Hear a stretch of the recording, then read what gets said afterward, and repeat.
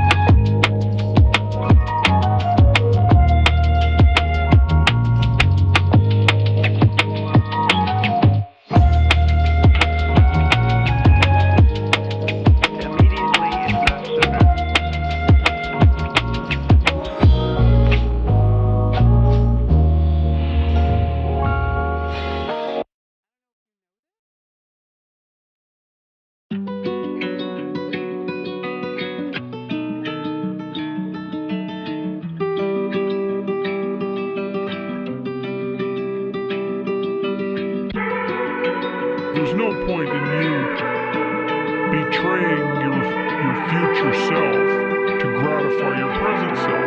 It's a stupid game.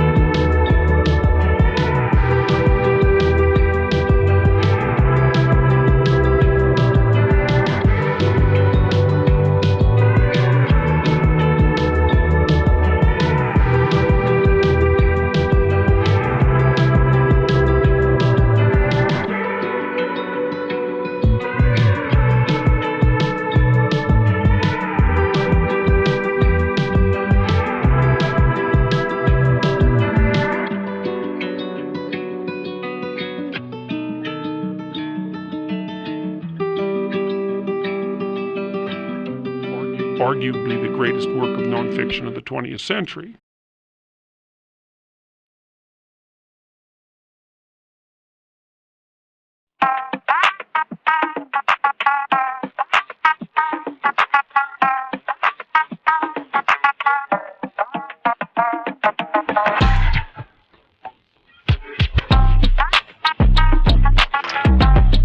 I don't want reality. Immediately, if not sooner. I'm staying in the race.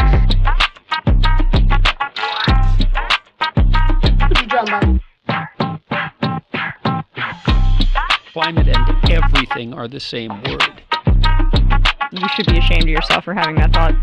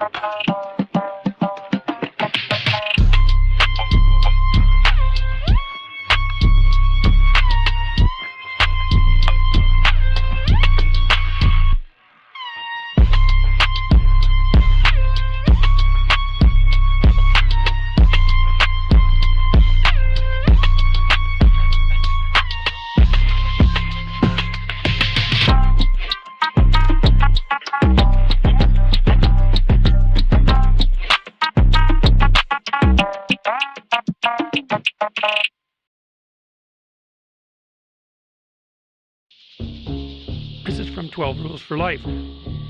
Don't be creepy.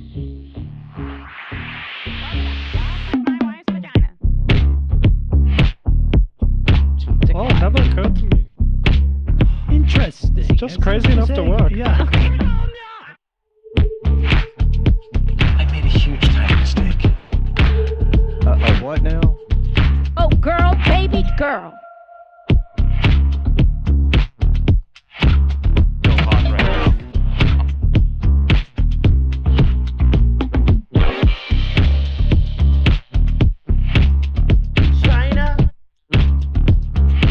China? China. I have to have my China. In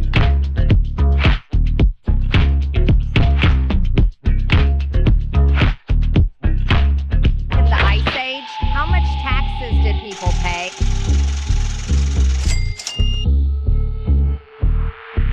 Follow the rich white man.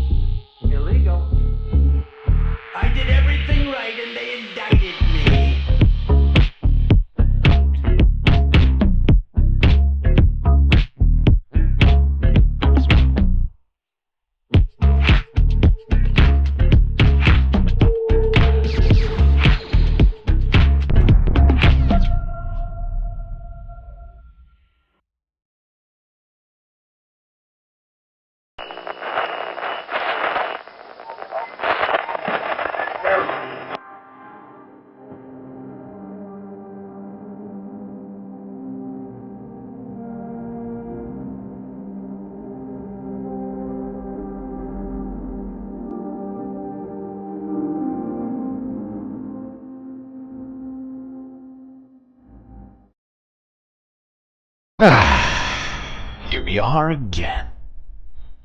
A beautiful Saturday, no doubt. But somehow this night's being disturbed by screams and shouts. I say stop screaming, but they don't stop. Which means I suppose we must continue on into that deep dark void. Don't forget to buckle up those seatbelts, space fans. Safety first.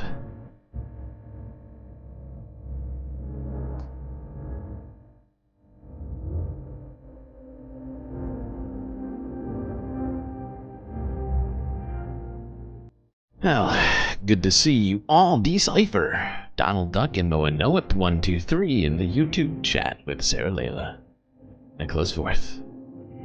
Charlie Jinmir, Disco Wolf, Soul Life, Schmegley, Tom Trask, Orb Frumer, Shade Dragon,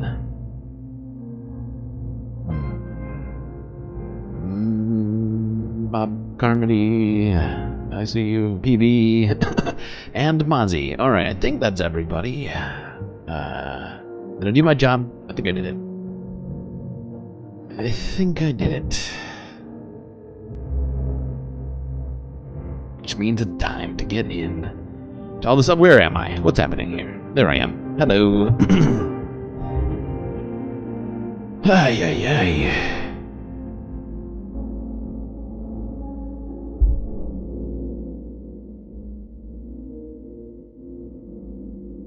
A lot to talk about. You've seen the top headlines of the night, but there are some other things going on.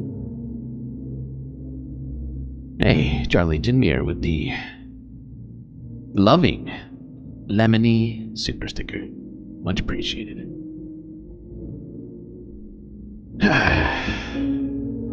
What was I saying? Ah, yes. Lot of stuff. Lot of stuff for us to talk about. Not just headlines, although there's definitely some good stuff in there, and some some undoubtedly interesting topics today. Uh-oh, what's this? Oh, this is... no, that's not good.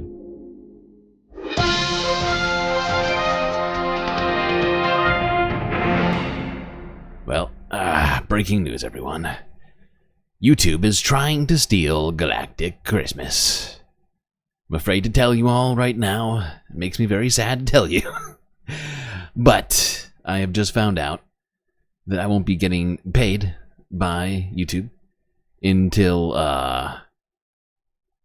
the end of this month, and that will only count for any chats that were done last month, and for any chats that are done, any super chats, any super stickers that are done this month, I won't get paid for until nearly the end of January. And due to my, I guess, planning on them paying me slightly faster than that, I'm going to implore all of you to, if you haven't yet, consider donating on either Cash App or PayPal, or becoming a Patreon member, as all of those get me paid immediately. Now, of course, at some point I will see the YouTube money. Not like it's not coming, but it will unfortunately take literally 2 months from now for me to see it. It's very frustrating. The fact is, I love those goddamn super stickers. They make me happy. When I see the super stickers and they're dancing in the chat, oh god, it fills me with a sense of joy. So, you know, if you've already become a Patreon member, then really, you know, totally up to you, whatever you decide. Everyone really, I know everybody has their own things going on, but just want to make you all aware of this particular situation where YouTube's grinching up Christmas. Grinching up the Galactic Christmas. Alright, we're gonna get to it. Yeah. Sorry, I've moved my microphone just slightly and it's throwing me off. Okay, that's a good spot. Yeah. On with the content. And of course we must start off this with the story, seemingly the story that all of the media wants to talk about. a single shooting of one person, but that person was a CEO, which makes it very important, and we have to talk about it. So let's go to CNN with Erin Burnett here. She's got the lead. Out front on this Friday, the breaking news, the backpack. So here's where we are with this. Sources are telling CNN that police believe they found the backpack belonging to the assassin who killed the CEO of United Healthcare, Brian Thompson. ABC News obtained a picture of the backpack. I'm going to just show it to you here. Again, this is ABC had gotten this picture of it. We are told that that backpack was found in Central Park in New York City. Now, you know that for days now, authorities have been scouring that park. They've been looking for the backpack, and it appears that they may now have it. We have the backpack, everyone. But what they do not have is the CEO assassin. Top New York Police Department officials tell CNN exclusively right now that they have reason to believe that the suspect left on a bus on Wednesday, hours after the killing. We also have reason to believe that the person in question has left New York City. We have video of him entering the Port Authority bus terminal. We don't have any video of him exiting, so we believe he may have gotten on a bus. I don't know why, but she gives goat vibes. Like, not ghost vibes, ghost vibes. Goat vibes. It's fucked. She, like, I don't know why, but I feel like she's like going between this and a different dimension for some reason. Okay, that's crucial information. So let's just start with all of where we are here, what we know about the suspect's movements after the murder in Midtown Manhattan. Investigators say the assassin, who they do believe acted alone. So, you know, we've talked about the phone call that he had just before the shooting. Right now, they're saying they believe he acted alone. So he did this assassination, shooting Brian Thompson in the back. Then he runs from the Hilton where he had shot Thompson with a silencer. He runs. Now, there's another story, which I didn't put in here just because I don't feel like talking about this all day. We got other stuff to deal with, but doesn't appear to actually have been a silencer. Recent reports are showing that this was actually a veterinary gun meant for, I think, euthanizing large animals, essentially. On that bike, gets on a bike, goes into Central Park. He exits the park, and we'll show you the map here, around 77th Street. Just the context here, that's 23 blocks from where the murder took place. For anyone not a New Yorker, that is just over 1 mile. He then made his way to 85th Street, where police have this video of him on a bike. They say that's him and that they know that's him. Officials say from there, he walked up to 86th Street and grabbed a taxi to the George Washington Bridge bus station. Now, the George Washington Bridge is all the way north. You can see that green part of Central Park. You got to go a long way up there, 90 blocks away.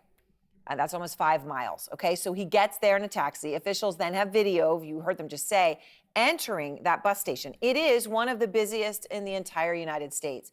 There are 1,000 buses a day that go through that George Washington Bridge bus terminal. They say that is where they lose him because they don't see him leave. So if he got on a bus, at this point, that means he could be anywhere in the U.S., even perhaps beyond. I mean, take a look at the map, just of some of the locations that just from that bus terminal you can go to any day: Boston, Buffalo, Philadelphia, Washington, D.C., and obviously that could just be the tip of the iceberg from there. No, okay.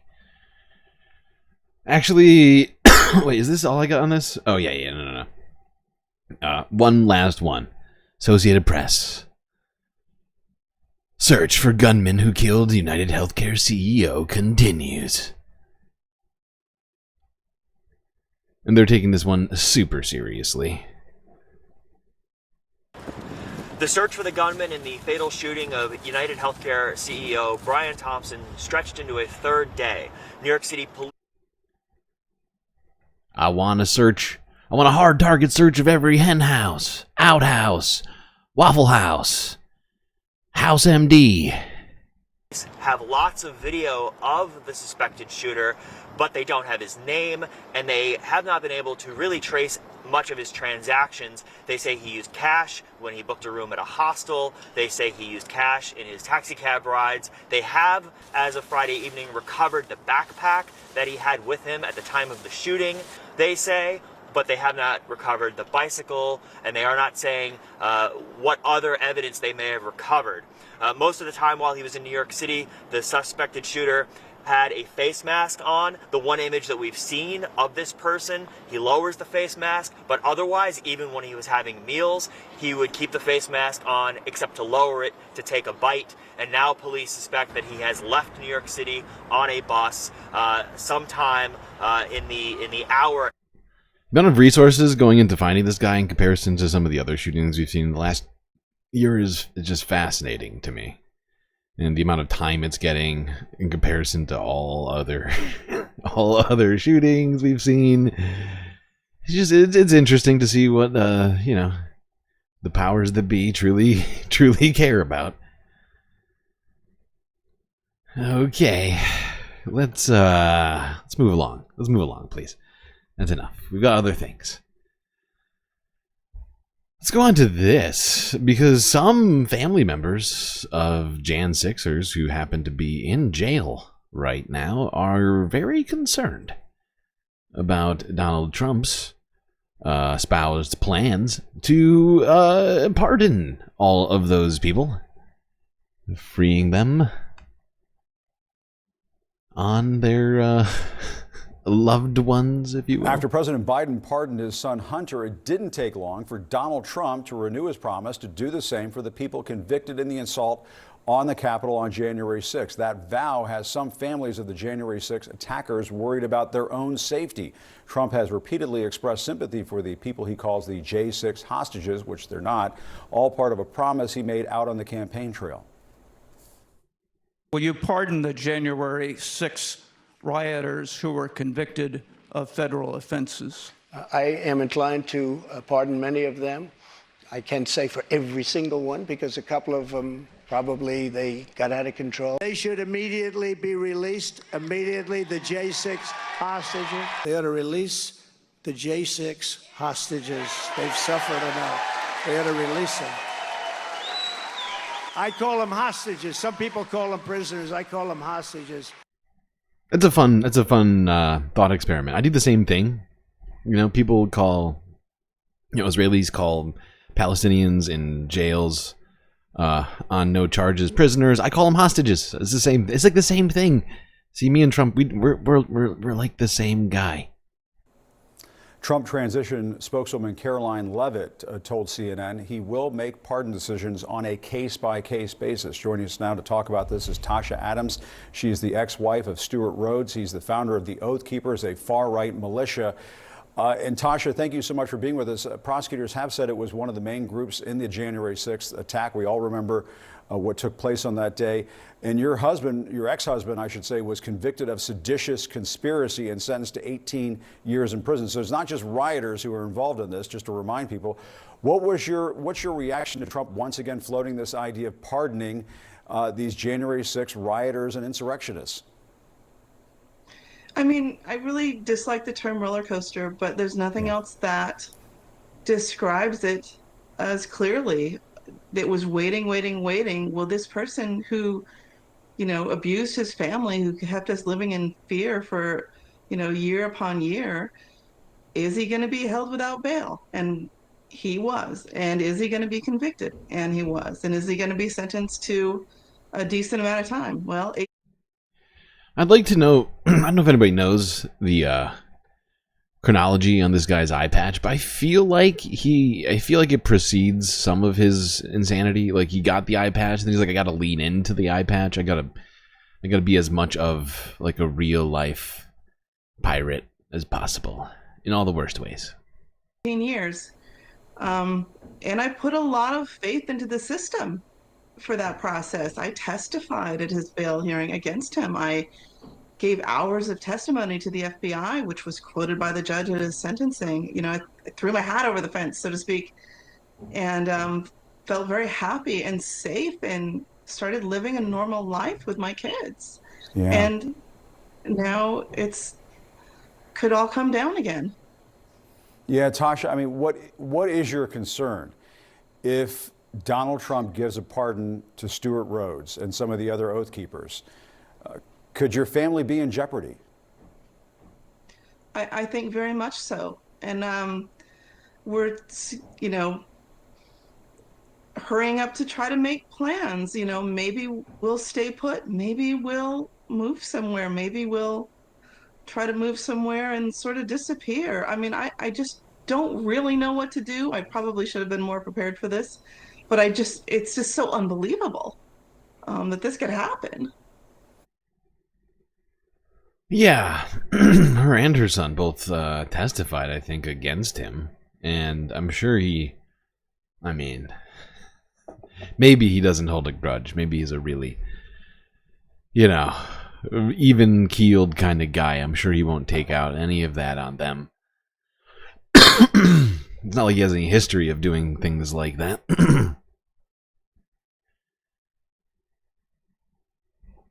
Wait. I think I said something wrong just now.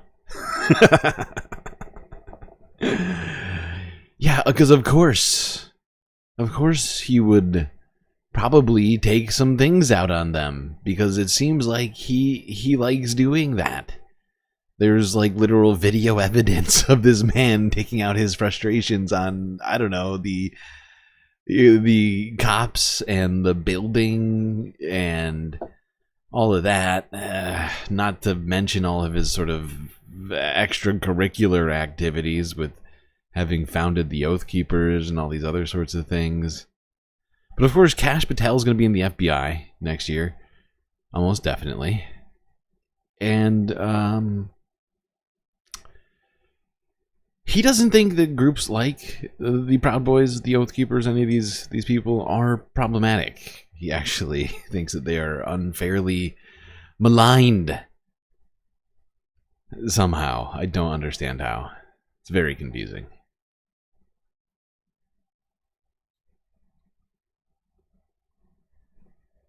All right. Now, before honestly, we don't have a whole lot of first half America stories today.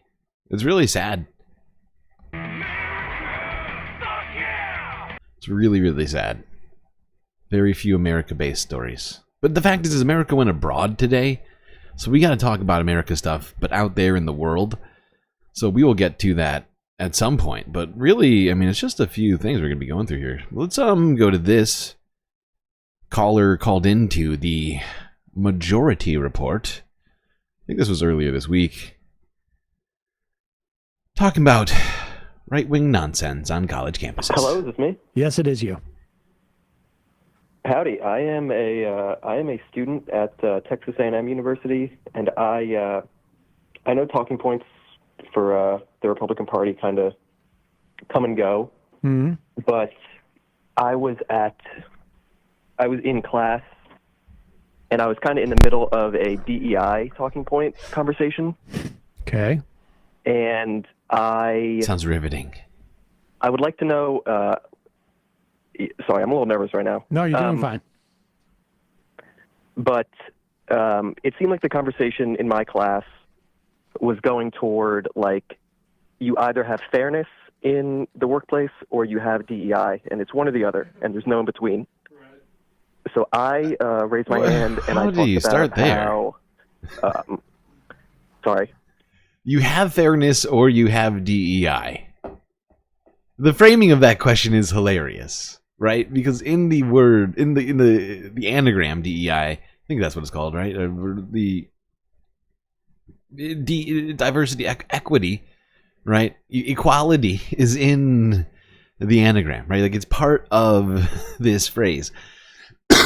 So to frame it as such is nonsensical. About like the Civil Rights Acronym. Act. Thank you, not anagram. Why was I saying anagram? Like women in the workplace. Acronym. And I talked about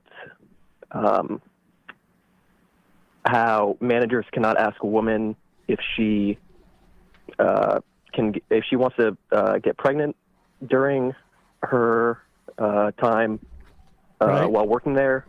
And I would just like to know, what would you say in that situation? How could you combat students thinking that DEI is this policy of, fairness, and about how DEI is unfair? Well, I mean, I guess it would be, what's the definition of fairness?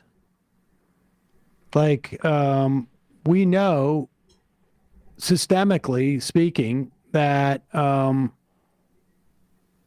broadly speaking, your average white person has more advantages than your average black person. That your average male has, a man has more opportunity and has been provided with more than your average woman. The average person born to moneyed parents has a lot more privilege than a person not. Exactly. And I mean, so it's your definition of fairness. And merit. Like, I would say, like, the idea that people get there because of some meritocracy and not sort of familial or caste or social it's really the same argument. I mean, look, like, you know, because they're equating fairness with merit, right? That you belong here because of your merit. But if you come from a family that has access to resources, and that can be money, that can be connections, and you get an opportunity to do an internship, and because of your connections at like whatever it is, a law firm, you know, a Wall Street thing, or a media company, or whatever it is, when it comes time to assess your merit at that point, like, how do you assess that? Yeah, like, you didn't get that because you got that because of who. Yeah, there was a line of people before you that all had sort of, you know, at least in his example here, some kind of privilege. It's not like that kind of thing isn't passed down. Born to. And sometimes, not always, it is a function of, you know, because of our history in this country, who had access to these jobs, who had access to the resources, often, not always, fell across racial or gender lines. And illegal. If, you know, if you happen to be black, the likelihood that your parents had the connections in media or in finance or in banking or in medicine to get you an internship. This is just an example, but you know, you can come up with a million, or a summer job or whatever it is less, just statistically. You have had less of an opportunity as a black person to accrue generational wealth. There were professions for years you were shut out of. There were colleges that you were shut out of for decades upon decades, upon centuries, really. Yep. All true.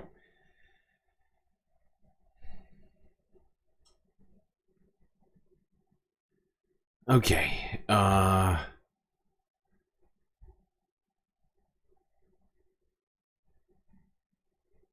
Actually, I think there's a little bit more in this I wanted to hear.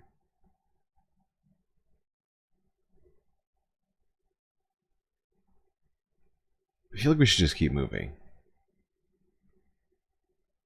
Because some of the stuff we got in here is just crazy long. Yeah, it's for the best. Let's just keep moving. Wait, what is this?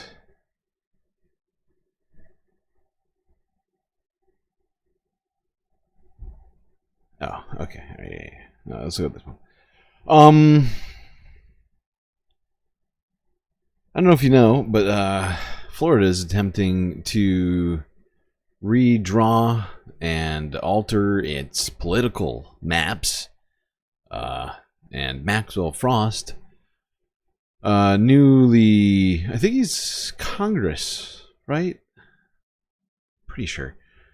I think the newly minted congressman has some words to say about all that.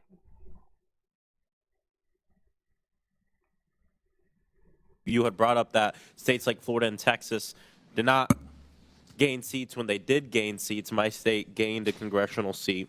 I think these facts are really important as people are asserting that there's some sort of grand conspiracy here with the Census Bureau. The other thing I want to do is thank you for coming to Central Florida. You met with my staff and community leaders in Orlando, and really appreciate you doing that. My Republican colleagues have called this hearing out of concern about errors resulting in some overcounting in the 2020 census. However, Florida had one of the most harmful undercounts in the country when we talk about black and brown folks specifically. Director Santos, Florida had a roughly 3.5% undercount. Can you put that into terms of how many households were impacted?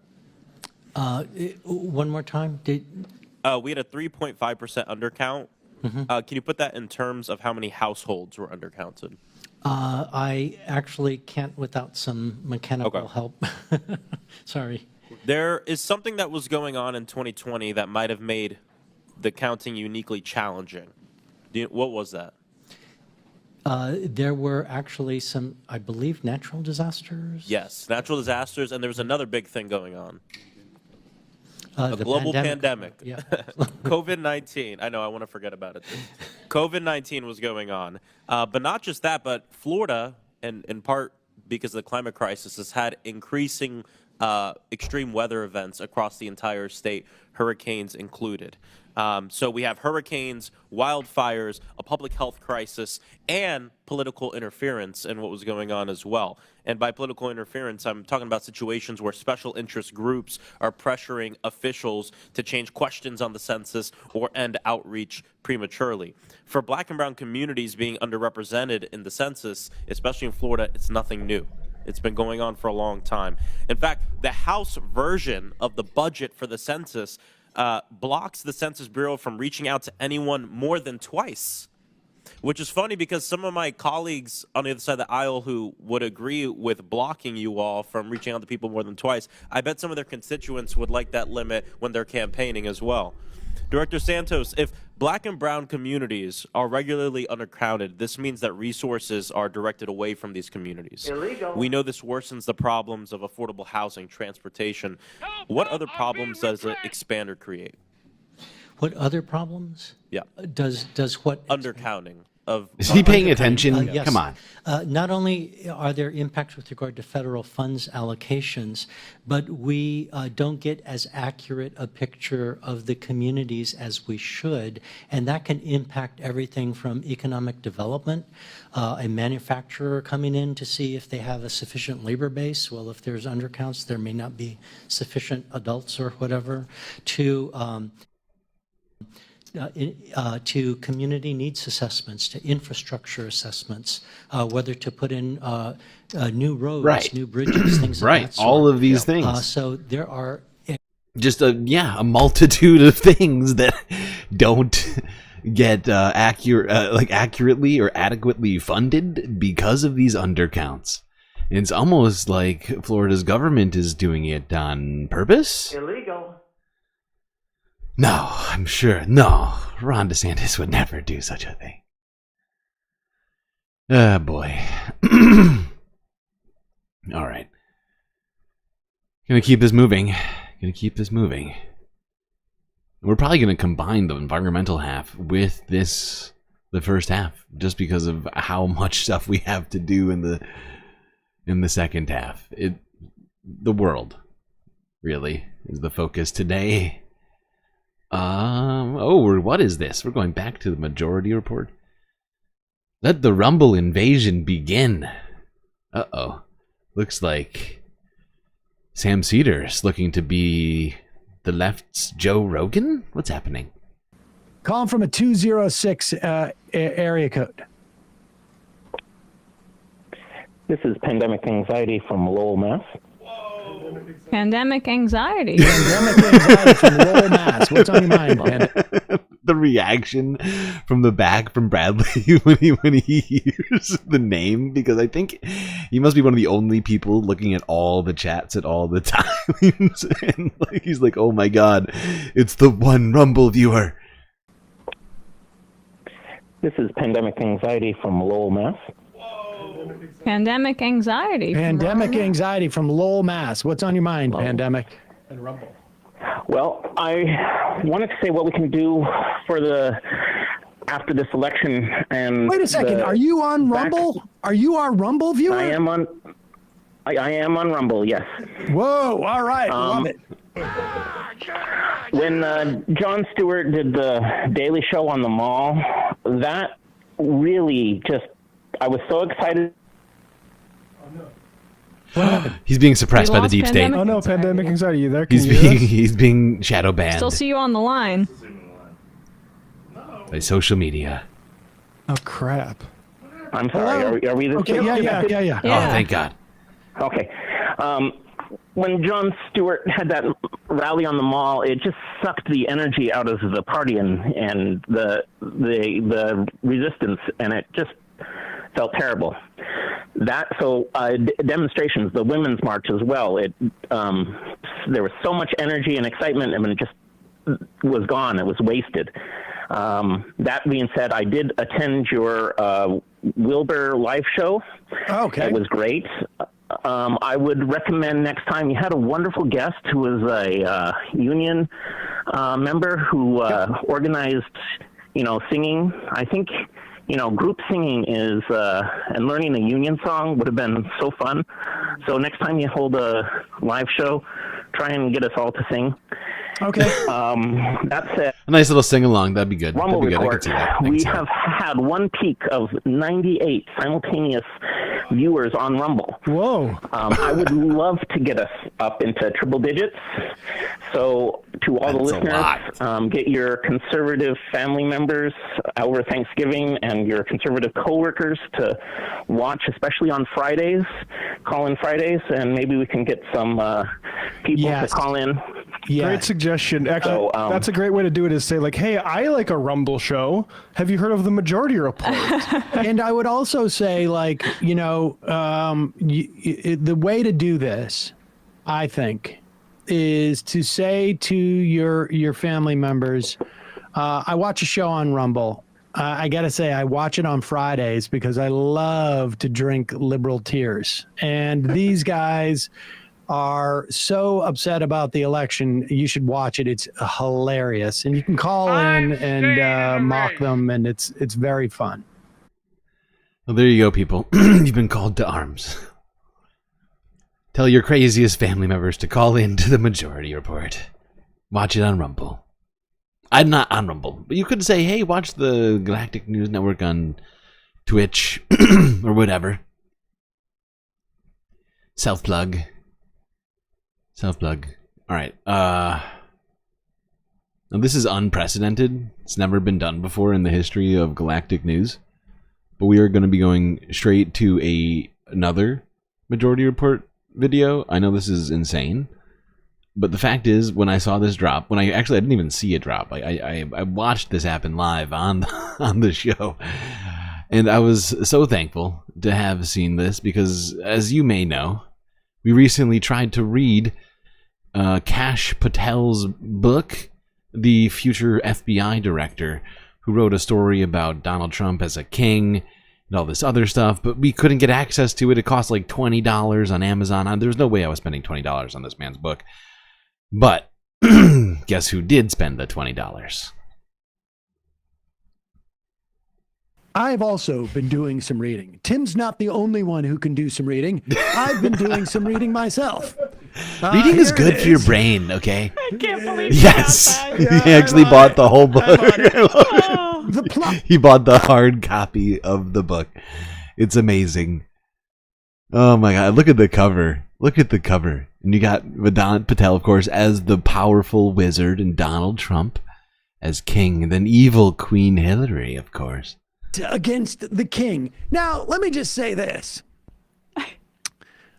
I get the idea of, like, look, you need to fictionalize things, right? Mm-hmm. And this is just take a second. Show the cover art to more, because I want to analyze this a little. Hillary's the villain. Well, wait in a this second. Let me just make my my premise here. Okay, I'm sorry. Because I don't want people to look at it too. You may want to tell a story, and so you want to fictionalize it, right? And that is, Kash Patel, who was a former staffer to Devin Nunes. He wrote a book and had art done by somebody else. And the book is The Plot Against the King. Now, of course, it's about Donald Trump.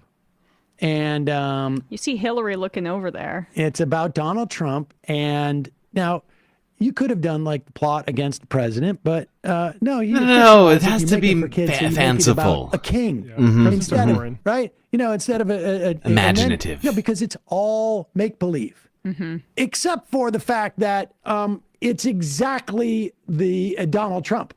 So the king part is fictionalized. Now it could have been like there was a king once, and his name was John. Yeah, John Schlump or something, or Drumpf or whatever. Ronald it is, Rumpf. or even just John Stevenson. Or it could have been like there was a queen. But no, he just the only thing he fictionalizes is the king part in his mind. And I don't mean that's the only thing, because who is our protagonist in the plot against the king? Let's see. I am so glad that we're going to have both a scholar and a real life wizard in the FBI. It gives me so much. Like usually most days I'm thinking, oh boy, that FBI, it is being run into the ground. But now we got a wizard? Come on. There's no way this goes wrong. Now, maybe you don't recognize this guy. Oh. Hold on, wait a second. As a Galactic Lord, I should that you have know. up there. Who's that guy? Oh, that's the hero of That's Cash Patel. No, He's our hero. Okay. Come on. Now, I've known people who, write short stories and make themselves the hero in it. It's very strange. It's very strange, and it's uncomfortable for people who know them. Like, hey, wait a second. Why are you centering yourself and making you the hero in this story? I mean, frankly, even if one was to believe that the election was stolen from Donald Trump, does anybody think Cash Patel was... Oh, let me read. Once upon a time in the land of the free, there lived a wizard called Cash. Oh, you think that will have you if you get investigated by the FBI, before they actually do the investigation, you'll have to roll like a deception roll or something like that. So it'll be like a D20 plus your charisma, or would it be your dexterity? I guess I wouldn't know the ins and outs of that, but let's hope that you don't roll a nat 1. That's not going to go good for you. Land of the free, there lived Not against a wizard called Cash, the distinguished discoverer. Oh, okay. Well, listen, I want to write a book, and I need to come up with a protagonist, like Sam the Great. How's that? How does that sound? Sam the Great. Sam the Inquisitor. Cash was known far and wide as the one person who could discover anything about anything. He found the Holy Grape. Not remotely believable. He found the Holy Grape deep in the enchanted forest. He discovered who had stolen the sleeping princess. The Holy Grape. Look, there's him saving the princess. This is real incel fantasy stuff. The first thing the Holy Grape, the Holy Grail, that's what he's deciding to do some like creative changes with? Yeah, where's the grape coming from? It just happens to be a grape. But we're moving on. Okay. Grapes are get caught up in the backstory. Grapes are like an innocent Okay, the heralds who fruit. spread important news across the land with their herald trumpets had sung of Cash's fame ever since he figured out that the Russianians were cheating in the jousting tournaments. Now, let me see if I can figure this out. Is that Russians? Oh, Emma. I never made that connection. That is an astute between observation. the Russianians and the Russians. Well, see, I'm an English major, and this is what's known as a roman à clef, which is a French literary term for novel with a key. Oh. And basically, it's a novel. Oh, it never occurred to me. Interesting. It's just That's crazy enough to interesting. work. Yeah. That is set about this real world things, and once you understand the key, you can decode you can transcode the fictional to the real world. Oh, so it's like it's like a code breaking machine. Yeah. So when you see A, it actually means a letter that is like 4 letters later, and once you figure out that it's all 4 letters later, so wait a second, the heralds who spread important news across their land with their herald trumpets had sung of Cash's fame ever since he figured out that the Russianians were cheating in the jousting tournaments. I cannot believe that he is the protagonist for like 2 pages already. Okay, he but figured it out. All these quests had been easy for Cash As the sun rose and set over the land of the Well, free, when Cash you're found himself engraved. when you see, Emma doesn't understand. Okay, when you're a powerful wizard, you get stuff done. Okay, you are the protagonist of your own book. That's just how it goes for wizards. For Cash, as the sun rose and set over the land of the free, Cash found himself in grave danger, not of trolls or ogres, but of getting bored. Oh. He was so The kids are probably getting bored this time. That- They're being told about Cash. That is until the choosing day. I wonder what that's a metaphor. Yeah. It's election day. On choosing day, the whole land gathered the... Seriously. Thank God we have Emma. I had no way of interpreting that metaphor. It's good we have each other. Choose the next ruler of the kingdom. That happens in kingdoms. The heralds had been announcing exactly. The heralds. Where's the shofar? Can we get a shofar, please, for choosing day, Weird please? how you're going to be teaching all those conservative kids, the children, the kings are chosen. Choosing day for Henry VIII. Yeah. The heralds had been announcing that Hillary Queenton would be queen. I'm gonna kill myself. Sorry. Settle down, Emma. It's gonna be okay. Things like thee and thou and Just a forsooth. children's book. And her last name is Queenton.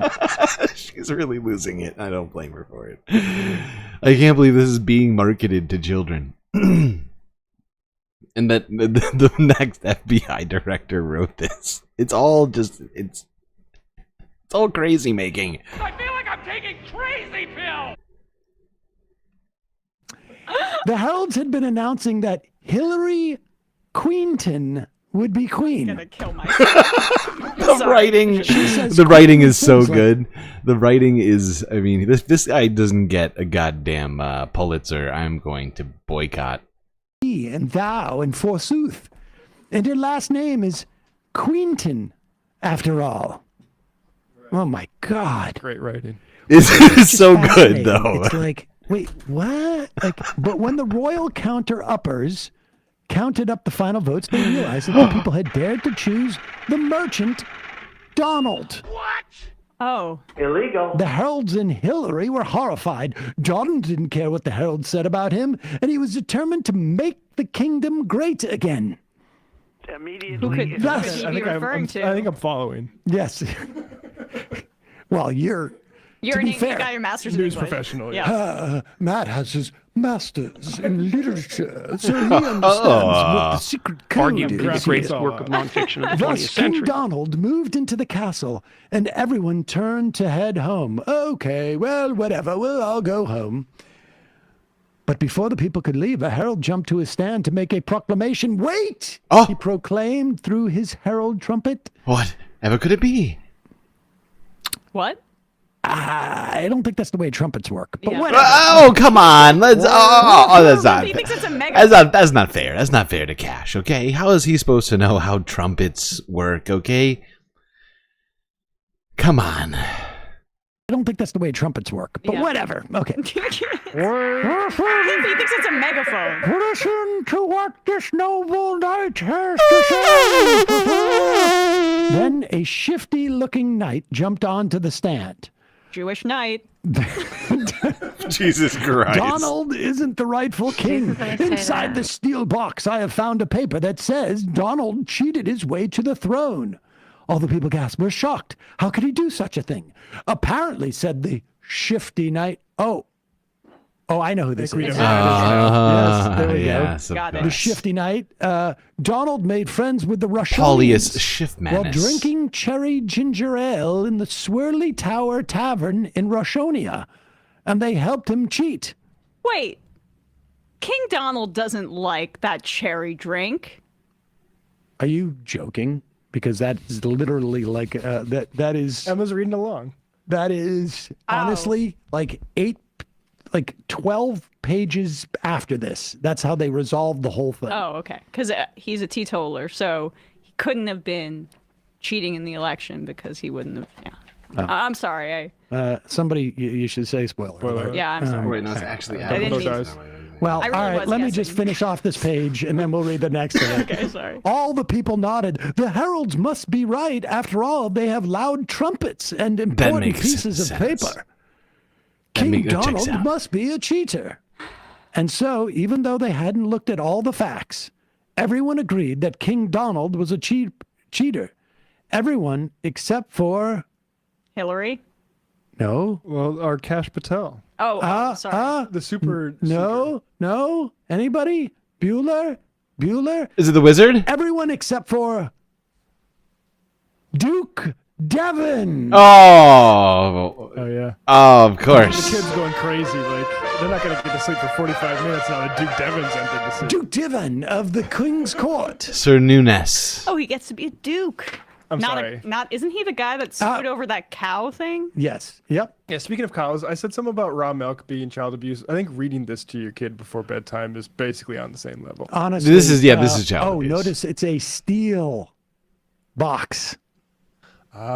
Steele. Christopher Steele, who Kash Patel went to search for in the UK. All right. Listen, folks, we're going to hold off here and we'll pick it up maybe later.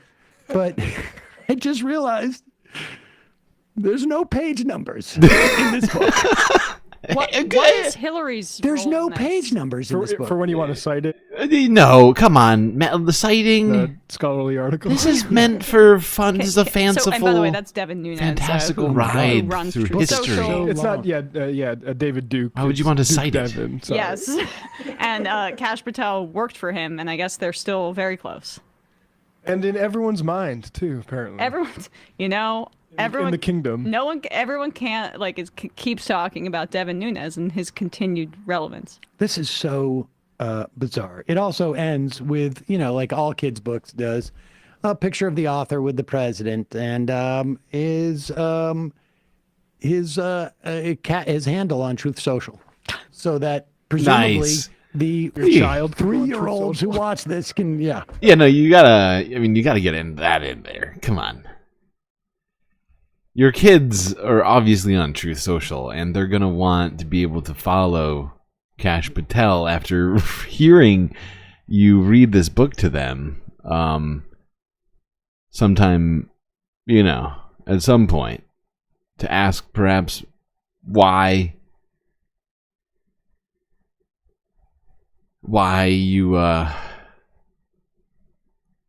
by you, I mean Kash Patel decided to get parents to read to children horrifying misinformation and just nonsense. It's crazy. It's ridiculous.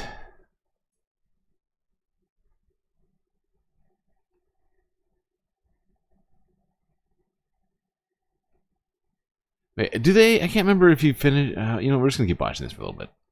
But let's play this clip. This is his promotion of the book. Ooh, yay. I'm excited for this. Of corruption in both our media and government. It is our job to expose the truth, no matter what the cost. My name is Kash Patel, and I have written the first ever children's Russiagate book. It's called Children's Russiagate. It is a fantastic... The first children's Russiagate book. Shouldn't... How is that even... I love how he's trying to create his own genre. Children's Russiagate fiction. Telling by me, the Russiagate chief investigator under then Chairman Nunes, of how we triumphed to put truth over evil and report the facts to the American public. Please go to the link below and order Wait, your did he just copy Photoshop today. Donald Trump in there with him just now? I will tell you that he strikes me as someone who is a little unbalanced. But the good news is he is going to be probably the director of the FBI. That is good news. Those wizard skills are really going to come into handy. Are you kidding? He's going to find the Holy Grape. Did you ever figure out what that was? The Holy Grape? Yeah.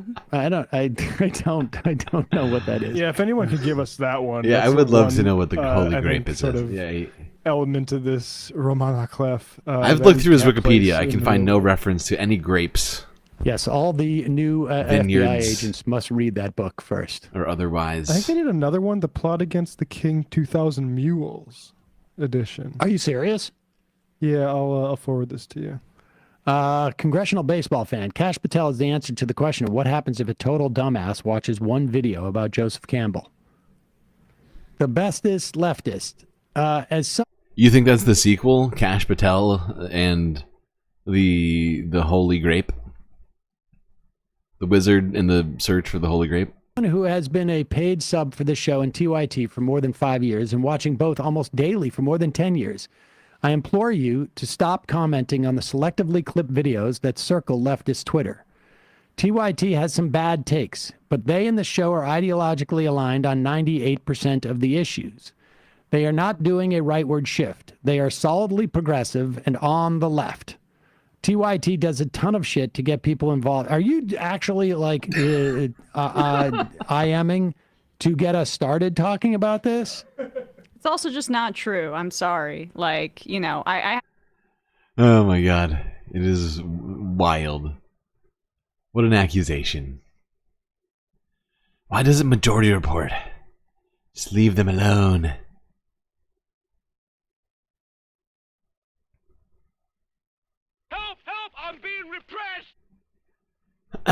You think that's Jenk's sock puppet account? It could be. Very well could be. Honestly, it's sad to see the demise of TYT. At one time, they were touting themselves as the home of progressives. I remember that day. Long, long time ago.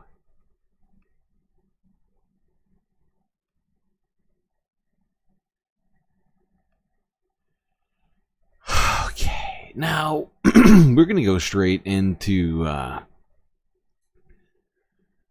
few... Actually, you know what? Because of the fact we have so few stories, I'm going to keep playing this one. Just because. Seems unfair.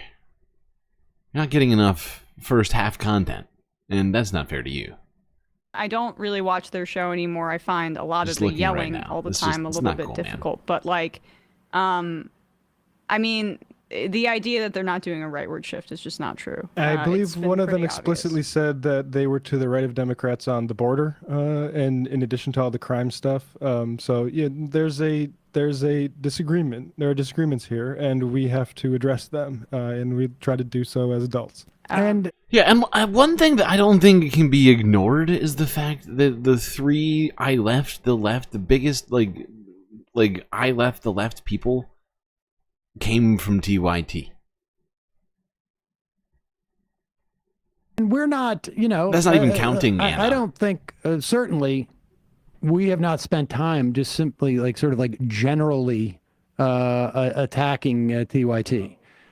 Those bad takes that you talk about, we are addressing when they come. So we probably skip, you know, I don't know, 70% of them, frankly.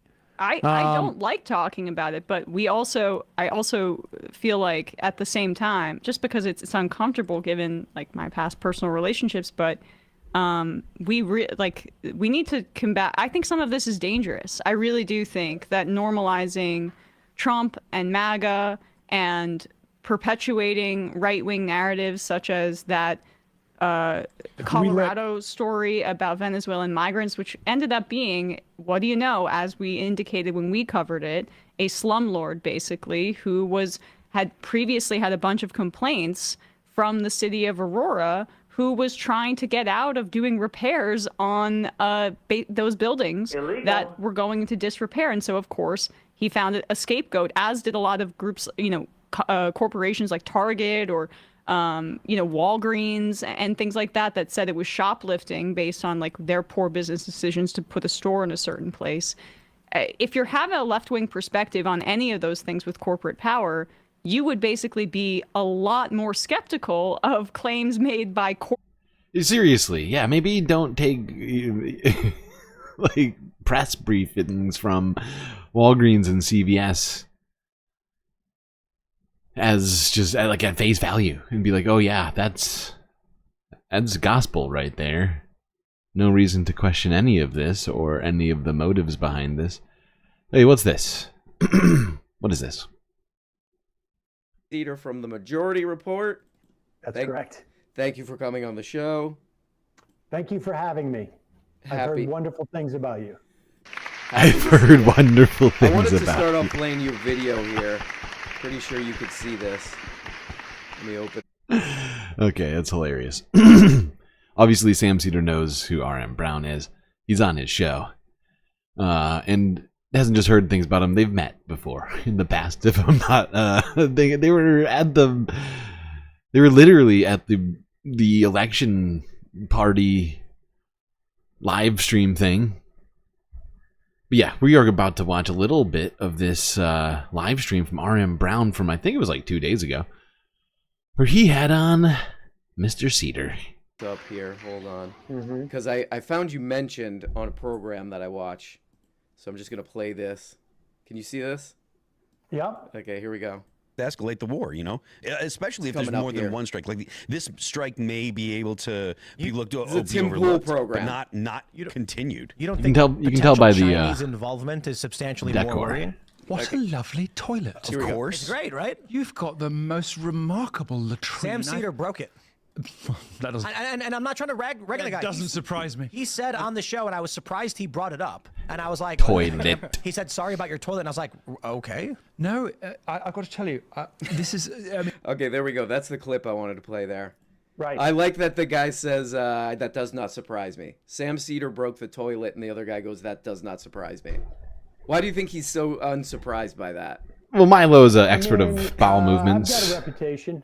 I He's got a reputation. I was going to do this show on the toilet, but Missed you gave me that opportunity. extra 15 minutes, and so I didn't have to do it.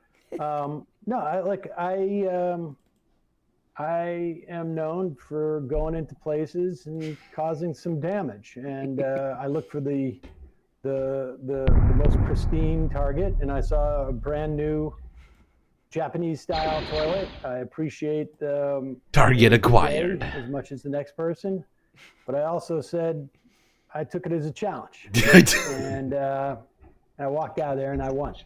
So. I actually heard, I visited West Virginia not too long ago, that the part of town he lives in, and the whole septic system, I think, has been shut down and destroyed. And That's the way I work. Yeah. All right. I have a tough time, like in New York City. I have a tough time fighting against the system here. I mean, it's been really built out over the course of several hundred years. But if you put me on a septic in It's got no defenses. In rural West Virginia, that thing's done. That thing's going Yeah, down. there's no way that's going to exist. easy. The state After that. EPA will have to shut you down. You know what I wanted to ask you some perk test and see what happens after that. Yeah, it's caused major problems in that town from what I've heard. I wanted to ask you some kind of like non-news stuff. One thing I was curious about, you have some kids, and I was wondering, because I kind of heard you mention this at the live show, that there's like a kind of endless bunch of Sam is an anal terrorist. I don't even want to think about what the ramifications of like anal terrorism are. landmines, like, It sounds horrifying. It seems like for like rabbit holes that younger people can fall down. Have you experienced this? Well, This is why we need an FBI with a wizard at the head of it.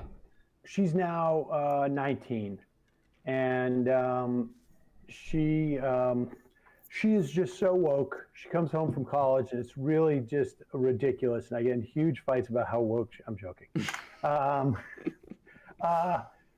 I didn't have that problem with her. I mean, the stuff that was problematic with her was just like she just got really too deep into the slime and duct tape wallet communities, and that could be very problematic.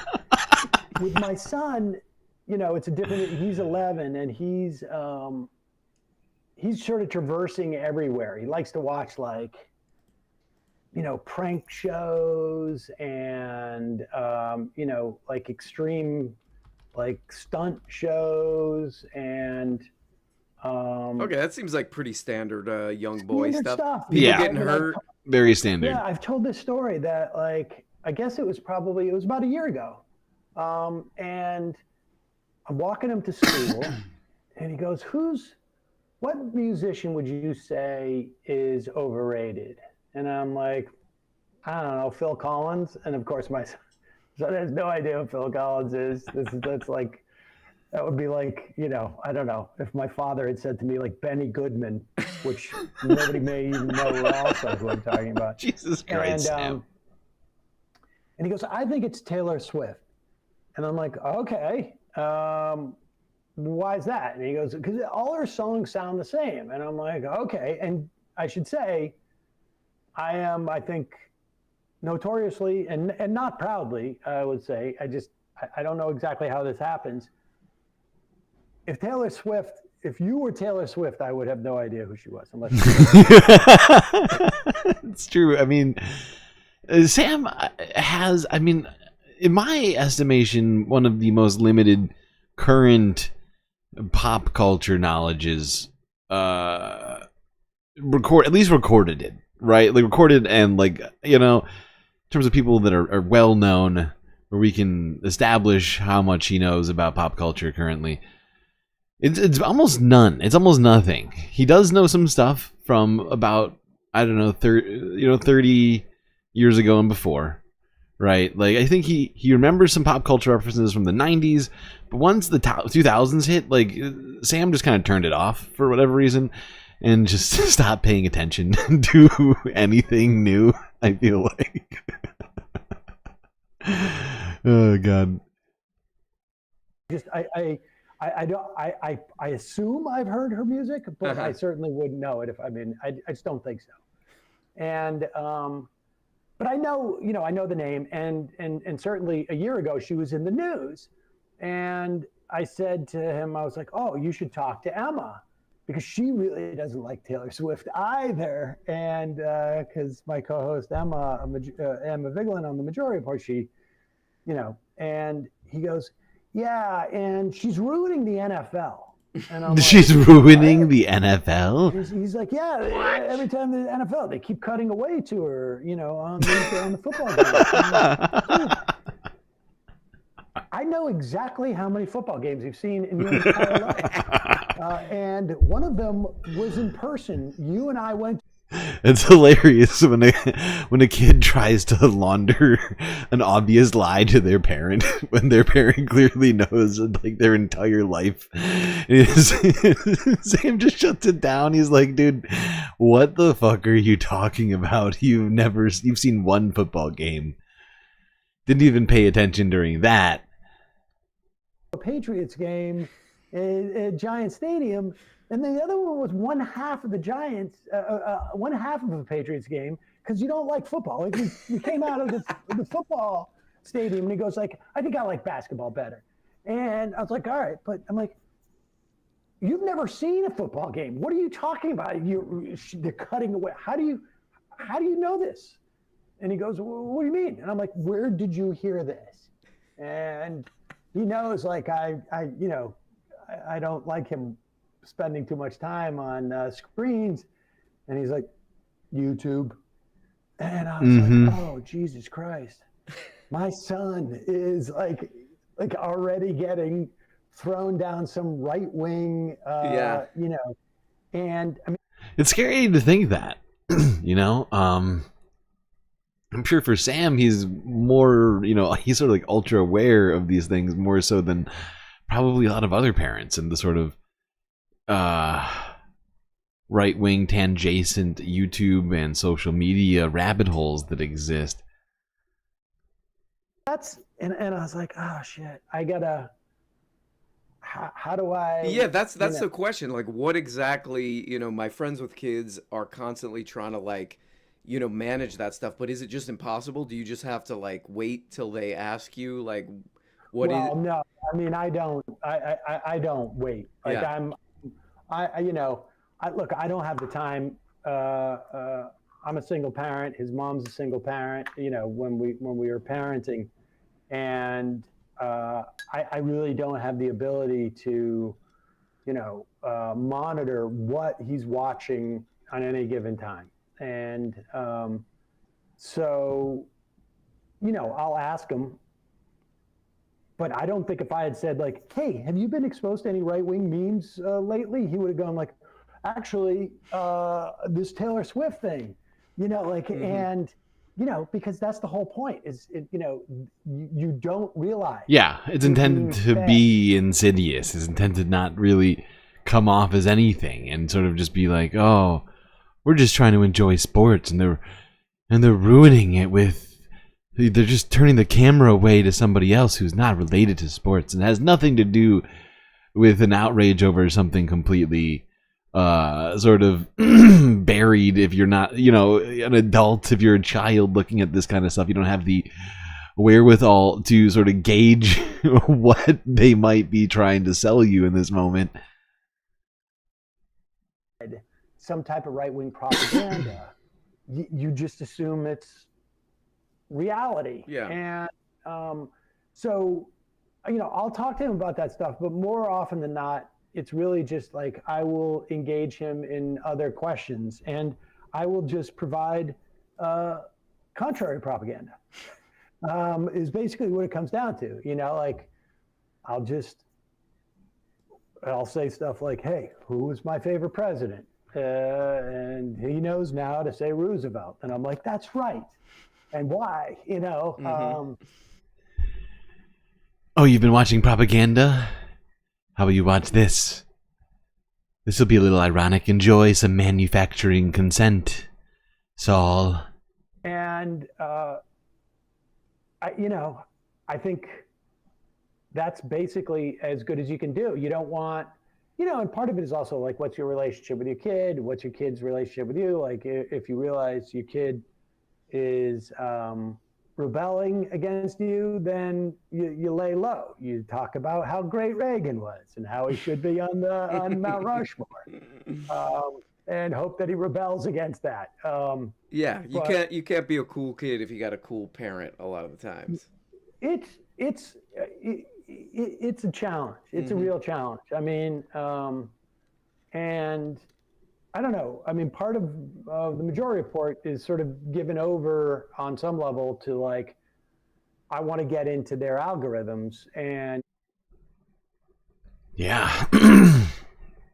Sam, the leftist Joe Rogan. Although it's not fair to call him the leftist Joe Rogan, because Joe Rogan is not a smart man at all. It's really not fair. All right. That's going to technically end the first half, but we're not going to take a break. We're going to take a break when we get to the right time. Let's talk about something that's been going on in Alaska. I don't know if we have any of our Alaska viewers in here. I know we have a few. But there is a situation that's been going on. If you live near Anchorage, this could very well affect you. Let's go here. Alaska news source from a month ago. There's been more on this I'll clue you in on. We have two volcanoes showing unrest here in Alaska. Great Sicken, which is under a watch. We've seen some lava from this volcano that's been ongoing here for the past several months. But now Mount Spur, right off the coast here from Anchorage, is under an advisory showing some new activity, which has also been ongoing for several months, but causing some new concerns. So just today, that alert level was raised to an advisory. The activity is increasing and has been since March, but they do tell us at the Alaska Volcano Observatory that a warning would likely come before an eruption. There would be other signs of unrest before we see an eruption. Now, there has in fact been some more signs of the potential of this eruption. That being the fact that there has been, I believe, more than 10 times as many earthquakes beneath the area in which the volcano is, and evidence of magma coming to the surface. All, sort of signs, if you will. On October 16th of 2024, the alert level was raised at the closest active volcano to the city of Anchorage, population 290,000. This occurred due to a notable change in activity at the Mount Spur volcano, which itself is located 75 miles due west of the city. For those of you who live in Anchorage, this is the same volcano which dumped large amounts of ash on the surrounding country in both 1953 and 1992, disrupting air traffic in both instances and dumping 1/4 of an inch and 1/8 of an inch of ash respectively in the city. One interesting thing I would like you to note about those dates, in 1992, disrupting air traffic in both instances and dumping 1/4 of an inch and 1/8 of an. One point I would point out to you here is that there's 29 years between 53 and 92, and there's what 32 years between 92 and 24. So I mean, I don't think there was an eruption 30 years before it. So I'm not saying that you know to necessarily start making patterns out of this. Of ash I just thought it was interesting. In the city. A new intrusion of magma had been already known to be ongoing underneath Mount Spur's glacier-covered edifice since at least late November of last year, which, in the time since, has pushed the ground upwards by 1.6 inches or 4 centimeters through displacement. This in turn triggered an increased rate of earthquakes, including low-frequency earthquakes, which indicated the likely disturbance of its underlying hydrothermal system. Further adding to this, its typically glacier-covered edifice became the site of a highly acidic liquid crater lake for several months this summer, indicating increased subsurface temperatures. Taking all of this into account, this places the current episode of unrest as tied with the strongest of the 2 other prior episodes of unrest Spur produced since its last eruption. Okay, well, there you go. It's not a guarantee that this volcano will erupt, but I think it's certainly something to at least be aware of, especially if you live in Alaska, anywhere near there. Let's go now. If you missed this yesterday, you get to watch it again, or you get to watch it now. If you watched it yesterday, you get to watch it again, because I just love this story. It's beautiful. And, well, I guess I technically am the decider.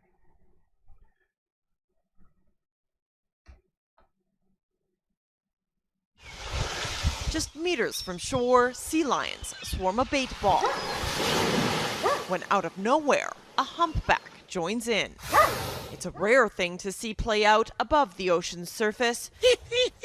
But just imagine what's happening below. Oh my. Thanks to Peter Mirez, we don't have to. You can't plan this. This is just dumb luck.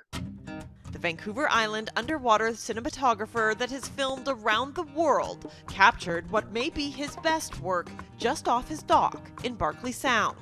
All of it by complete accident. So I was doing some tests and I was recording and the camera was underwater.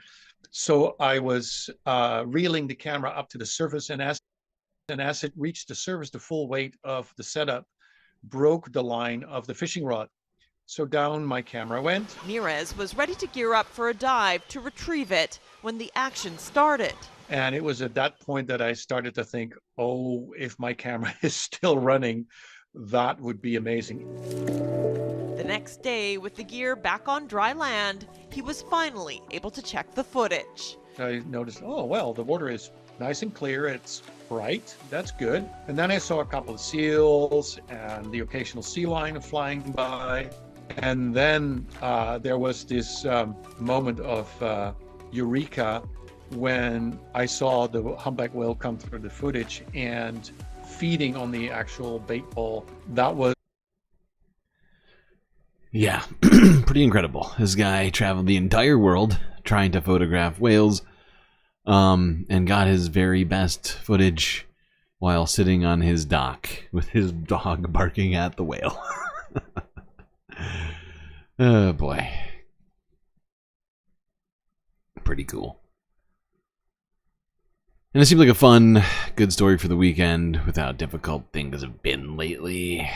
Oh shit, I forgot to do... why didn't I do that?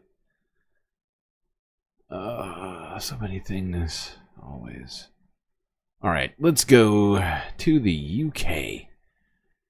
As they are getting hit by a storm mostly wind, but those winds are causing a great deal of chaos, damage, and in fact, at least one person has died due to these winds so far. Channel 4 from 9 hours ago. Storm Dara has landed. Unlike this plane, forced to abort, nationwide this storm has diverted planes and trains, thrown boats of course, and ripped up pavements, causing flying debris and falling trees at great cost. Today, the first death of Dara was declared in Lancaster. A man was killed as a tree fell onto his van as it drove down the dual carriageway. This is the danger of these fatal forces that have left 400,000 homes without power in Ireland and almost 90,000 across England, Scotland and Wales. The storm grew in the early hours of the morning, with Wales most at risk and subject to a red warning. Here the government deployed emergency alerts to every mobile device for the first time. These messages warned recipients to stay at home. Seems like Wales is getting just smacked over and over again here. Avoid these winds. But here in Porthcawl, we found those who wanted to face nature firsthand. Bring a baby truck. Oh yeah, Medi Dara no thing, huh? Okay. Alright. Waves. Show the waves. Yeah. Have a good day, lads. What brings you out here today? My dogs, they have to have a walk regardless of weather. So it's, yes, absolutely. Even with these winds? Absolutely, yeah. Were you not worried? A little. Coming across here, it was really windy and I've got weights in my wellies. Really? It's good to get out and to get some... Translation to American English, she's got some sort of weights in her boots. Fresh air and it's good for the mind and the body, so... And did you get the mobile message saying to stay home? I've had a few, to be fair. And you thought, nah. Yeah, well, we need milk, so I'm on my way to get some milk. Here in Porthcawl, the winds are racing up to 93 miles per hour. Now, that's really hard to put into words just what that feels like. But every single step I take, it feels as if a wall of force is pushing me back. Parts of Wales are still in the aftermath of last month's floods caused by Storm Bert. Now Wales is under a yellow warning, and just weeks later, a risk of further flooding is back. Well, there you have it. Wales getting hit again by another storm. This time the flooding currently isn't the big problem, it's the wind, but there is risk of more flooding coming. So be keeping out for all of that. And while we're talking winds, let's talk about something powered by the wind that might help reduce carbon footprint in shipping.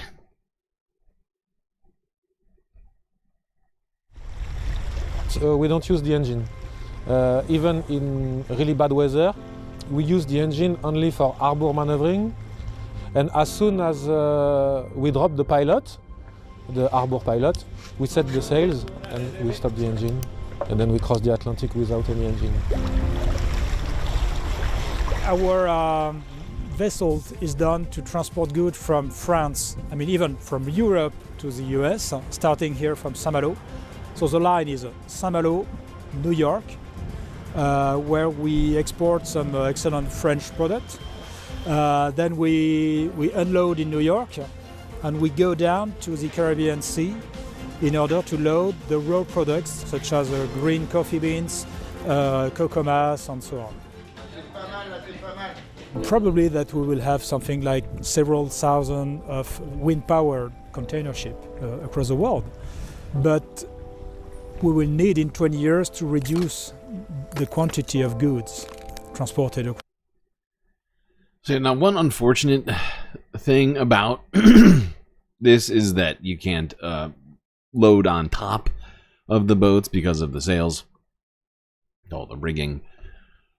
But this is I think, a great alternative. Of course, like he was saying, it does need to be combined with us lowering our consumption.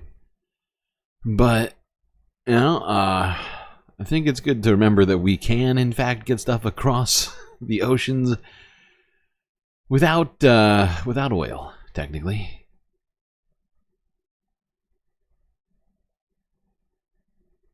Wow, we're going to take an early break. We're going to take an early break because we got to get to some other stuff. And it feels weird not to take a break at this point. We really do. Just, I mean, we can't just go through both halves. Because that's it. That's it. It's winter. It's winter. We don't actually have a ton of environmental stories to talk right now. So we're going to take a quick space break. Why?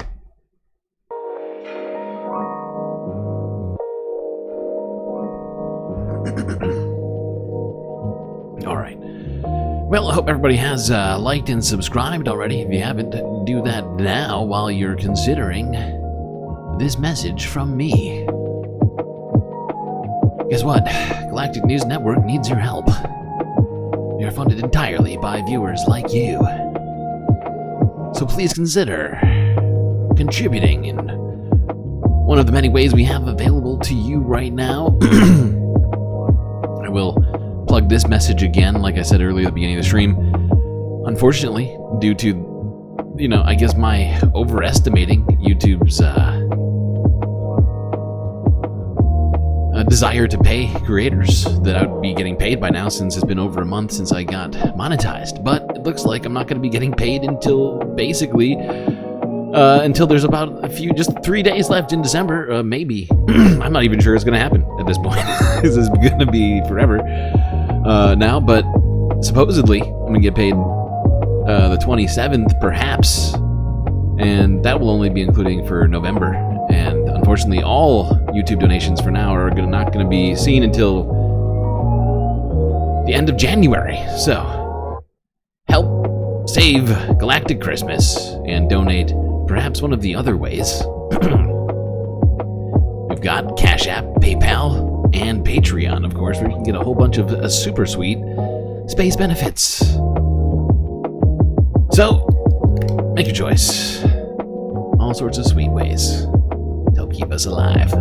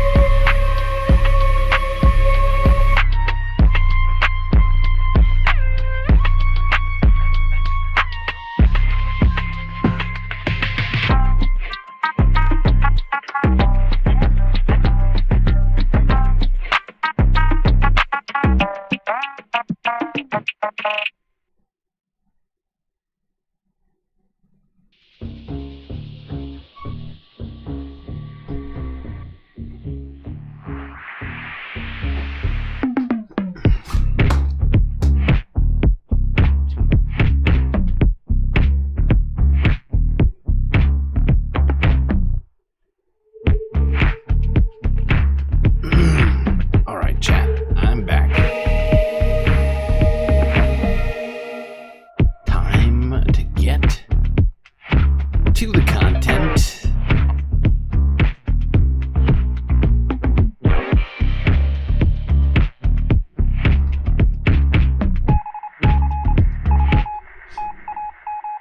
The space call.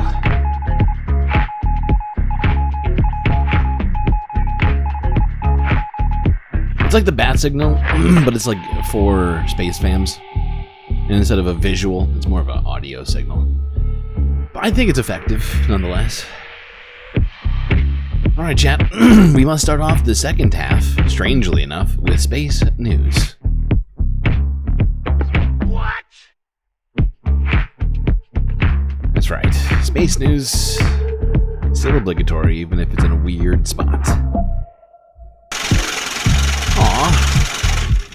Minowep just cheered 100 bits. Thank you, Minowep. Moanob just cheered 100 beautiful bits. Thank you so much. And I love that little heart emoji threw in there. I thought I turned off Pokemon game. I feel like it's taking up too much space in chat, but it's still there. Do you all care if I take away Pokemon game from Twitch? Because I just don't feel like... I don't know, maybe I don't know. Maybe we'll take a poll. Alright, what was I doing? Yes. Space news. Things are going perfectly fine on the International Space Station, and people are not, you know, going stir crazy. That's all I have to report. It's sort of like a juice bag, right? So let me just show you what liquids look like up here.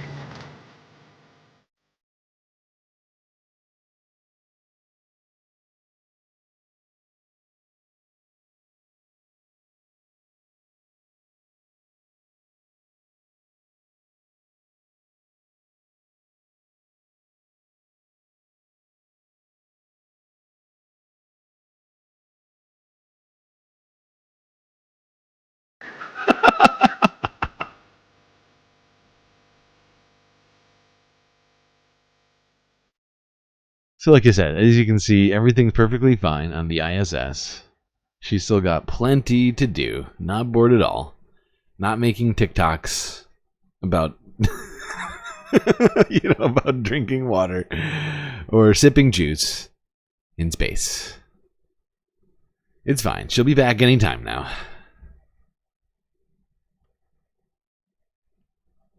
Was it 2 months from now? So February is the return date, I think. Alright, now, you've all been waiting just so long and so patiently for all of this. I figured it's time to get into at least one of the things. I guess it's two. We started with Sam Seder. We thought we did the Sam Seder stories. Now let's go to Cambridge. A place of learned people. Here to talk about things of the day. And who's there? A man by the name of Hasan what? Nabi? Hasan Nabi? What kind of name is that? Doesn't sound like a Cambridge name at all.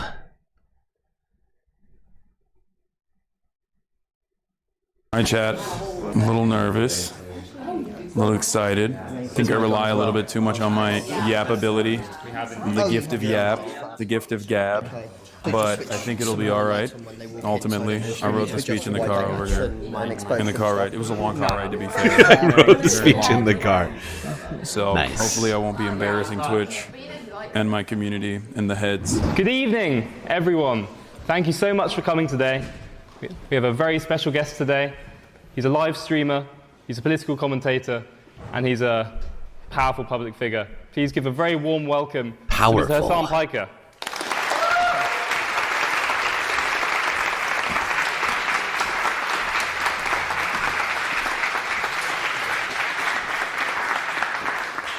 Okay. What's up, everybody? I hope everyone's having a great time. Before I get started, I asked if they'd ever actually hosted a Twitch streamer here before, and apparently I'm the first. Number one. Judging by my performance, I'll probably be the last.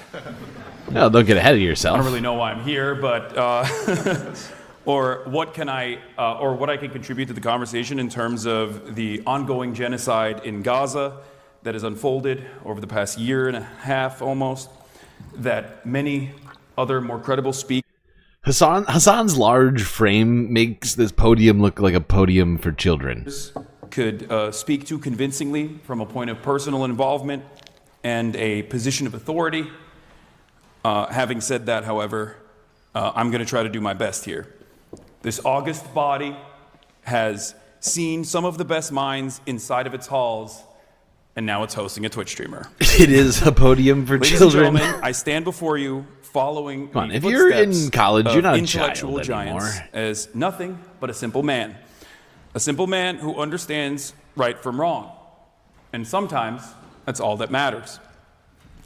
In the words of my friend, the late great Michael Jamal Brooks, there's nothing complicated about apartheid. The morality of it is clear. It's not even about how tall he is. He's not that tall. Like, he's tall. But it's about how wide his shoulders are. Roles were reversed, and a captive Jewish population of 5 million people were being systematically starved, sieged, and dominated. Everyone would understand what's going on. Its ancestral lands being destroyed. Everyone would understand what's going on. So in his words, it's not a complex issue. It's super simple. It's the most powerful country in the Middle East. It's backed by the United States, the most powerful country on the planet, and it acts on another population of people with total impunity, and is never held accountable for anything. Well, I guess some things are changing in that regard, and we'll get to that in a little bit. But there is no... Like how he started it off with a Michael Brooks quote. And he quotes... the way he quotes Michael Brooks, it's fascinating. Well, I guess some things are changing in that regard, and we'll get to that in a little bit. But there is no... I think it shows just how much respect he has for him, sees him as, essentially as a scholar, as a scholarly source, which is fair. It's just weird to think of him like in the past in this way, I think, partially. No symmetry. You have no emotional support characters. That is true. Relationship. Do you deserve them? That's How what many Michael do you Jamal deserve Brooks said. right now? Where are we at? So I see no need for obfuscation, no arguments for complexity, no reasoning for preemptive genocide. Israel is an apartheid state, and its inception was a violent one, with the forced displacement of 700,000, which gave birth to a settler colonial entity that continues to dominate the lives of more than 5 million Palestinians under its illegal occupation, totaling 15 million Palestinians around the globe that are permanently displaced. Its demographic concerns, Israel's demographic concerns, are never seen in the same lens that we view nationalist and fascist projects of the past. It also happens to be one of the most impressive nationalist projects the world has ever seen. From the revitalization of Hebrew as a language to finding a nation state for a revolutionary people who had been historically oppressed, victim to... Brooks said it very well. He did. And that was a quote, I think, from the talk that he gave at, what was it, MIT? Countless pogroms and the Holocaust, Israel could have been a story of success and overcoming great odds. Except its inception was built around a lie. That this was a land without people for a people without land. It wasn't MIT. I can't remember the name of the college now. I know it wasn't MIT. Somebody correct. Albert Einstein called out that lie early on as well. 10 years before the inception of Israel, Einstein described the proposed creation of the state as something which conflicted with the essential nature of Judaism. He warned against the violence of Menachem Begin and many other early Zionist militias. In 1948, Einstein... He utterly annihilated that pronunciation. I don't blame Hasan. But if I'm not mistaken, it's Menachem Begin is the correct pronunciation of that guy's name. Begin and many other early Zionist militias. In 1948, Einstein and a number of Jewish academics sent a letter to the New York Times to protest against a visit to America by Menahem Begin. Menahem Begin also was never able to actually come to the UK either for his involvement in previous bombing campaigns as well. In this letter, they denounced Begin's Herut, Freedom Party, likening it to a political party closely akin in its organization, in its methods, political philosophy, and social appeal to the Nazi and fascist parties. Einstein understood the dangers that nationalism of this sort presented. After all, he had fled Nazi Germany. Nowadays, this sort of analysis is met with tremendous resistance. Given our comforts living in the heart of empire, we focus more on the feelings of those in the West rather than the violence that our tax dollars are contributing to. But I want to go back to the beginning for a little bit, which helped me understand the ways in which Israel's violence has remained unchecked, especially because the similarities in the contemporary way that Israel has dished out its violence are glaringly obvious. I want to talk about the atrocities committed in Deir Yassin, the former Palestinian village a few miles west of Jerusalem. I say former because in April 1948, over 100 of its Arab residents were executed. Illegal. Ruthlessly slaughtered. There were graphic stories that were told of some of the survivors, including, but not limited to, having a baker and his son lined up against the baker's oven and trying to force the baker to throw his son in the oven. And when he refused to cooperate, throwing his son in the oven and then throwing him in afterwards. The only reason why we know is because there were survivors that were left to tell the story. So they could go and tell the other Arab villages that if the Zionist brigades were coming, that they must evacuate. The massacre was committed by Zionist forces. Radical right-wingers led the attack, but were supported by the Haganah, which later became the IDF. But Deir Yassin was not an isolated massacre. It was a pivotal moment.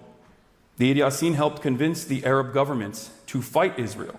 People fled their towns and villages, fearful that what happens at Deir Yassin might happen in their towns. 700,000 people never allowed to return to their homes. Palestinians call this the Nakba. It's also known as catastrophe. But this wasn't just the fog of war.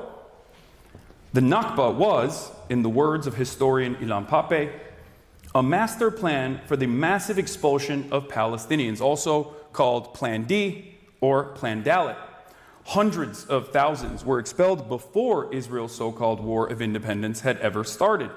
Prime Minister David Ben-Gurion, to use Pape's words, orchestrated the ethnic cleansing of Palestine. These were not merely nationalists or settlers run amok. This was clearly defined state policy. To this very day, Israel denies having forcibly expelled Palestinians, instead claiming that they voluntarily left their homes. This myth. Okay. His first statement here is good. I figure we'll move it on just a little bit.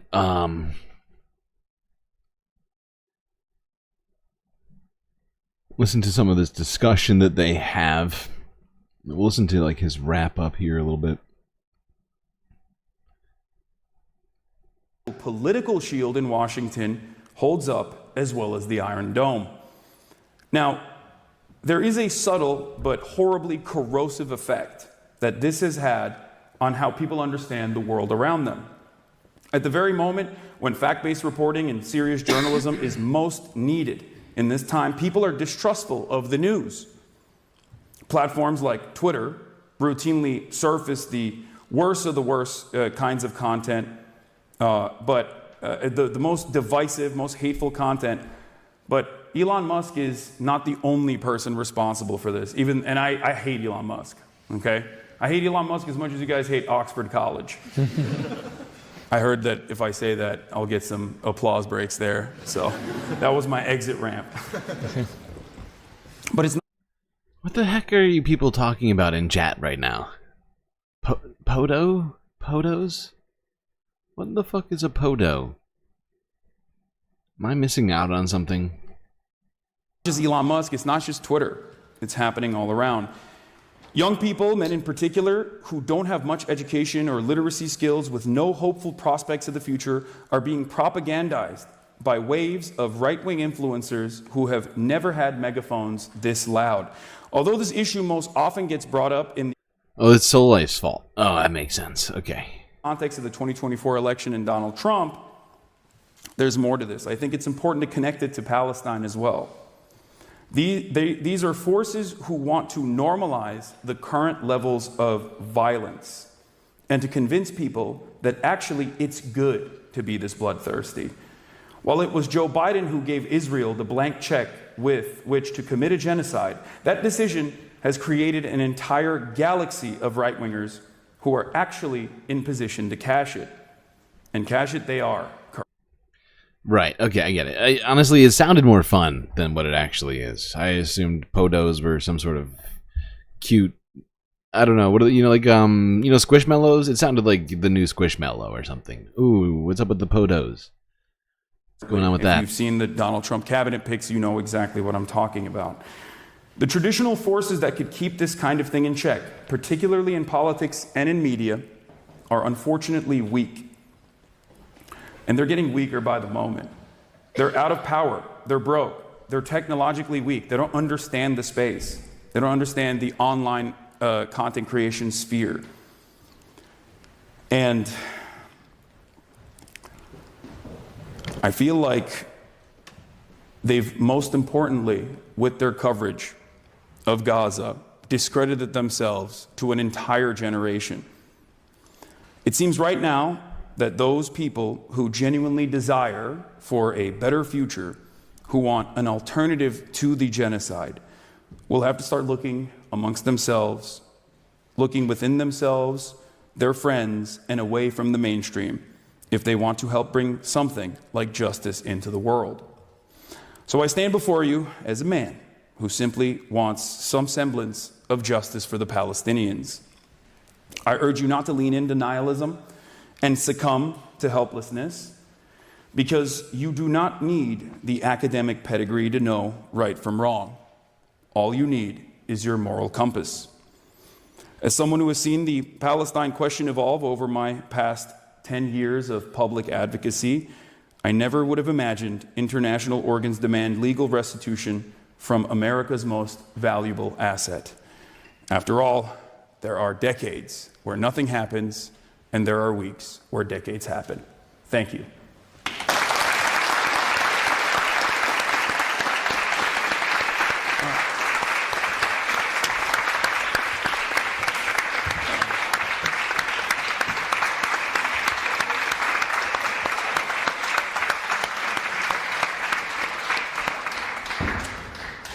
It's a little bit more somber of a tone than I take normally.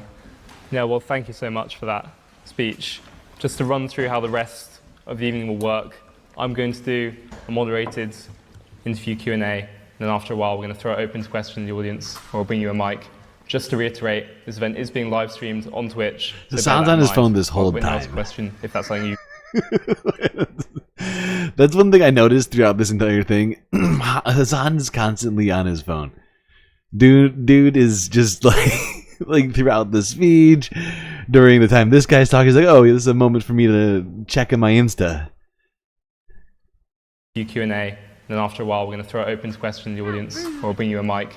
Just to reiterate, this event is being live streamed on Twitch, so bear that in mind when you ask a question, if that's something you might not be comfortable with. Yeah, no, I'm sure it is. Where I wanted to start, just picking up from where you ended that speech, of where we should look to, where people should look to if they want to affect change, looking outside the mainstream. We've seen a lot of student movements here in Cambridge, over in America, of students taking direct action to try and change the policy of the government towards Palestine. How optimistic are you about the potential for change from these kind of movements?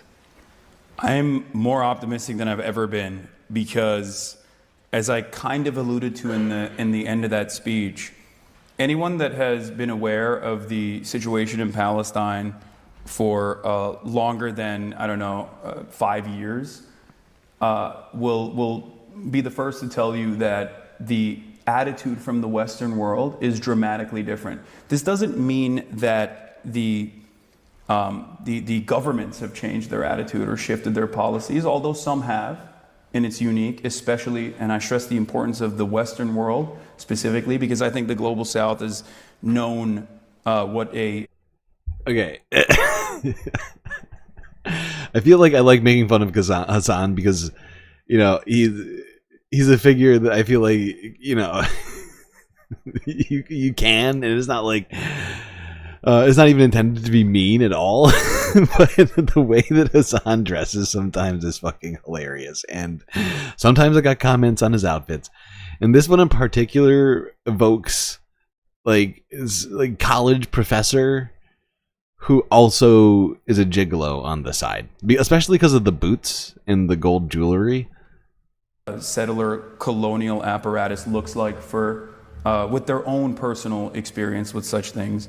But the allegiances that America needs to maintain in Europe, and even its own population, and the outlook that people have organically has shifted dramatically in the position of maybe not full-blown emancipation for Palestinians, but at least like some recognition for the atrocities. And I think that is truly unique, and it's a sign of hope despite all of the horrifying things that we see on a daily basis.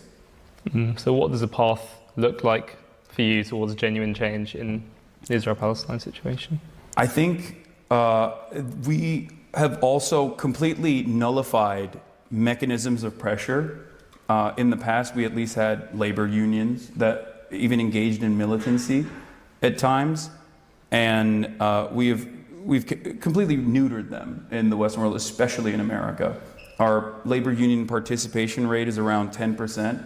It's actually lower than Chile, which is a country that we specifically wrote the Constitution of to institute a neoliberal project there, and they still have a higher labor union participation rate than we do.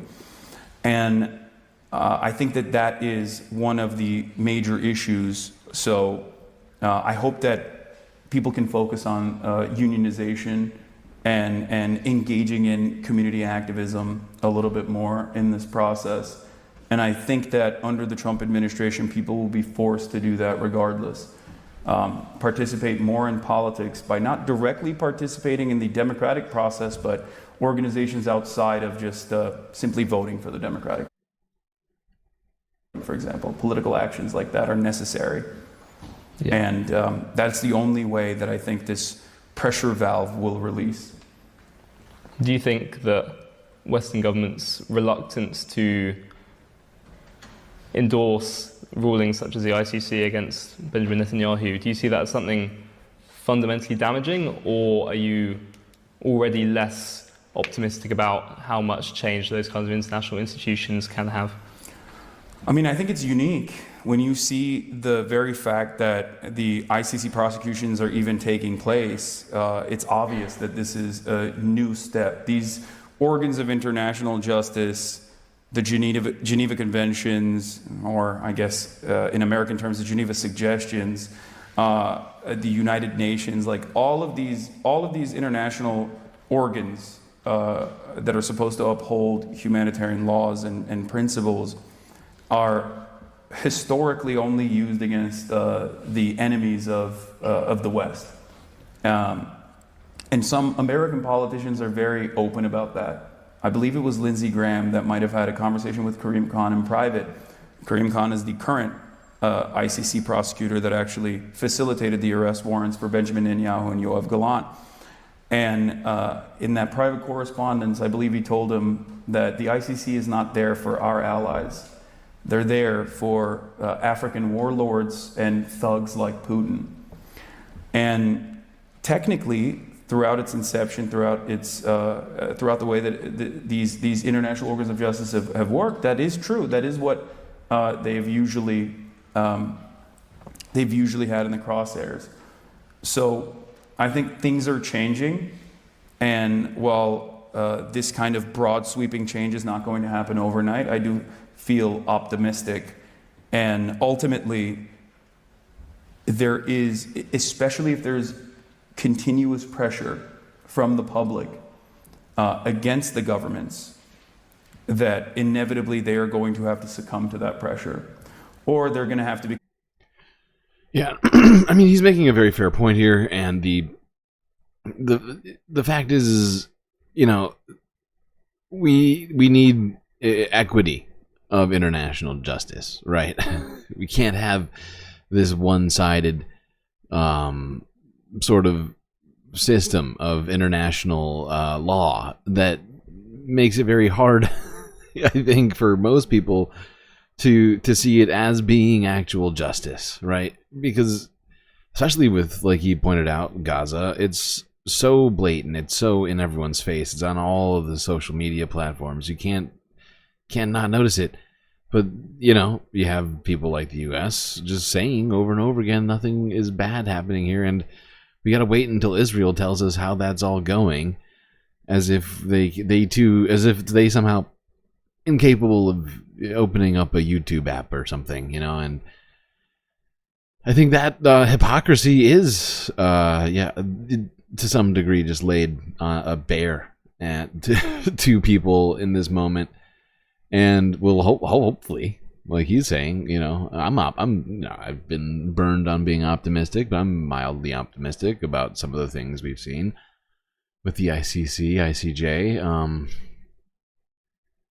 not ready to to say, oh, everything's gonna change, you know, in the next 6 months or something.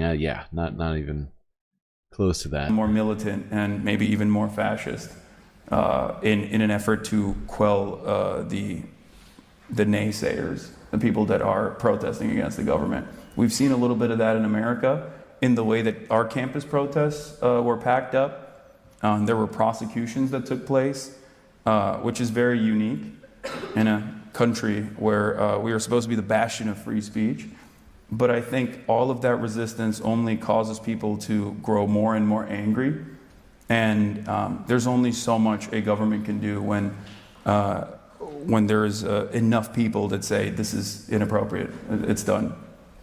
Yeah, you've received backlash at various points for what people perceive as excessive sympathy towards groups like the Houthis or Hezbollah, who share your opposition to Israel, but may have what many would think of as quite regressive views in other areas. Is that something you think about, worry about? No, not necessarily. In terms of their domestic affairs, a lot of these like militant movements, these non-state actors, I am not aligned with at all. Having said that, however, that is not the reason for why they are persecuted or killed in many instances. Like Hasan Nasrallah, he's homophobic, right? Yeah, I know that. But they didn't kill him because he was homophobic. They killed him because he was a part of the axis of resistance. So I don't place a lot of emphasis on the internal dynamics and internal policies of these resistance groups, just as I don't care that America was homophobic, segregationist, and misogynistic when they aligned against the Nazi rise of power. I still rooted for Easy Company. And every time I watch Band of Brothers, I still stand up and salute, you know, because they did what had to be done in that regard. And I can't even change the political discourse in my own theoretical democracy. So I feel like the hypothetical conversation that we're having about the civil governance of these militant groups is simply to just say, well, they're bad too. They're bad too. They deserve punishment. When in fact, the real reason I think people are critical of them is because of their opposition to Israel. I mean, I'll take it one step further. The Gulf allies that America have done a metric ton worse things than even Hezbollah has in terms of its own like personal civil governance, but that's never a point of contention with our allegiance with Saudi Arabia, for example. That's unconditional. That allegiance happens because they are a very valuable asset in the region. They're a client state. We give them unlimited weapons. They sometimes use those weapons on Yemen.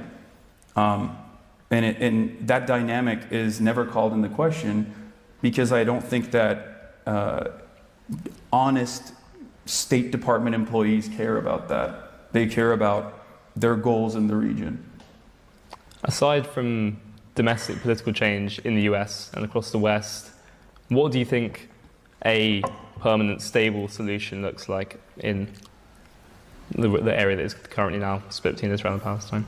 So this is, I have a rather controversial opinion on this, I guess, but I take note from the likes of Avi Shlaim, who have also evolved in their understanding of Israel-Palestine and have found themselves in the one-state solution camp, and I'm definitely there as well, because the settlement expansion project that happened, that coincided with the so-called peace process, made a two-sovereign state solution virtually impossible. Either you have to forcibly expel 750,000 settlers from both occupied East Jerusalem and occupied West Bank, which is not only impossible, but would be very violent. I mean, we've talked about this problem before, and to some degree, I agree with him on the one-state solution, pretty much because of, many of the problems with the fact that Palestinians have essentially no infrastructure now. So, how do you have a state with no infrastructure?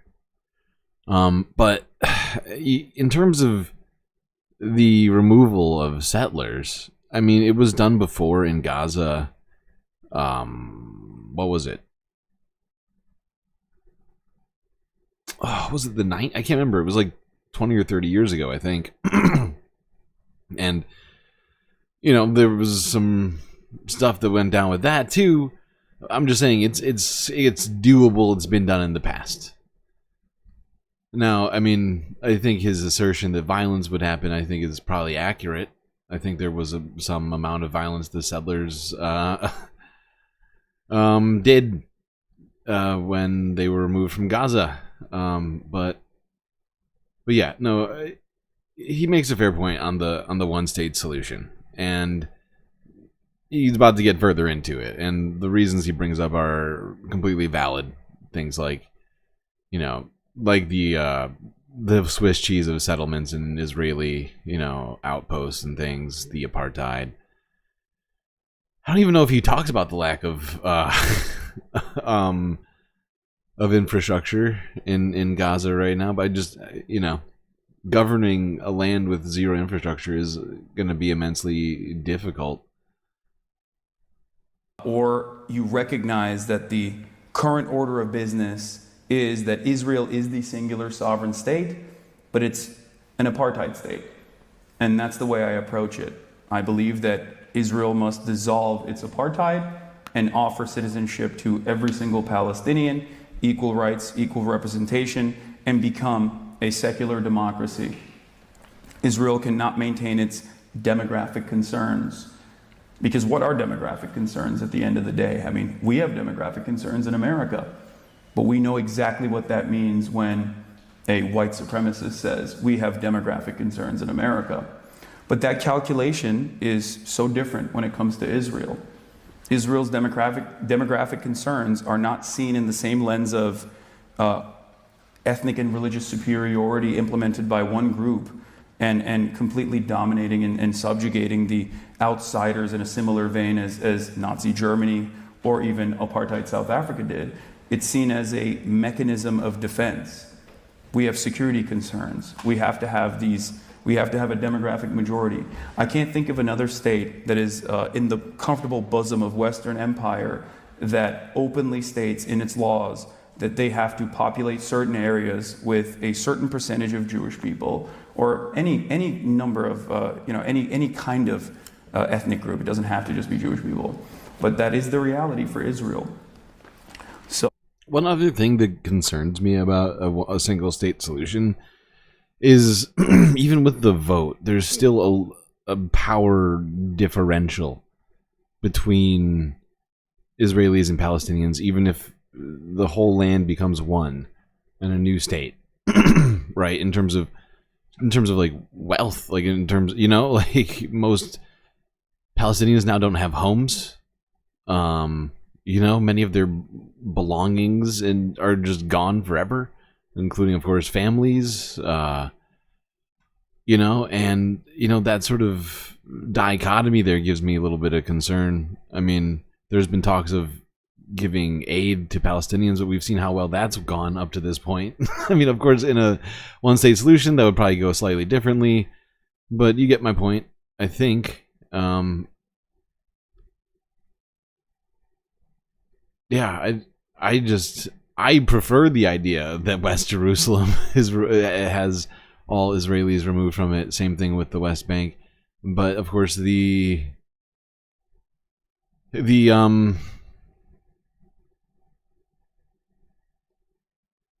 logistics of that are pretty insane.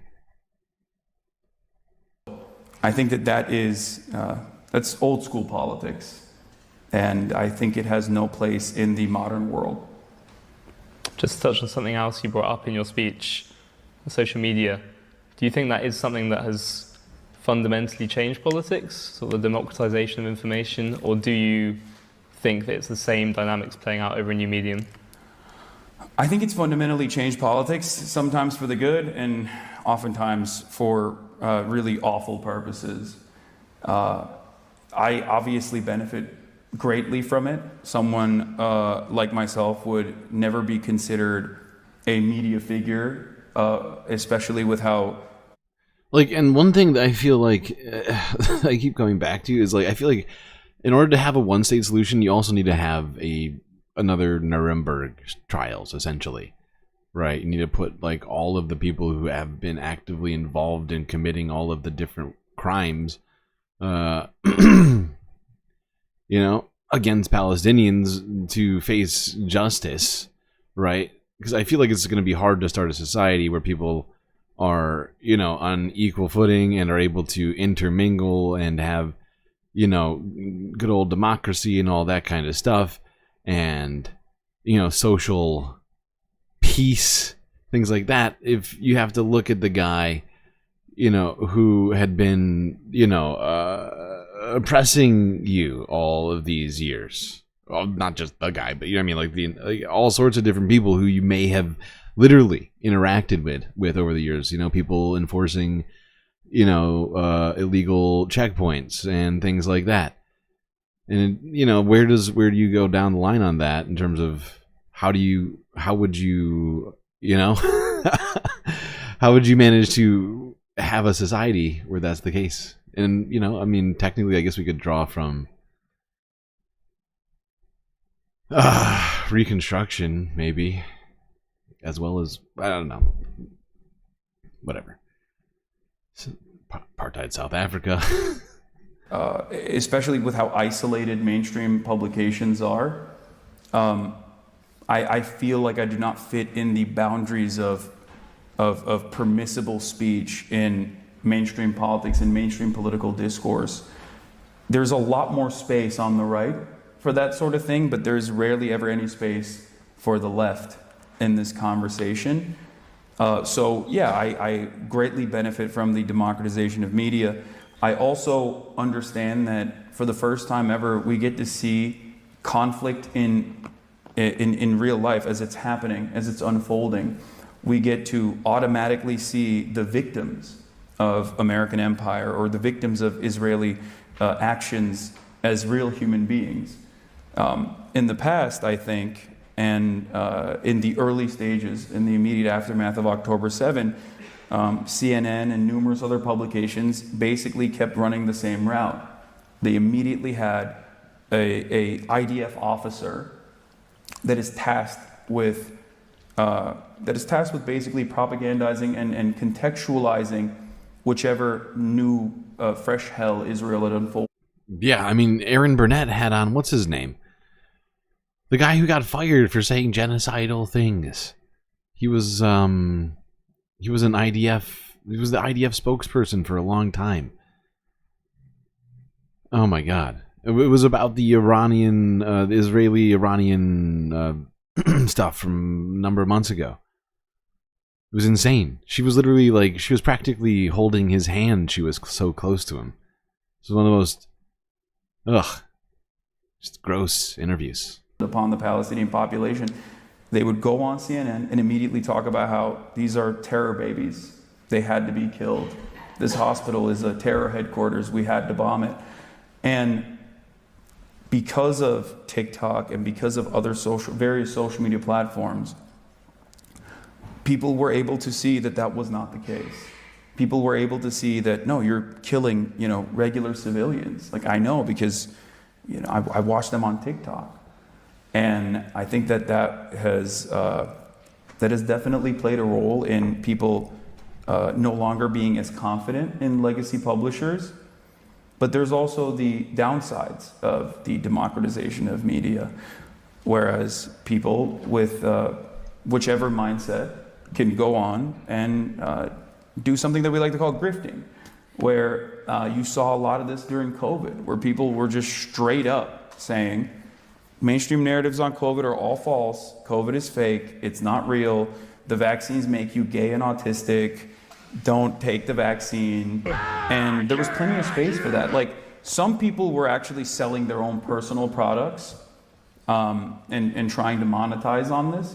But other people were simply doing it because there was a lot of interest in this. There was a market for fake information.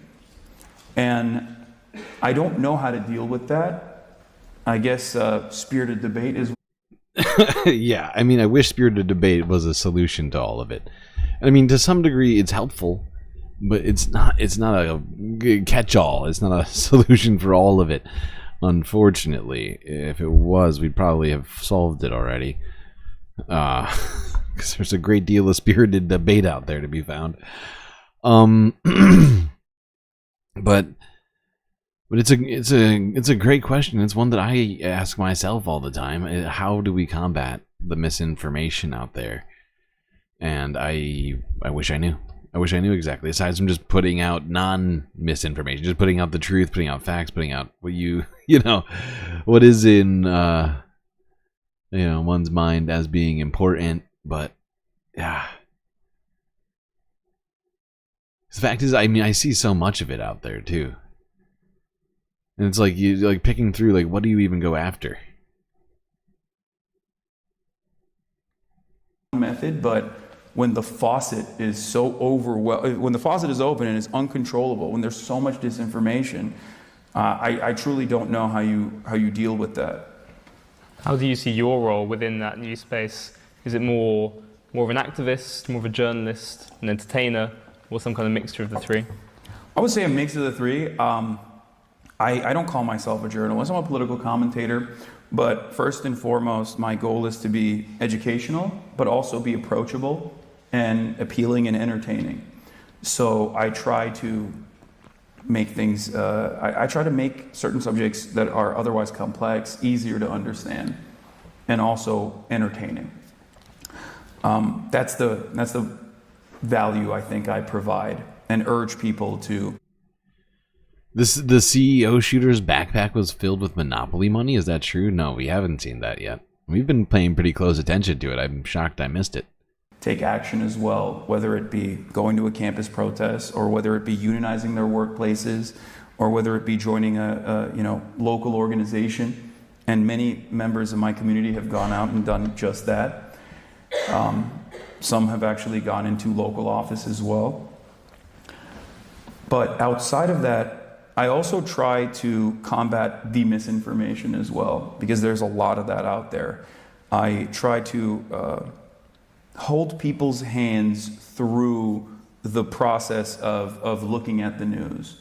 I look at it with a critical lens, and I try to explain to people the biases that certain outlets might have in favor of a particular direction.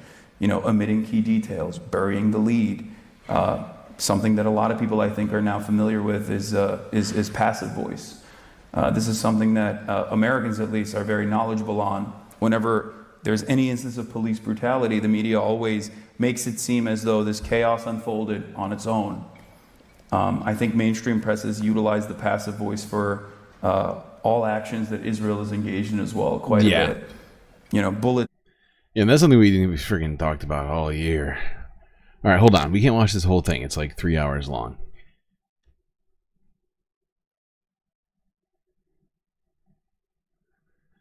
You're upset that the Nightbot does not know enough about the cooking of fried processed meats?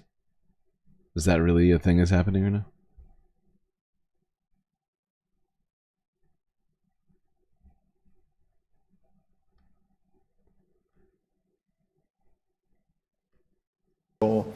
And that's a terrifying prospect for the future.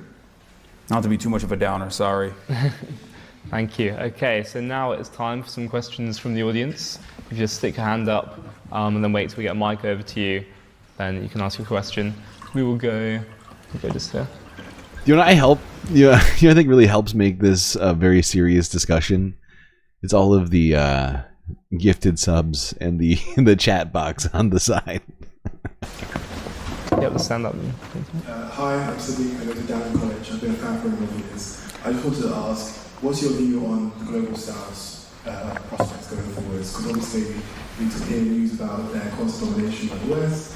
What should we be optimistic about when looking at the global south? I mean, I think all things considered, the prospects of the global south is definitely trending in a more positive direction than the rest of the world. And I think that has somewhat to do with Chinese initiatives as well.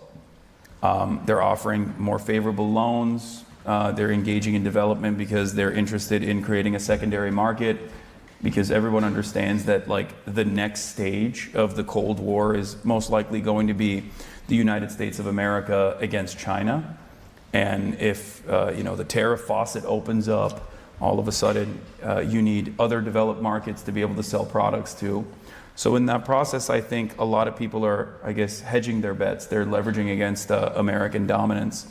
And this has been somewhat prosperous for the global south, but I don't necessarily know where it goes in the next 10 to 20 years. But it's not that bad, all things considered. Should we go on the front row here?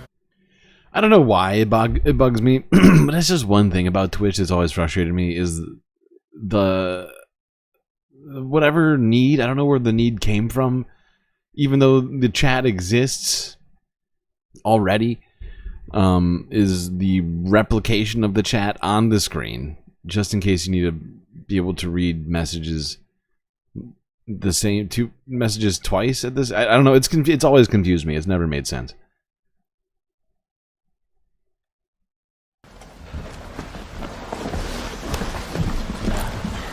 Hi, first of all, I'd like to thank you for your moral force of your arguments, and I think most of us can agree that the people who perpetrated these crimes of Gaza should face the full force of justice. But I do struggle to see in your arguments actual moral consistency or constancy.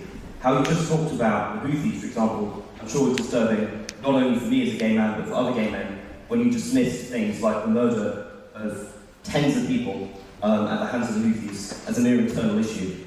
It strikes me that that doesn't seem very morally consistent. And likewise, I think some of your remarks on Gaza have been troubling for many women.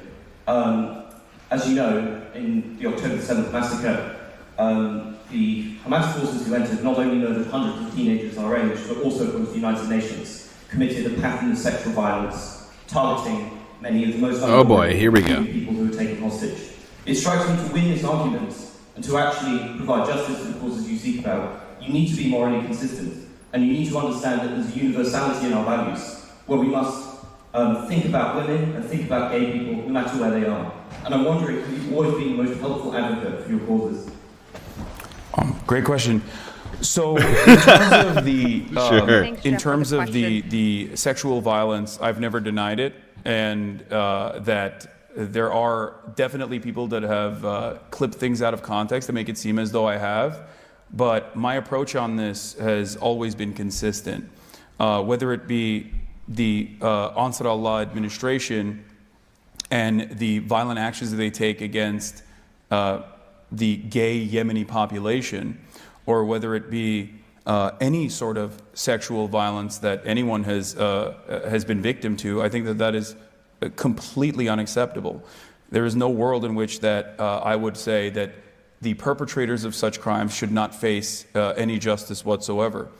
I think that I simply look at historical reference points such as like the Nat Turner Rebellion, for example, or the Haitian Revolution, or even the many acts that the ANC's militant wing engaged in the struggle to abolish the apartheid in South Africa. And I recognize that when the dust is settled, those historic wrongs must be accounted for. But the much larger problem here is still always going to be the maintenance of the apartheid. So it's not necessarily that I dismiss these acts. It might come across as dismissive, but the reason as to why I cover it in the way that I do is because I understand that there is still a much greater problem, and I consider many of the ways in which people bring this up to be, I wouldn't say whataboutism, but to serve the purpose of deflecting away from, deflecting the attention away from Israel's actions. Does that make sense? Shall we go right there in the third row? Yeah, you? Yeah.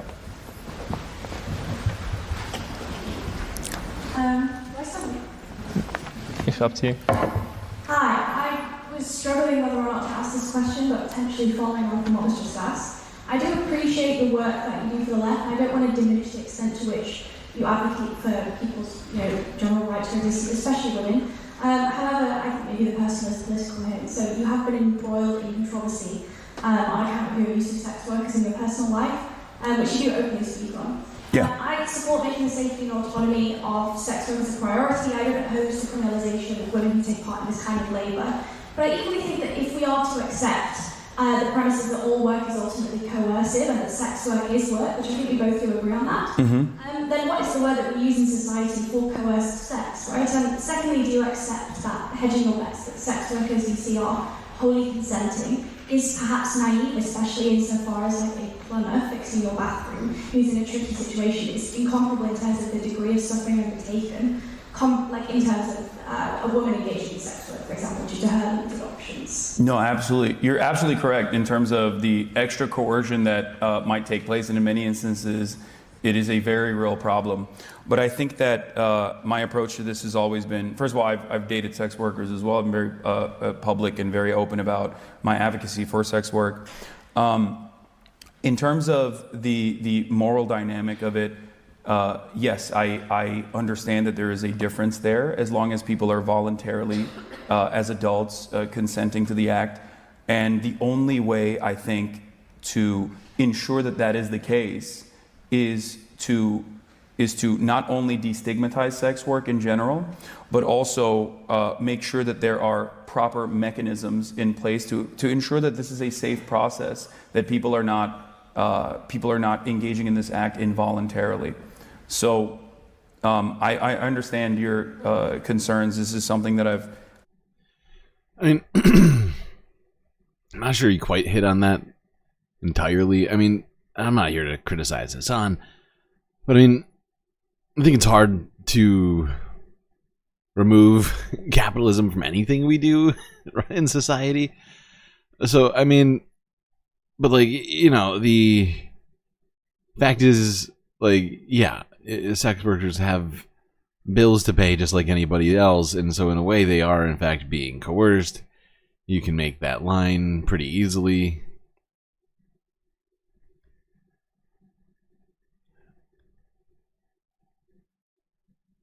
But how do you address the coercive nature of that system? I mean, that's really the question here that I feel like she's asking in a weird way. Like, I feel like it's accusatory, right? It's like, Hasan, why do you refuse not to condemn sex work? And it's like, really, you're going on a roundabout way of talking about how the system's fucked. talked about with many sex workers, both on my stream and outside of that, and they seem to think that the best possible pathway forward is through decriminalization and destigmatization, and that the ways in which we currently currently analyze sex work is only unhelpful because it makes it virtually impossible to seek out help and to ensure that these criminal elements that are truly atrocious are prosecuted with and dealt with. Sure. Okay, how are we doing on time? We're doing okay, actually. Doing pretty good. I guess we'll keep watching a little more of this. Breaking Point's covered sex work today. I don't think I'm even subscribed to Breaking Points. I should. I guess I should be, but I'm not. I don't watch them. I'm sorry. Okay, right in the back corner over there.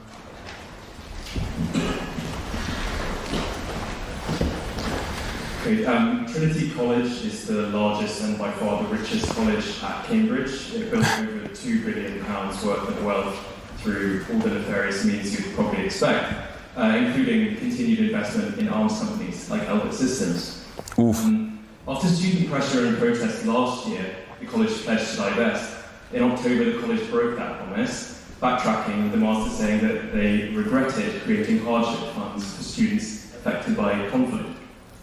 My question, given this, is, as a student at that college who has been involved in organising direct action, I have been staggered by the apathy of my peers. How can students encourage other students to use their voices to pressurise the institutions in which they exist? And how can students stave off demoralisation when shouting at ears that seem not to be listening? Yeah, that's a tough one. So I think that you have to see the successes that you have gained through direct participation and direct action, such as the college encampments, and keep the pressure as best as you can, and continue the struggle, because at the end of the day, there's only so much pressure that these institutions can withstand. If there is more and more protests and more disorder, civil disobedience, campuses are inevitably going to have to buckle. And there are many different examples of success in this regard. There is a lot of academic divestment that is occurring already. But I'm sorry to hear that they... Is he wearing Nike dress socks? I can't tell if this is a shadow right here or not. What is this? What's happening here? Trinity College went back on their promise and is continuing to I guess fund Elbit Systems. It's a truly heinous company. Shall we go right on the back row there? Let's see. Hi, thank you.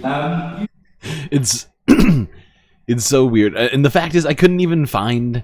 I don't think Cambridge has uploaded this yet for whatever reason, and it looks like leg. It's definitely not leg. I mean, it's whatever's covering his leg. Pretty sure I'm trying to think if I've ever seen Hasan's legs. Yeah, I think I might have seen a Hasan workout stream. He's very hairy legs. If there was his legs, you'd notice. What was I saying? I just got distracted by legs. God damn it. I've previously made comments about streets soaked red in the capitalist flood of landlords. In the era of really endemic political violence, where in Britain we've seen 2 MPs killed in the last 2 years, do you think that's kind of a constructive way of bringing a left-wing position or kind of criticising capitalism and the role of landlords into this discourse, or is it sort of something you can say from behind a camera that actually has real consequences but doesn't actually make kind of the impact that you'd hope to make? I was talking to a landlord when I had that conversation, and I don't think that he had an issue with it. He knew that we were messing around. But given that this is a 6-year-old conversation that I had with a landlord friend of mine at the time. I call it a meme. Yeah, I wouldn't take that too seriously. But thank you. No, I am not an advocate for killing landlords. Hasan. Hasan, the slayer of landlords. Shall we go Right there. Yeah. Thank you so much for your speech. It seems over the past 5 years, the left has spent a lot of time building up defenses against hate speech, which in the past year and a half, have been really turned against us on college campuses. In England, the child of Holocaust survivors was arrested for terrorist speech. Why does it seem that only the right fights for free speech? Why does the left not fight for free speech? And should the left fight for free speech? So that's an interesting question because I think that historically the left has fought for free speech, and this still has limitations. I guess if you're talking about free speech in the American understanding, because that's the most expansive, we have never really abided by the principles of free speech to begin with. It seemingly only encompasses protecting hate speech and rarely ever speech that is truly disruptive to the pre-existing hierarchies. And what I mean by that is, and this has happened in the UK as well historically, where fascists, when they protest in the streets, they get police protection. But when you know, and there's any sort of socialist uprising or leftist uprising, they're usually the ones who have to face police brutality and police violence, at least historically.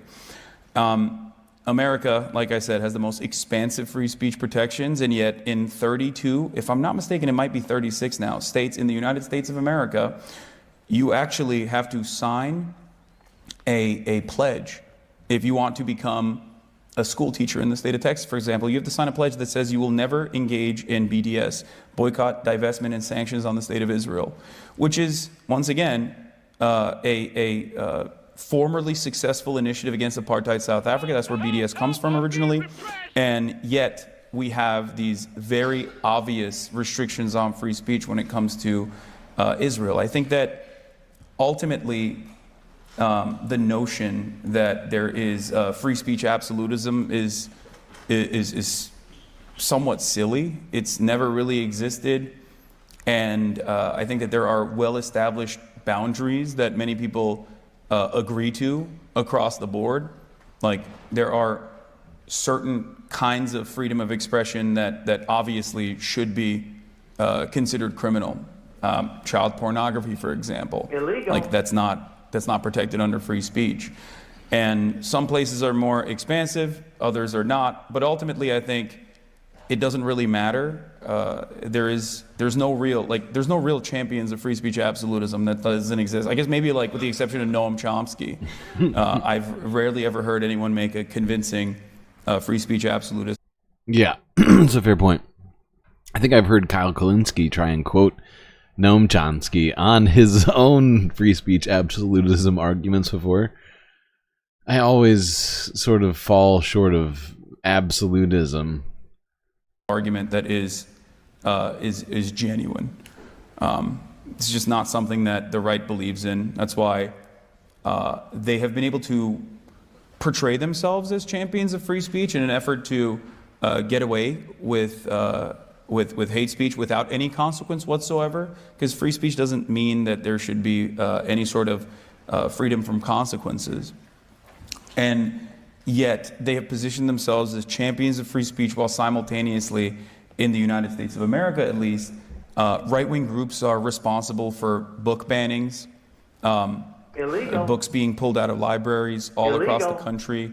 They very successfully launched an initiative against what they consider to be CRT, critical race theory, woke DEI policies and the like. And they have truly undermined free speech and free expression, and also just like a normal education about American history. And they've been doing this very successfully while simultaneously pointing the finger of blame at the left. So I think ultimately we just have to be reasonable about it and understand that there are very real limitations to such things.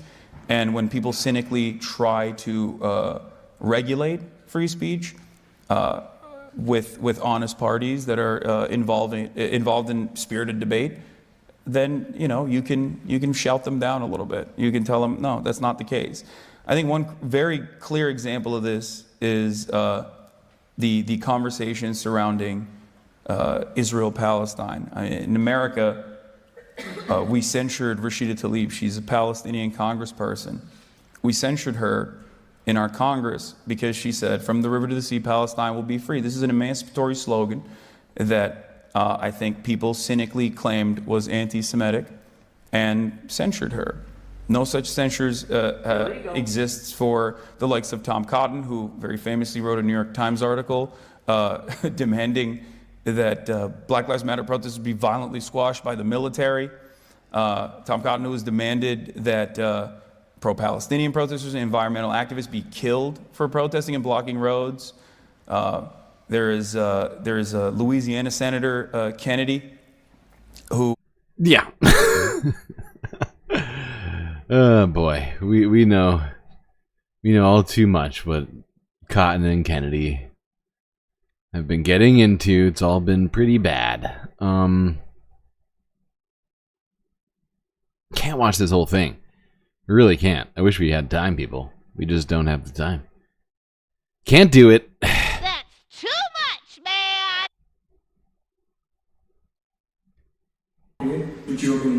This is, I think, the last question.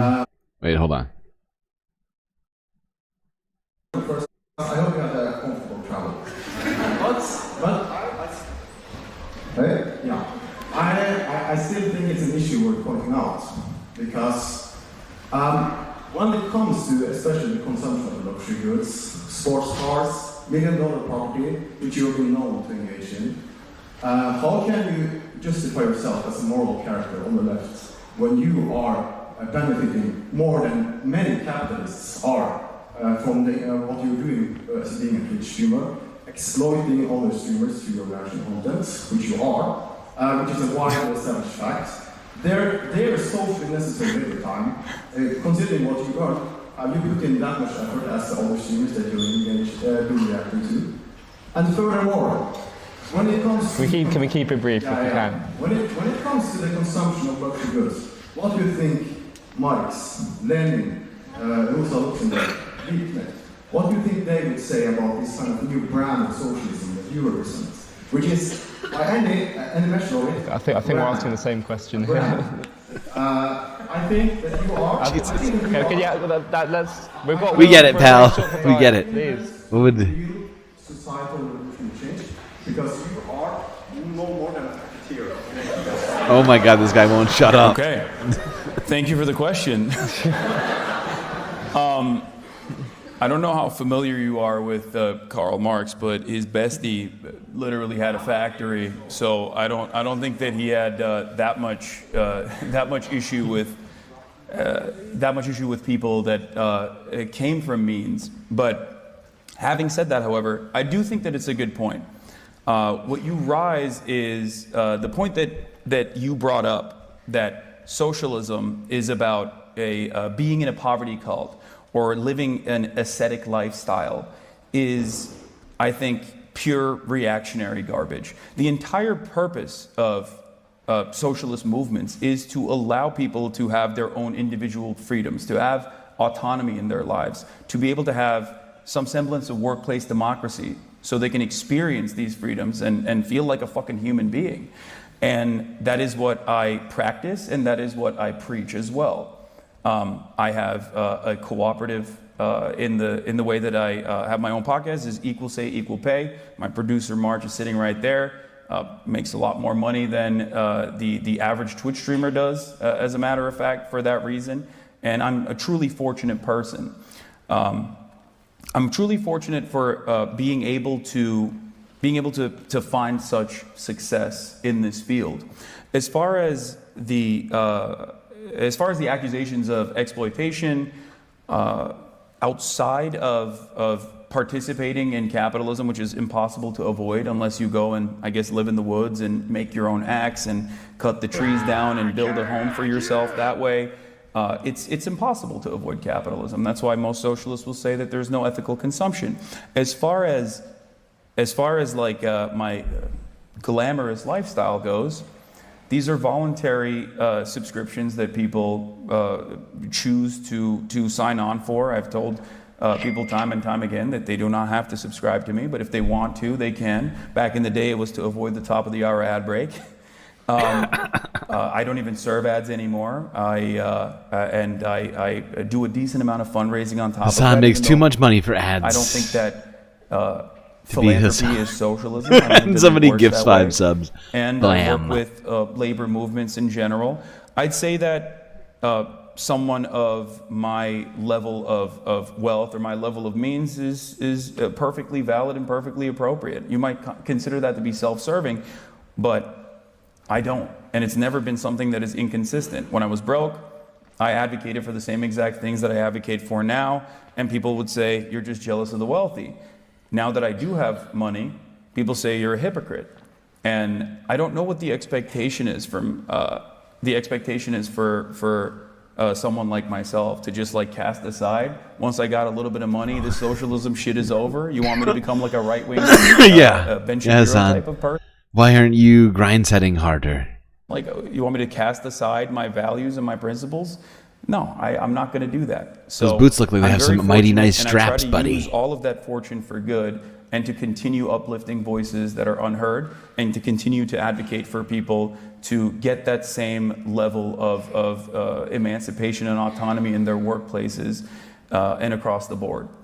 It's no different than my advocacy against police brutality.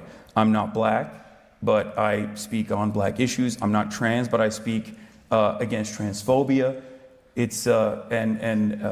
I am not any longer broke, but it doesn't change that dynamic for me even a little bit. I think that I'm still going to continue doing that, regardless of the home that I purchased for myself. It's not my fault that the California housing market is dog shit. I purchased a house for myself that my family can live in. That's a pretty valid thing. That's a pretty normal thing. I think that's something that everyone should be able to do, should be able to get. Now, if I were to say, well, I own a home now, so I think the housing market is good. We shouldn't do any public housing. We shouldn't claw back housing prices. Then yeah, that would be inconsistent. That would be inconsistent. I guess it would be more consistent in the way that you interpret who I am and what I should be, what values I should be presenting. But I think that would be true hypocrisy. And as far as the luxury car goes, I leased a dentist car, an EV, just so everybody knows. It's, I'm going back to a Toyota, don't worry. So I can get my socialist bona fides. Okay. But yeah. Thank you. That is sadly all we've got time for. I'm going to say a couple of other things in a second, but first of all, let's all say one thank you to Hasan. Okay, well that's it. There was a after party where basically all of the British people, mostly seemingly the youngest, although it is college, so I guess they're all probably pretty young, but they all gathered in a line to meet with and get their picture taken with the great Hasan. Yeah, nice to meet you. I watch you every day. Oh, hell yeah. I watch you every day, he says. Oh, nice. Okay, well, Hasan has a pretty big reach. Things didn't pan out well for America or the future of this country, or future of any country, really. Not really, no. I just wonder, where do you get your information on? Because, you seem to be right on almost everything. I mean, I think, as far as predictions goes, I'm not, interpreting events or, rehashing what any, legacy publisher is saying or any commentator is saying. It's more so I'm looking at it from the lens of materialist analysis and judging it by party track record and what has happened in the past. And I think that's where it comes from. But there's still plenty I get wrong. I mean, I still... So basically, I mean, once they start taking pictures, everybody gets in a line. It's not quite at that point yet. He hasn't quite revealed that he's going to allow people to just take pictures with him. Campaign was, but basically, for the next hour, it's just Hasan's stream. Look, I mean, you can kind of see it's just one person after the next going by. And it's just this slow, very polite line of Cambridge students waiting to see Hasan. Oh, wait, but isn't this the guy? This is the guy, I think. Hold on. I want to see. Yeah, hold on. Orange hair here at the end of the line.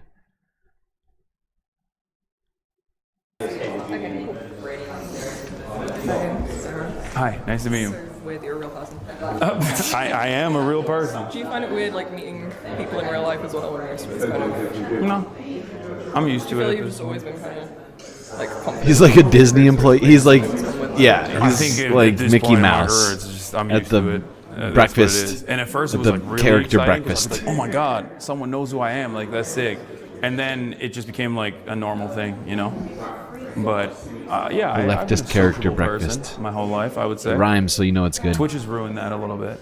It's broken my brain, but you know, I try to do my best. Well, it's weird the way people interact online, isn't it? Like, compared to Yeah. in real life. It's like, Well, we saw that earlier today when people wanted to come at me in a very, fiery way. And I think it plays itself out in like a real personal dynamic in a very different way than it does online, if that makes sense. Yeah. Where when you can see the person no, you could feel the tension in the room. and you can feel the tension in the room, it's a little different. Yeah. I don't think it favors the people with scathing commentary as much as they think it does. Just people kind of know what a normal interaction is. Yeah, I think people kind of look more hysterical in that situation. Yeah, but it is what it is. You want to take a photo? Yeah. All right, let's do it. Gotta get the photo. Boom. Look at that sweater. That's a great sweater. The mushrooms and the ferns, my god. Nice to meet you. Do you guys have questions or you want to take photos as well? All right, let's do it. Sorry for questioning you, but I'm sure What? you No, I'm used to it. Here he is. I guess the thing I was talking a little bit about was, I know you're not a fan of, I'm not a fan of him either, but, Richie Torres sent a big letter, but... Oh, God. But in particular, there were some comments in there about sort of dismissing, a lot of people did feel very upset at the time, I remember seeing it, about dismissing what happened on October 7th as rape fantasies, rape hallucinations. I mean, the UN has gone, checked, Yeah, verified. no, you know what's Have ironic? apologised for those comments? You want to know what's ironic about that? So that was a 17-second clip that Richie Torres got from a group of people that are like, trying to present this narrative that I am a vicious anti-Semite that is a rape denialist. And what's really interesting about that clip is that I went back because I was like, this doesn't make any sense. And I went back and I looked at the 17-second clip that he put in that.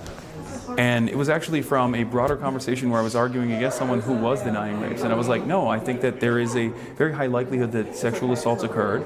And I even brought up the UN report that you're suggesting that that there was at least one documented instance of first-hand account testimony from one of the hostages that sexual assault had happened.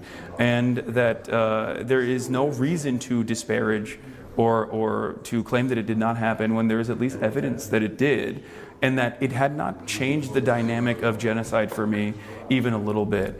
And I think that the way in which you said that to a lot of people sounded very, very dismissive. Like, especially to people who, Yeah, and he just addressed that because it was what is it called? What did Tim Pool call it? It's prop clipping. He prop clipped, Richie Torres prop clipped Hasan. Had relatives who were perhaps murdered or taken away, or had felt prop clipping. The loss of life on that day. So let me answer this question.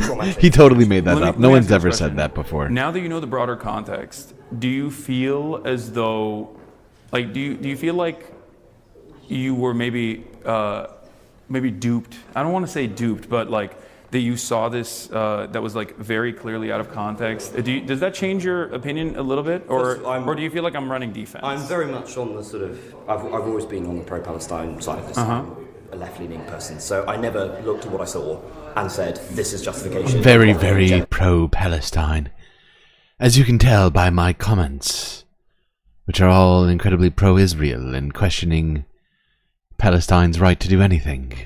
Anything like that. But I did see, I'm also a humanitarian, and I think that it's important when you're trying to solve a conflict, or when you're trying to stop violence, that you honestly say what happened. And what happened was, I agree.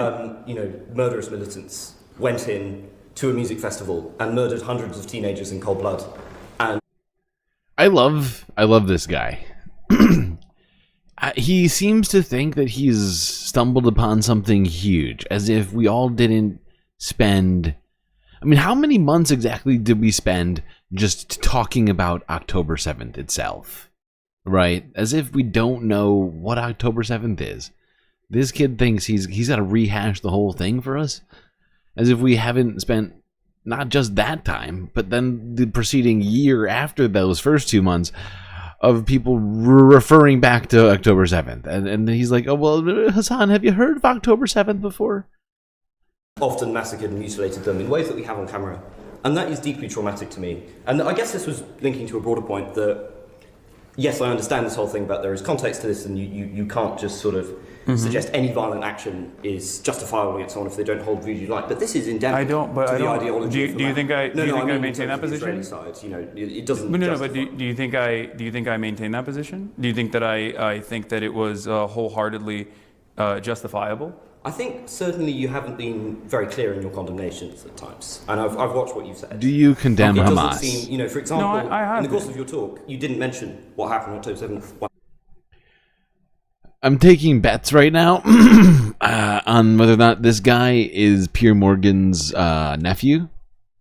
Yeah. You mentioned it as the start of the conflict. You didn't mention... I don't even think it's the start of the conflict. I actually, if you recall, started the conversation even before the inception of the State of Israel. There's a deliberate reason for why I did that, because I think it's important to understand the historical context in which violent resistance. There's no context for murdering hundreds of teenagers, is there? Yes, I think really? there's always context. Just like there's context. Justified? I don't think it's a contextual justification. I think it's offering background and analysis. There's a difference between context and a justification, right? This guy is really exhibiting a lot of Piers Morgan tendencies. I'm thinking he might be related. It seems like he could be a nephew, maybe. But yeah, unable to, entertain two ideas at the same time. Asking for condemnation of hummus. Things like that. I mean, boy, he is... If anything, he's certainly a subscriber to Uncensored. Not justification. I mean, this is a deliberative body, right? We're in a space for free speech and debate, and I think that this is actually, ironically, one of the things that I don't like about debate is that there is a woeful misinterpretation that exists in this space, and that especially when we talk about certain things, like certain subjects that are very difficult to broach in an open and honest manner, I think a lot gets lost in the nuance. And I think you understand where I'm coming from when I talk about this, like that October 7 is... This kid is failing so hard right now. You can kind of see it in his body language right now. He's like, he looks like he wants to disappear. He's hoping Hasan won't notice that he just sort of vanishes from in front of him at this point.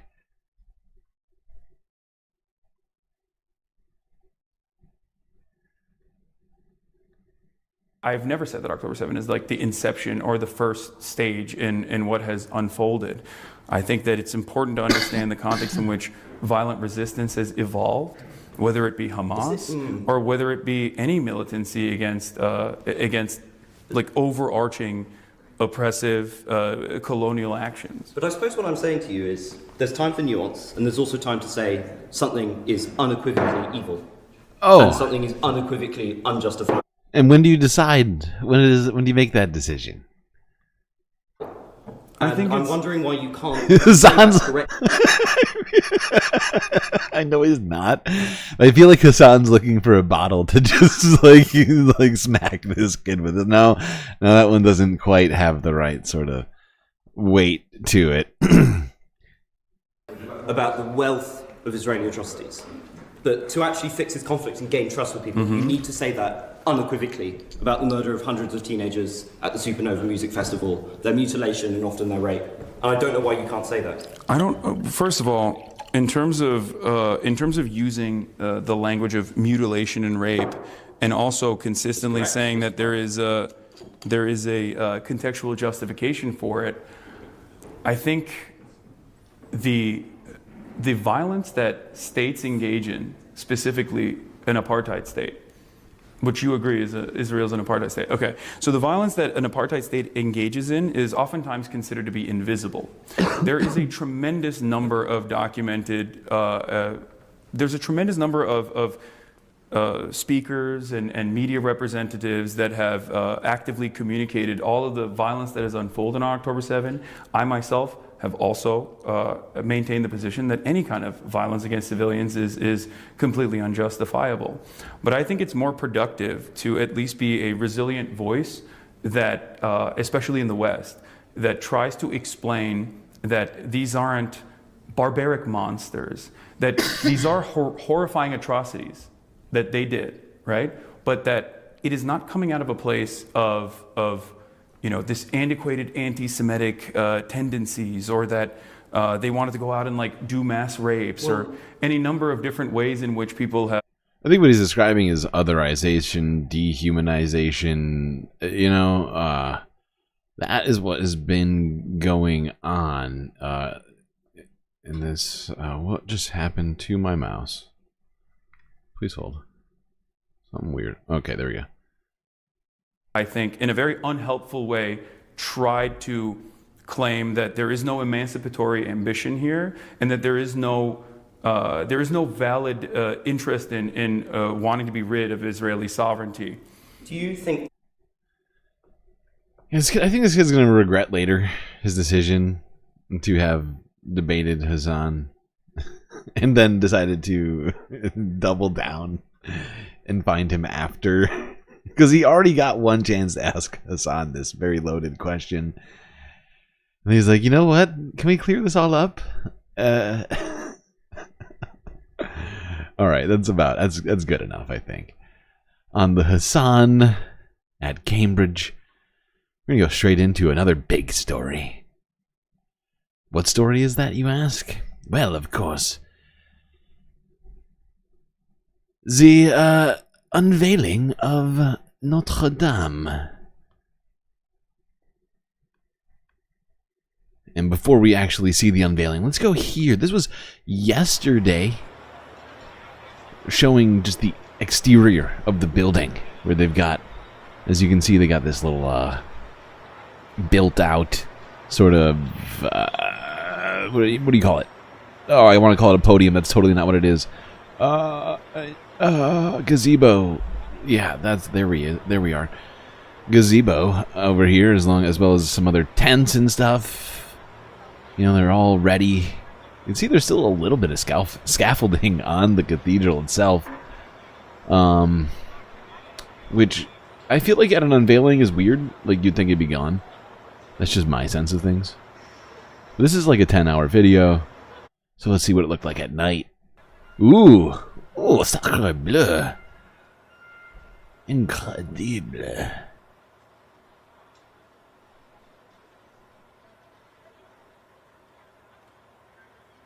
C'est magnifique.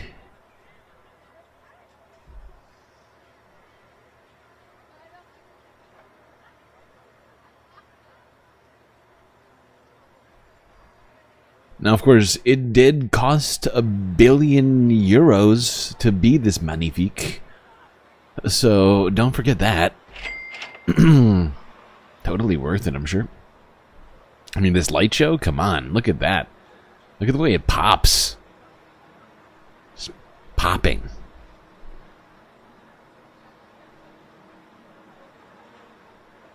Popping so good. Honestly, though, I'm not even kidding. Do you see the way it's hitting the shadows? I know that they have like different lights set up and stuff, but it's pretty well done. It really is. I'm not gonna lie. The scaffolding does ruin it a little bit, though. Not gonna lie, does ruin it. I wish there was no scaffolding. It makes it worse.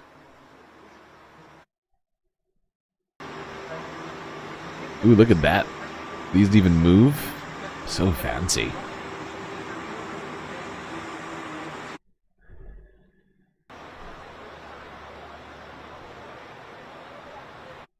Now, everybody was super stoked about this, not just in France. But really, I mean, people all around the world were excited. Especially the people who got invites, and boy oh boy, star-studded guest list. Bunch of big names, powerful people came to see this unveiling. It's a historic moment. Okay, well, I guess we'll, I won't hold off anymore. I was just using this as a way to sort of riff on it while also giving you a view of the cathedral. But, of course, the exterior is not even the biggest achievement on this renovation. The interior is incredible. If you haven't seen it, it's insane. We are going to see it soon, I assure you. But before we go there, let's look at some of the people showing up to this event.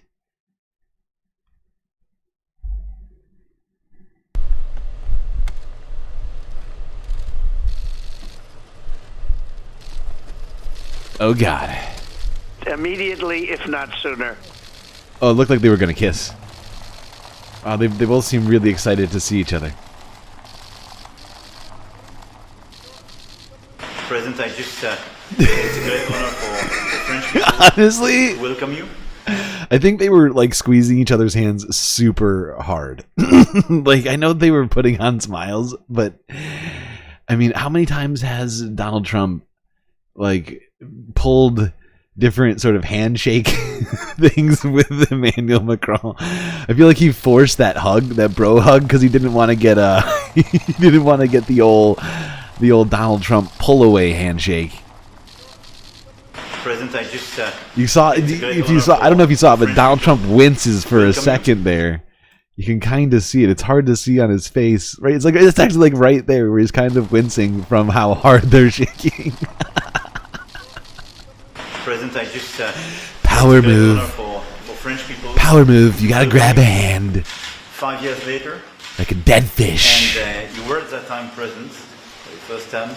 And I remember the solidarity and your immediate reaction. Ah yes, the solidarity. So, welcome back again. Thank you We very are much. very happy to have you here. Thank you very much. Very great honor. As they say, merci beaucoup. As everyone knows, we've accomplished a lot together. And the people of France are spectacular. I guess it's one of our largest groups in the United States, French people. And we respect It's one of our them. We largest love them. groups. Very talented. What is that? What does that mean? Macron's face. Wait, what does that mean? I feel like that's what his face is saying. What does that mean? We are the largest groups in your America. People, extremely energetic people, as you know very well. Yeah.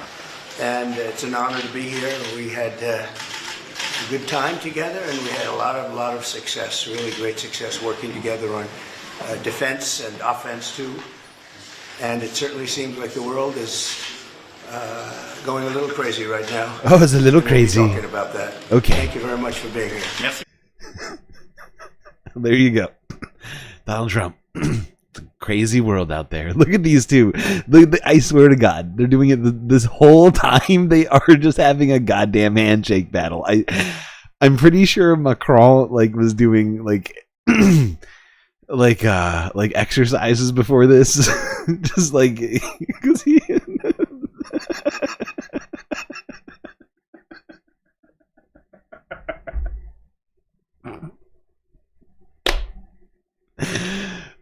Doesn't it not seem like they're having some sort of a weird handshake competition?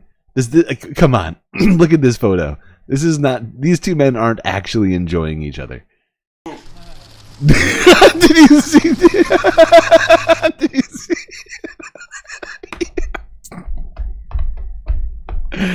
Oh my God. For being here. Merci beaucoup.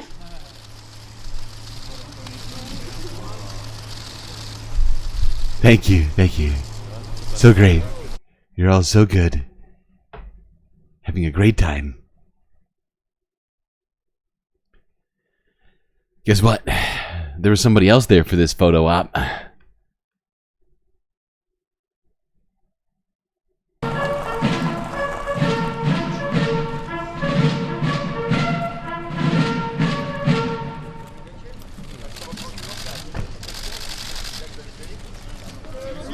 That's right. Volodymyr Zelensky. One step, please. This way, please. Thank you.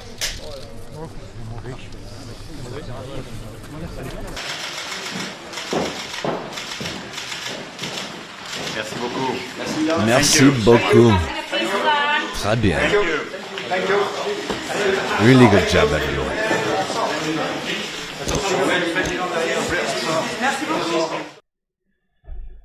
Okay. Well, no, we're not ready for that. Wait. Pause. Okay. So yeah, as you can see, plenty of people showing up to this event here.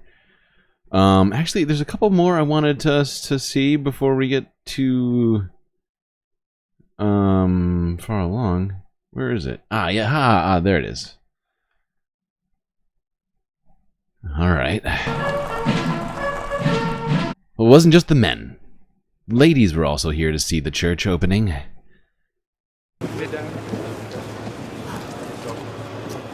That's right, Jill Biden, other Biden, I forget her name, Rebecca Biden, some Ashley Biden, one of the Bidens.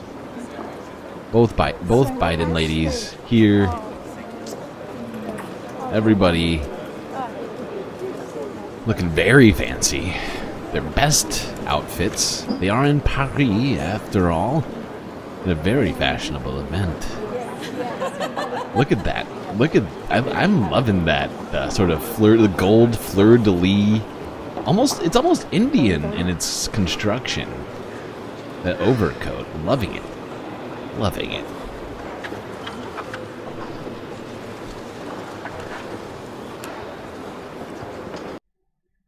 Well, there you go. All right.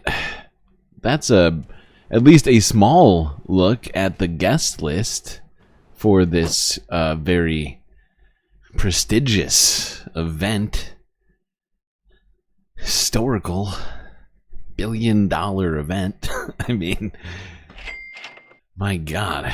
When I heard the number that it cost to rebuild this goddamn cathedral, I was like, good thing Catholic Church is footing most of the bill. But I think there are some public funds going into this because it's considered a historical monument. I don't know exactly what the split is on it even. But let's go on now to the actual opening of this thing, and it was opened, I guess, I don't know what this is about. I think there's some historical significance to this, but I genuinely don't know what it is.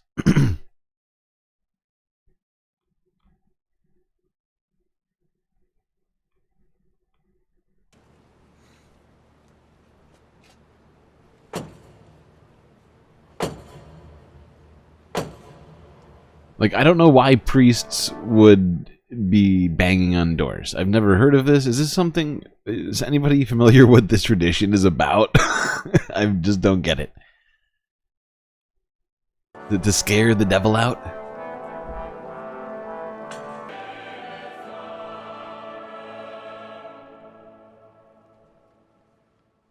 Oh, he's waking the mummy up. That makes sense. Demons. Could be demons. Wow, what a reveal.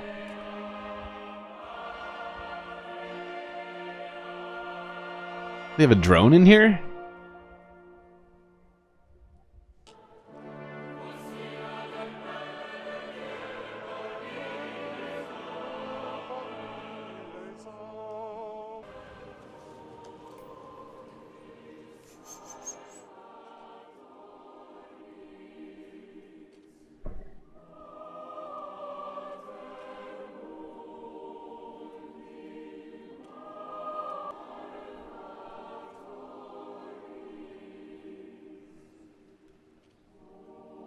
So somber, so serious. Okay. Let's get a little bit of a musical treat here. What do you say?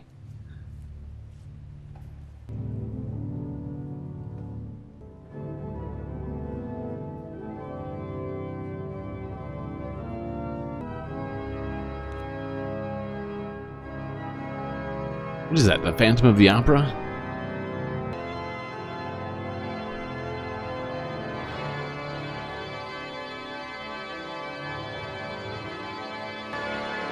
You're right. The organs are pretty amazing.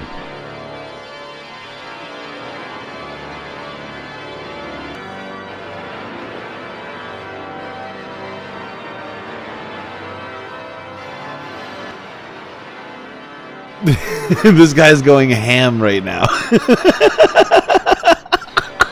I love the jump cuts to people being like, "What the fuck is happening right now?" Oh, that's amazing.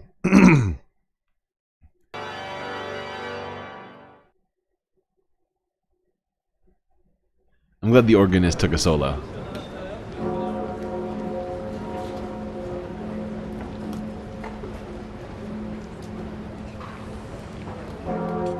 Je me tiens devant vous.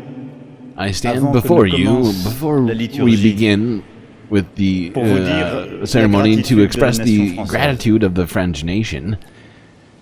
Gratitude to all of those who saved, helped, and rebuilt. Aidé et rebâti Notre-Dame de Paris. Gratitude to all of those who are present in the moment when we are ready to return it to the Catholics, to Paris, France, and the whole world. À Paris, à la France, et au monde entier. Wow, that's my hand. Oui. Yes. Ce soir, tonight, the bells of Notre Dame are ringing again. Et l'orgue dans un instant and in a moment, the organ will awaken. A music of hope to Parisians of France and the world. The bells qui ont scandé les heures du jour et celles de l'histoire. Run again, they will ring again through history. We have chosen the awakening, the will, the course of hope. We have decided to rebuild Notre Dame of Paris even more beautiful in 5 years. And to achieve this, a never seen et pour rendre cela possible, une fraternité inédite. Fraternité de ceux qui ont donné. Fraternity of those who have donated from all continents, from all religions, from all fortunes, united in hope, and in one place. A fraternity of our partners, apprentices, and workers. All right. So this was right after the ceremony. Prince William's here, just sort of standing lonely, looking in a hallway or some sort of vestibule of some sort. I wonder what he's waiting for.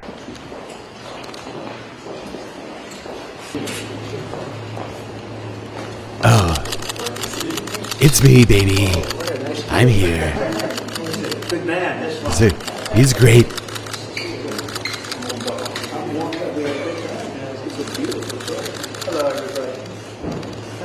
That fucking smile. Jesus Christ. Thank you so much. Really appreciate it. Look at these two palling it up.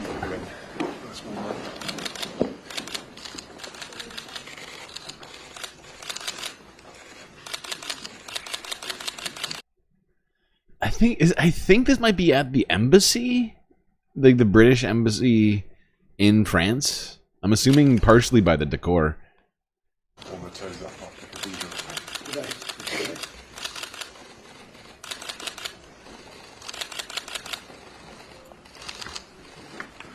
This looks very, very. Thank you guys. Thank you. Yeah, this looks very, very comfortable. You're really enjoying each other's company, aren't you? Okay. I really appreciate it. Is there more? Do we have more to this?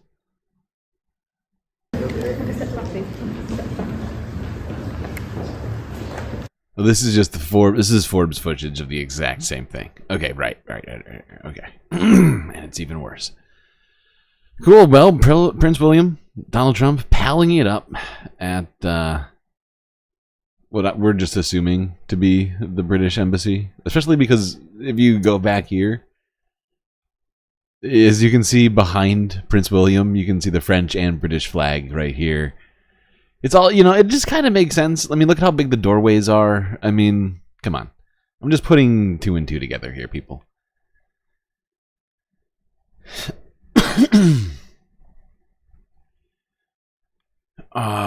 But we got more. People are palling it up at the at this opening. Let's see some of the shots from inside the cathedral. Oh, this was Donald showing up to the event. Sorry. And then there's, I think, some shots from inside the cathedral. There we are. Another brother. They keep hugging. So much hugging between these two. So much hugging. Hi. Okay, Jill. We already saw you.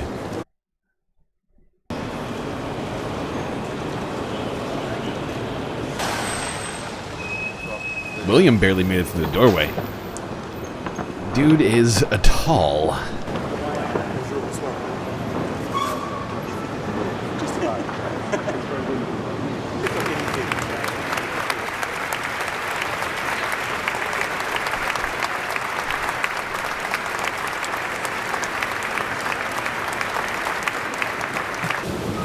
Can't even tell who that was. Donald Trump saying hi to everybody. Zelensky, lady. I don't know your name. Good to see you, buddy. Hey. Hey, you're a prince. I know you. Elon's here. Ooh, very exciting.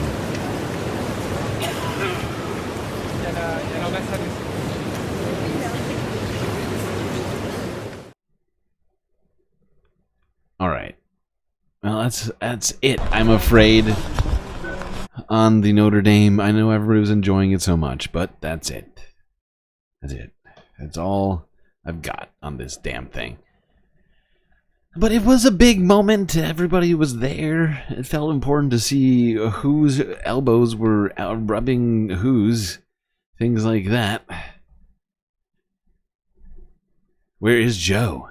Great question. I'm glad somebody asked, because I forgot about that. Joe Biden, where is he? People are asking, why is Joe Biden not at this? But he's busy doing president stuff, of course. Now, this is a disturbing story that I think there's probably going to be more coming out about this at some point. As to who was behind it and whatever else. Reasoning for what we're about to look at. But if you didn't hear it, if you didn't hear about it, and the fact is it's kind of highly likely you didn't, because it didn't get a ton of coverage. But there was a bombing, or at least a suspected bombing, a very large blast at an apartment block at The Hague in the Netherlands earlier today. Or technically, I think it was yesterday for the Netherlands.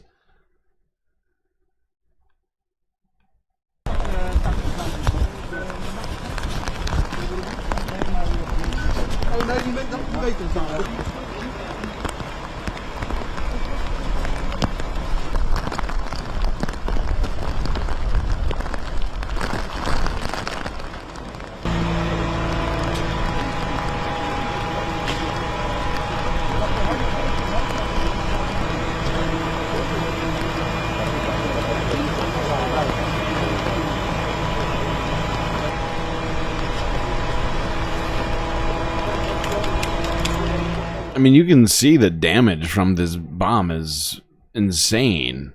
It seems to have split this building in two. Like, you're not supposed to be able to see through this right here. There was a roof here from what I can tell beforehand, and now it's all fucking gone. And the blast took out all of these windows all along the building. Glasses made it, what, 30 yards from the building itself.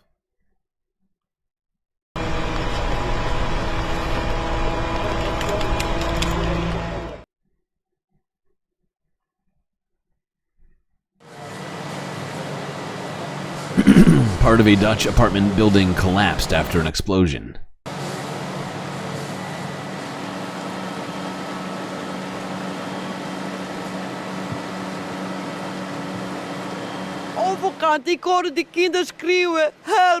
On the other side of the street, I heard children screaming, "Help, help, help!" And my neighbor went there to try and save the children. But I don't know what happened to the children. I have no idea. Zwarte rook en vuur en uiteindelijk... Black smoke, fire, and finally I saw the building sink. It was unstable. The explosion had already happened. But within 30 seconds you saw the building collapse. Panic, there was fire everywhere. People...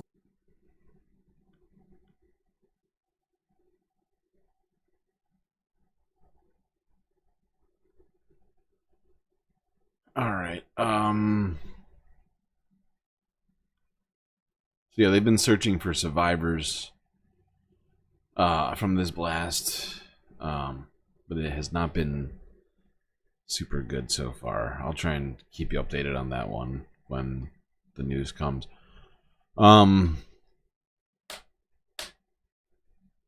Let's go now to this. As Secretary Lloyd Austin had some stuff to say about the U.S.'s recent decision on aid to Ukraine, which will apparently now include another $1 billion in long-term weapons transfers.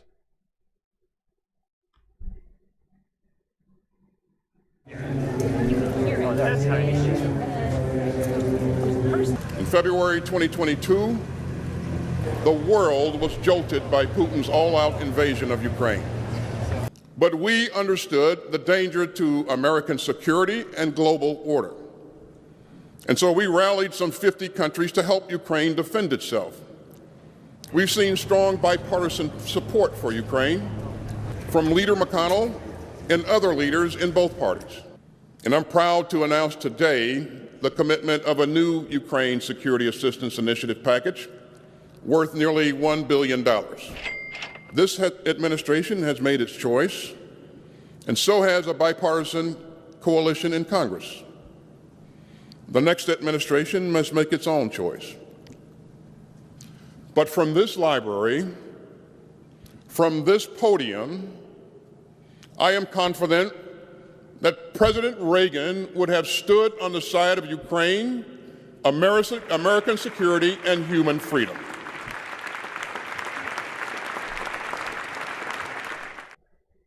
The reason he brought up Reagan because it was at a Reagan, like, what do you call it? Reagan Foundation event. Yeah. Of all people to bring up. Okay. Thanks, Lloyd. Alright. Boy. Let's see. Where are we at?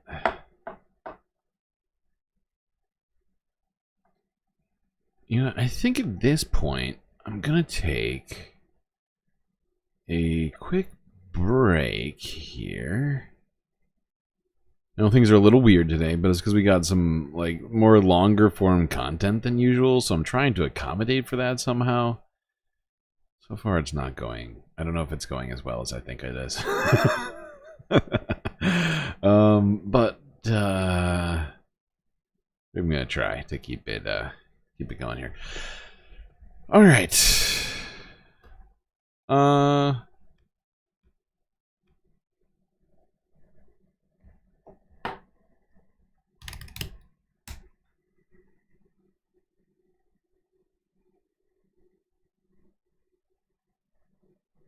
I see a raptor in the shorts chat.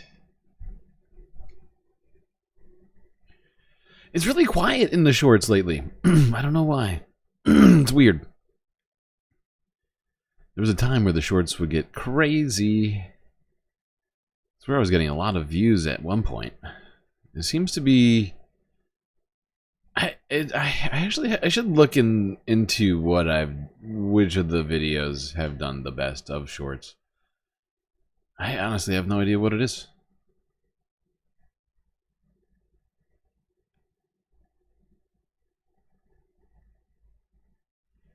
Oh boy, are we talking about Michael Brooks again in chat? That's a sad talk. And losing Michael Brooks was a blow, and it's a very unfortunate thing that happened that I think we've all been trying to deal with for a while now. And I think it's, I think everybody's got different strategies on how to do that. And, it just, for me, this sounds callous, but it is what it is. And it sounds horrifying to some people, I'm sure. Probably because I've experienced a lot of death in my life. But I know he was an amazing guy. But people die, and we can't dwell on his death. Right? I certainly can't. Or I will just sort of wallow, and that's no good.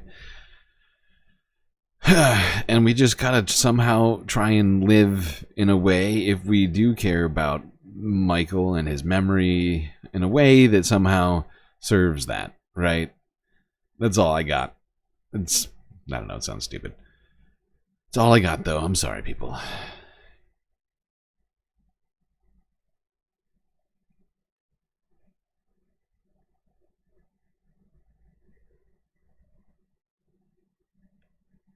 I'm sorry. I'm trying to think of what we should listen to for the break. And I feel like we deserve different music.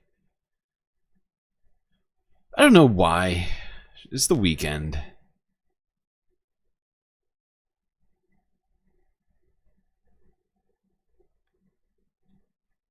Actually, no, not this one. What do I want? Let's do this.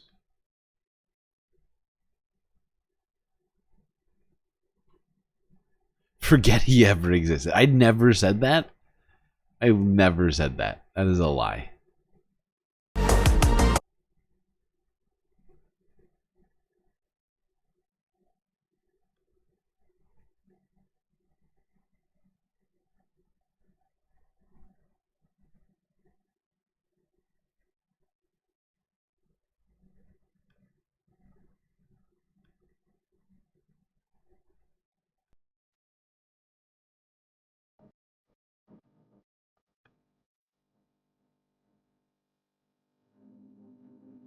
Alright, taking a quick space intermission. If you haven't already, hit the like button. Don't forget to subscribe, otherwise you miss all the sweet, sweet galactic content.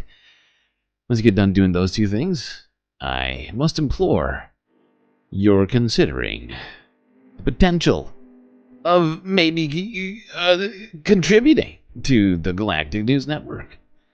As we are completely funded by viewers like you, it really is really necessary for me to ask that you make those considerations. All sorts of great ways to contribute, of course. My favorite, Patreon. Gets you all the super sweet space benefits unseen by the rest of the Milky Way galaxy. So, do consider that number one.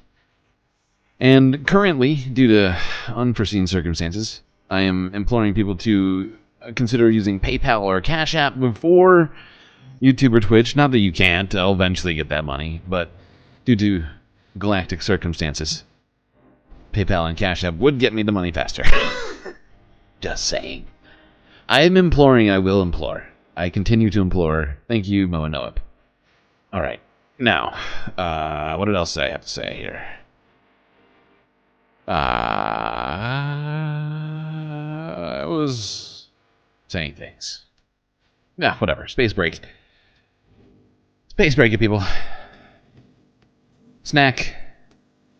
Be right back. Something like that.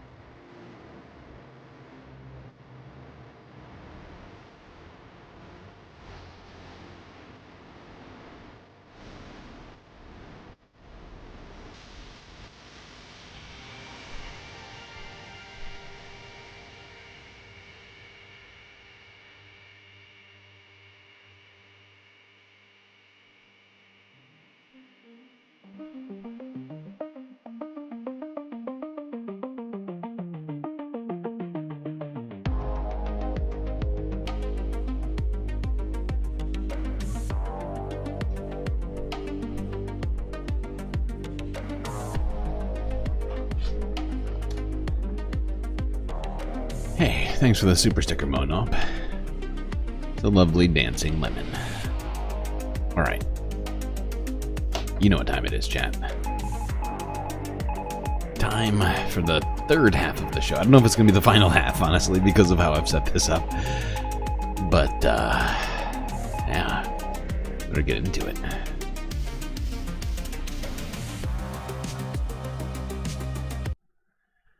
Alright, cut the music. Let's go now. Talk about... let's talk about Syria.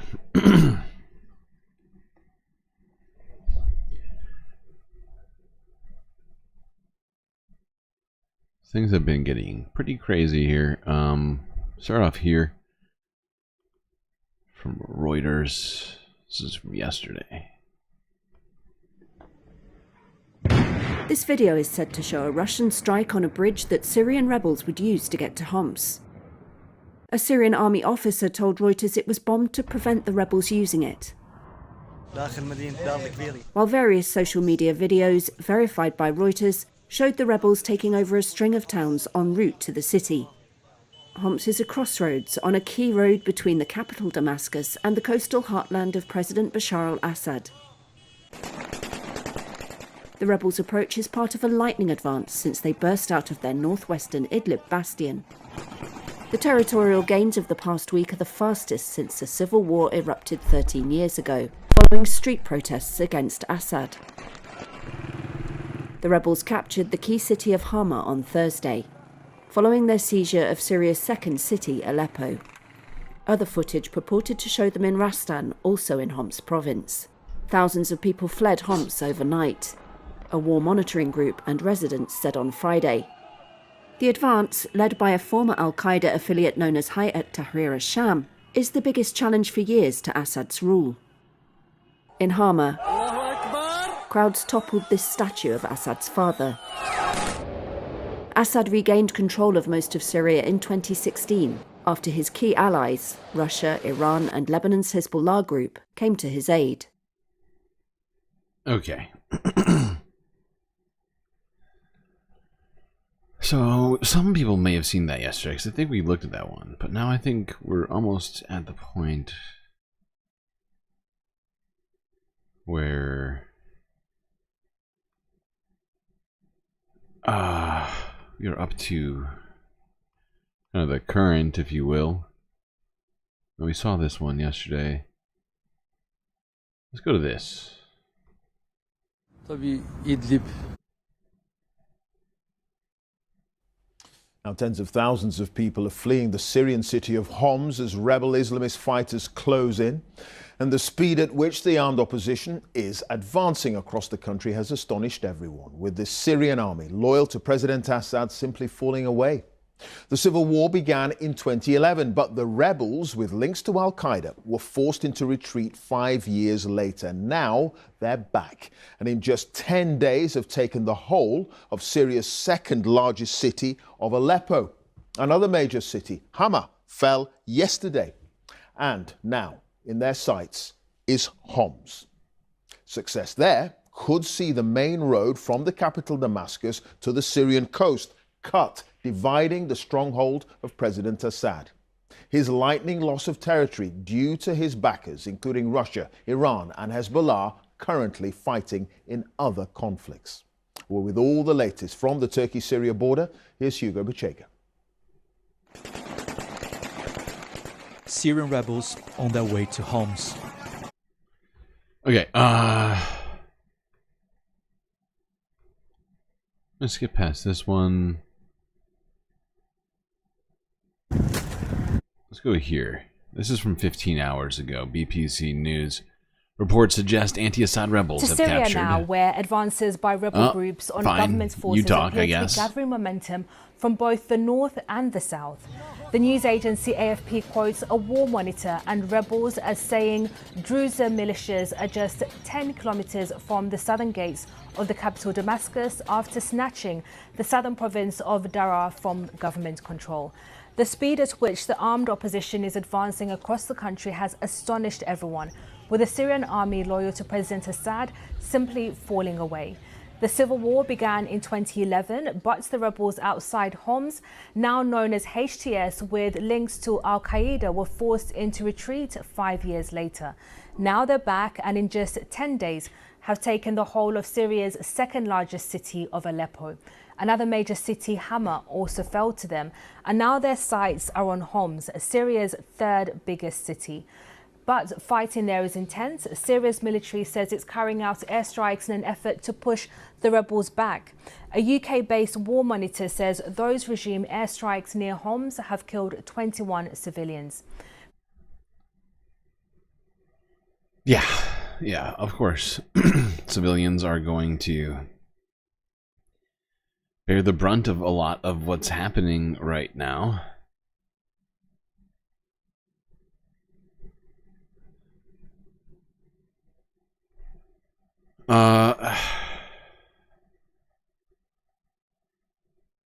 But shortly after that story came out, it became clear that the rebels had in fact taken Hama essentially in full and were closing in on Damascus, which is essentially it's not only the capital of Syria, but it's the main stronghold of President Assad, of his entire regime, essentially. And losing that would be essentially losing all of Syria for him.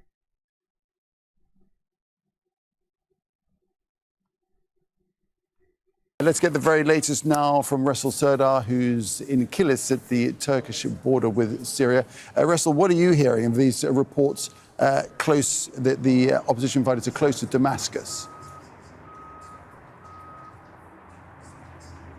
Indeed, now they are getting closer and closer to the capital, Damascus, from the east axis and also from the southern side. So since yesterday, the Syrian government has lost complete control over the city of Daraa and then now Quneitra and also a majority of the Suwaid as well. These are the southern cities of Syria that is connecting the country to Jordan.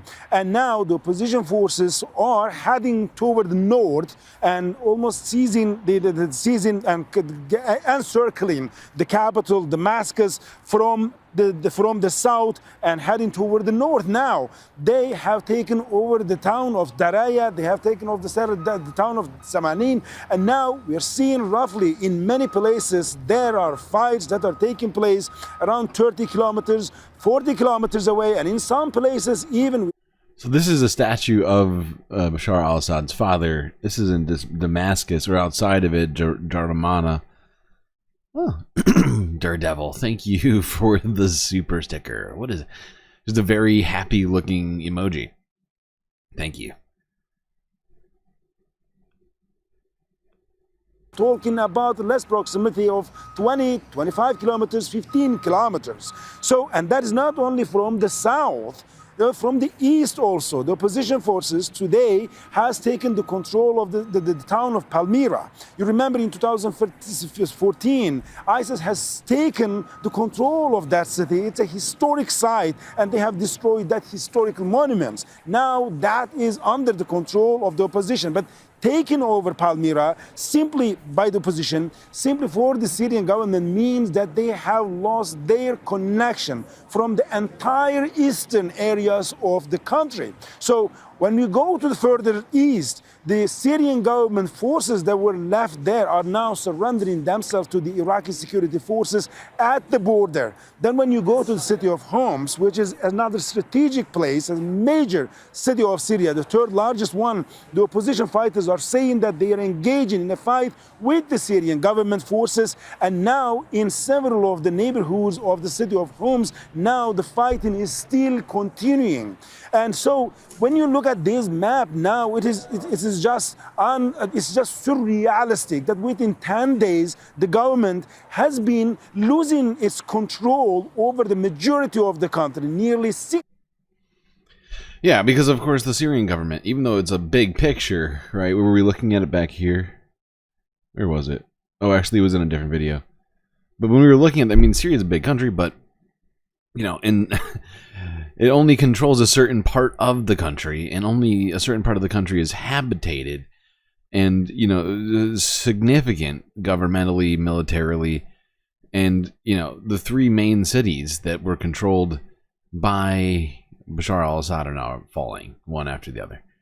Whoa, where did you find that sticker? I am loving that one, PB. Pink afro, purple-skinned muscle woman. And when she flexes, boss shows up. It's pretty badass. Pretty badass. I'm into it. Okay. % of the country, and now it is redirecting its all forces from the south, from the east, from the north, from all the remote areas to the capital city, Damascus. And so anytime the opposition forces could take the control of the city of Homs from the north of the capital, and then from the south of the capital, anytime the opposition forces could have an access or reach to the outskirts of Damascus. And Russell, the remarkable thing about this... Okay, all right. I'm gonna keep going because there's been more and more news. That was 13 hours ago. I have like 7 stories between then and now. That's how much has been happening.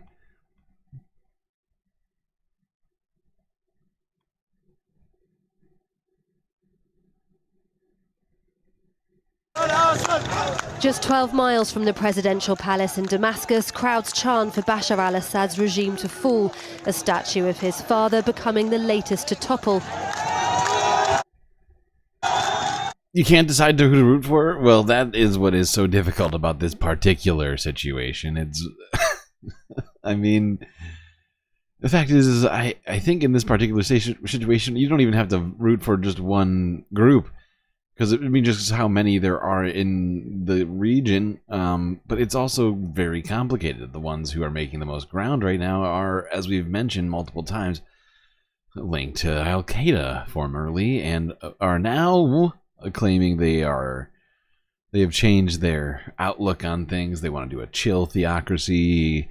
Everybody gets to be who they want, and blah blah blah. Just 12 miles from the presidential palace in Damascus, crowds chant for Bashar al-Assad's regime to fall, a statue of his father becoming the latest to topple. The dynasty's iron grip on Syria this week loosening at breakneck speed. The Syrian government is... I mean, the fact is Nightbot has no understanding of how to parse this. But yeah, I mean, the fact is ISIS is technically one of the groups of Syrian rebels. And of course, they've probably done some bad stuff. Not probably, definitely. An onslaught from north and south, the so-called rebels led by the Islamic group HTS closing in on the strategic city of Homs, seizing the spoils of abandoned army outposts. We liberated Aleppo, then Homs, then we'll go to Damascus. We promise our people in the liberated areas that we'll return them to their hometown safe and sound, with heads held high. This is a faction-torn country controlled in the red areas here by the Syrian army led by Bashar al-Assad.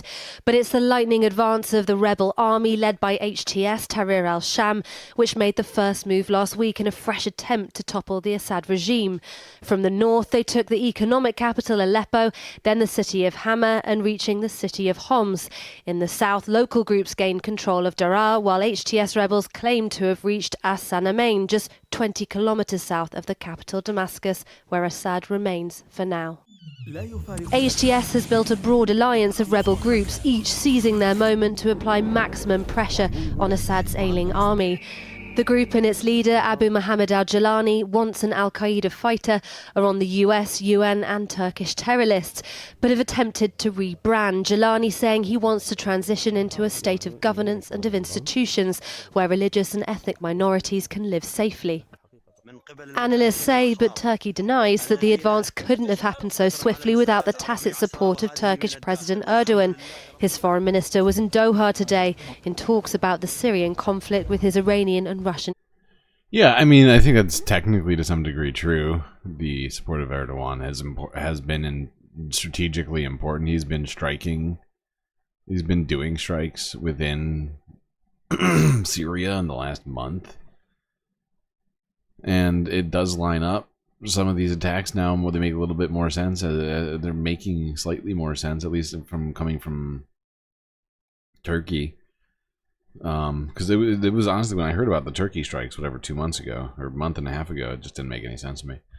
Of course, the U.S. has been, not even implicitly, explicitly involved in all this. We just listened to a couple of days ago, who was it? Not John Kirby, the other one. God, I can't remember his name. But a Pentagon official saying that the U.S. has been involved in strikes and has troops in Syria, essentially, right now. Counterparts. We are very much sorry for the Syrian people who became a subject of another geopolitical experiment. We are absolutely convinced of inadmissibility to use terrorists like Yat Tahrir al-Sham to achieve geopolitical purposes, as it is being done now. Bashar al-Assad's grip on power has been propped up by military support from Russia and Iran, but both are engaged in costly hybrid wars elsewhere, not least Ukraine and Israel. Just as the Syrian army, beset by corruption, sees its soldiers surrender, with 2,000 of them fleeing across the Iraqi border, Russian and Iranian forces have withdrawn their military commanders and personnel over the past few days. The stakes for Iran are particularly high. A loss of influence here would put a dent in its arc of proxy forces. Yeah. From Lebanon to Iraq to Yemen, one it's squared up against Israel. Okay, John King Dedede. What are we talking about right now? What is happening?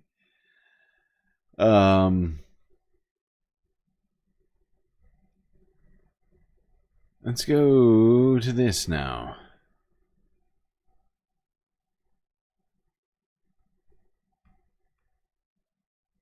This is from 8 hours ago.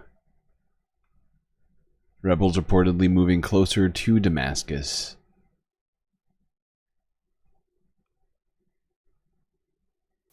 Right now, rebel forces appear to be sweeping through large swaths of Syria as they close in on the capital.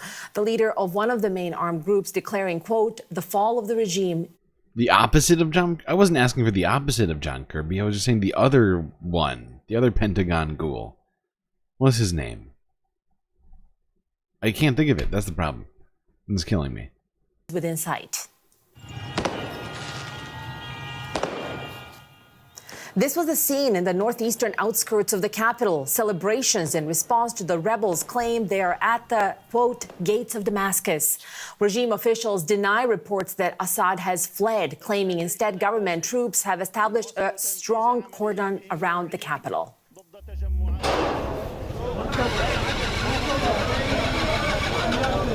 However, other video shows large groups of army defectors. This is a contingent crossing at a border into neighboring Iraq. There are reports now that as many as 2,000 troops have fled there. CBC's senior international correspondent Margaret Evans brings us the latest developments. It's actually getting hard. It's incredible how the rebels seem to have zero military equipment aside from just vehicles. There's vehicles filled up with people, guns, but they basically have no military equipment at all, it would seem. We saw them seizing some, it looked like, from a couple of the army bases recently, but my god, they seem completely, like, almost, like, shockingly poorly armed. To keep up, because every time you look on social media or regular television channels that are coming through, we see pictures of these statues representative of the Al-Assad regime being toppled. And what you're getting the sense of now is the capital, Damascus, and so President Bashar al-Assad's regime being encircled. We have heard the reports about opposition forces taking Daraa, which is a city in the south, the birthplace. Okay. All right. That one's just kind of... I forgot that one's also wrapping up what we were just talking about. But things have gotten even more out of control for Bashar al-Assad here in Syria. And this is from 8 hours ago. CNN, according to the U.S., Assad regime in Syria may fall in days.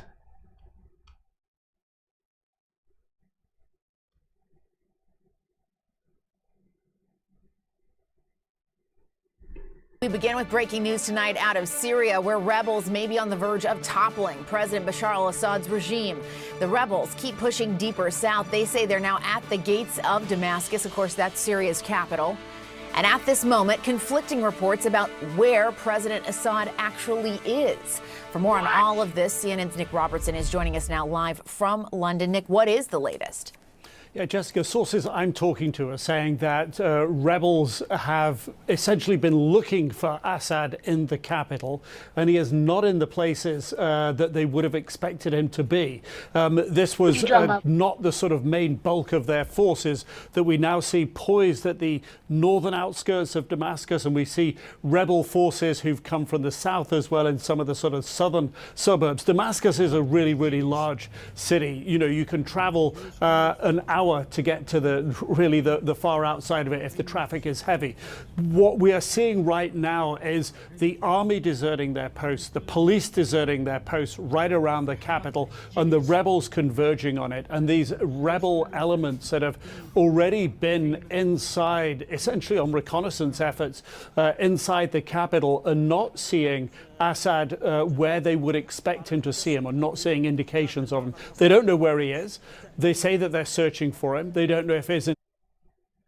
It seems, I mean, I think many of us have probably seen this picture in other sorts of overthrown dictatorships and things like that. If Assad is not gone, he's in trouble, because it would seem people are hunting him personally down. He's where the sun don't shine. Try looking there. I'm sure they're looking in all the places. Damascus still, if he has somewhere else in the country, or even if he has left the country. They just don't have concrete information about it. But for sure, he's not in the places they would expect him to be, which really shows the signs here that Assad appears to recognize that his grip on power is loosening, and potentially really here, may have less than days in reality to have a grip on the country. If the Damascus wakes up tomorrow morning, finds rebels move from the outside into the center of the city, he effectively has lost control over the capital. I saw that message. I thought it was hilarious. It's technically true. I mean, Toyotas are great. They're a great car. And we don't know what he may keep under his control at this time. Make it is a durable truly truck. incredible, and just to watch how quickly this is all played out. Nick, as President Trump is overseas tonight, he's also making his position known on what he believes the U.S. involvement in Syria should be. What is he saying? Yeah, it's pretty clear. Look, he's saying this is not the United States fight. The United States should stay out of it. That this is something, just stand back and let them finish. This is hilarious. Opposition fighters in Syria in an unprecedented move, well, aside from the preceding civil war, have totally taken over numerous cities in a highly coordinated offensive and are now on the outskirts of Damascus. Obviously, wait, same sentence? Is that a period? No, it's a comma. Obviously preparing to make a very big move toward taking out Assad. Russia, because they are so tied up in Ukraine and with the loss of something or other. This thing cannot happen to them. There was never much of a benefit in Syria for Russia, other than to make Obama look really stupid. Immediately, if not sooner. In any event, Syria is a mess, but it is not our friend. And, capital all caps, the United States should have nothing to do with it. This is not our fight. Let it play out. Do not get involved. Now, of course, I'm sure Donald Trump is clear that he probably knows that we're in Syria, right? Somebody told him that we're in Syria already. I'm sure somebody, before he tweeted truth this. I'm sorry. He didn't tweet it. He truthed it to the world. I'm sure somebody checked this to make sure that he knew that we were there already. Up there, U.S. does have forces inside the very northwest of Syria. They are backing and supporting and backed by a large, mostly Kurdish rebel faction there, the Syrian Democratic Forces. This is an important component of the the United States overseas efforts to contain and constrict and defeat ISIS. And one of the important things, if you will, about that rebel group in the northwest of Syria that the United States supports is the large jails where there are hundreds, if not thousands, of former ISIS fighters and their families that are being kept in those prisons, essentially by these Kurdish groups that are supported by the United States. So President Trump making very clear he sees no role for the United States forces inside Syria at the moment. Yeah, except they're already there, so, you know. Just depends on what you want to count as Syria. Do U.S. outposts in Syria count as Syria? Hard to say.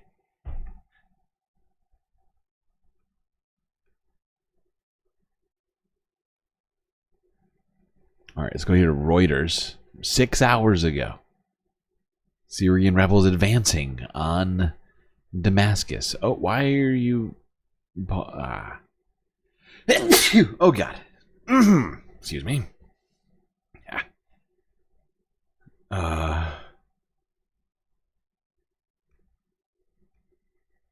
Syria lives on.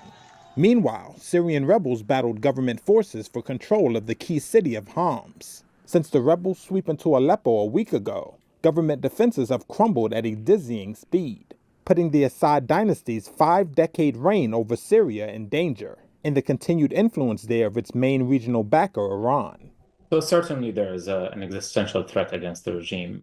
Kateba Idlibi is the resident senior fellow on Syria at the Atlantic Council.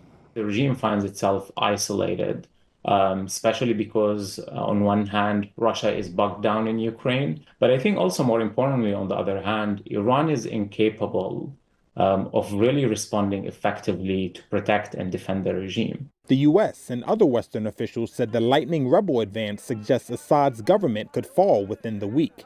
The pace of events has stunned Arab capitals and raised fears of a new wave of regional instability. According to the state news agency, Assad remains in Damascus, and the military said it was reinforcing around the capital and south. The foreign ministers of Russia, Iran, and the main rebels backer, Turkey, said they met in Doha on Saturday and agreed on the importance of Syria's territorial integrity and on restarting a political process. They said in a joint statement along with 5 Arab countries that a political solution was needed to stop military operations and protect civilians in Syria. Yeah, because there's already becoming a refugee problem inside Syria now. And Syria just got done taking in Lebanese refugees, who are just sort of slowly filtering out. Now it's internally displaced Syrians in the old Syrian Civil War 2.0 here. Here's, I think, our last video on this. This is from 6 hours ago. Associated Press. UN envoy for Syria calling for urgent talks to ensure orderly political transition in Syria. In what I estimate to be essentially an admission by Syria's own government that Bashar is basically calling it quits.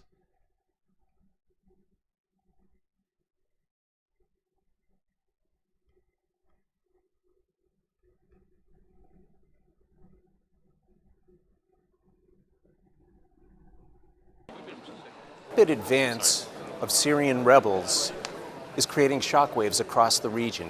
Foreign ministers and senior diplomats from 8 key countries are now holding an emergency meeting. This was not planned ahead of time. It's taking place on the sidelines of an international summit, the Doha Forum. Key players in Syria are involved here. This includes Russia, this includes Iraq, the Iranians, Saudi Arabia, Qatar, the host country. These are high-level talks, and there is a shared interest here in finding a way forward. The UN's envoy for Syria called on the international community, called on these players to begin talking about a transition in Syria. They're talking about the potential post-Assad period for this country. One thing that people are not talking about, nobody seems to know where the Syrian leader Bashar Assad is. Those who do know aren't saying. Okay.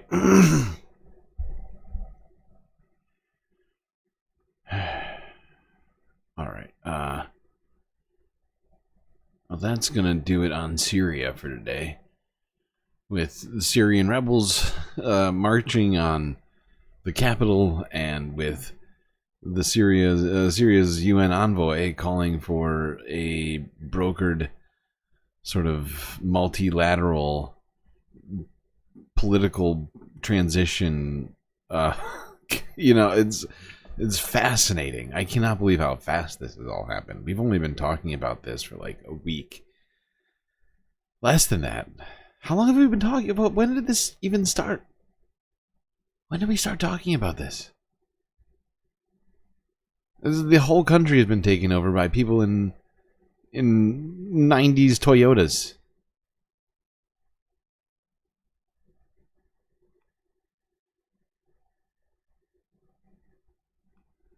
Was it 3 days ago? Because that's what I was like, dude, is it like 4 days ago or something like that? It's 3? Is it 3? Because that's insane. How is that even possible?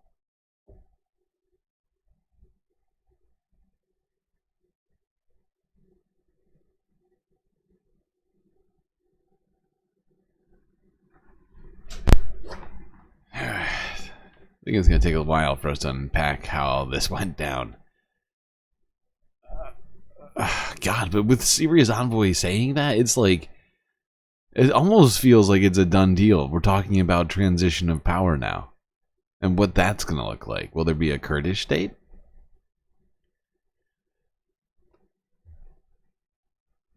Alright, let's go to Ukraine. As Zaporizhia has been hit again. They've been getting hit a bunch lately.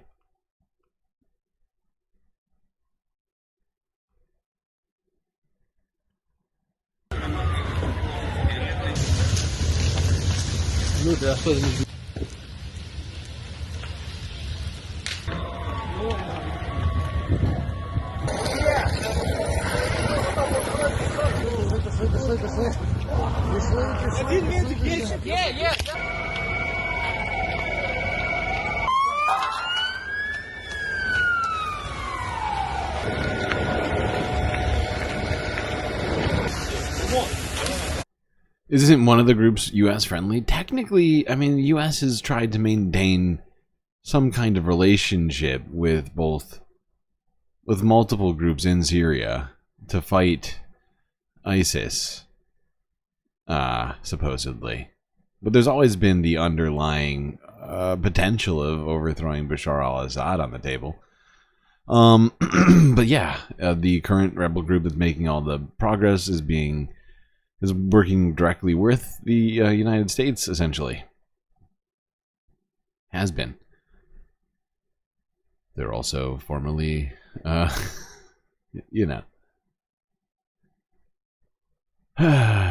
formerly affiliated with Al-Qaeda, but they're claiming they're not. They think that theocracy is actually bad.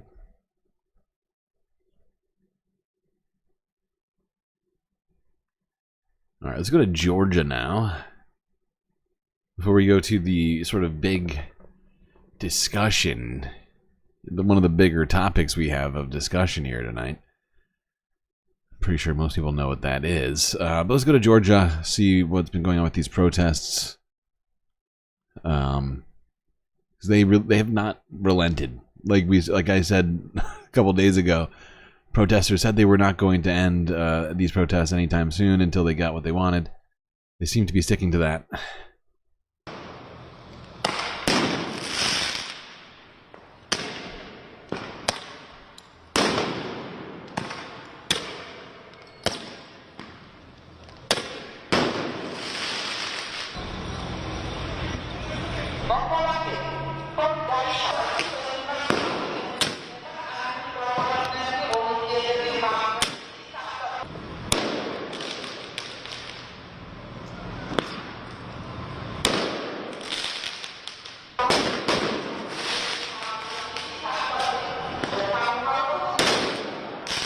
Jesus.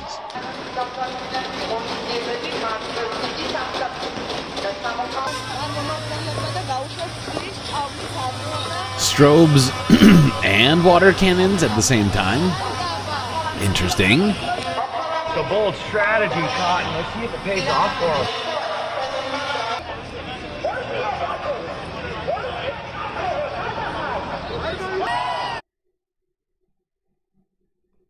Okay.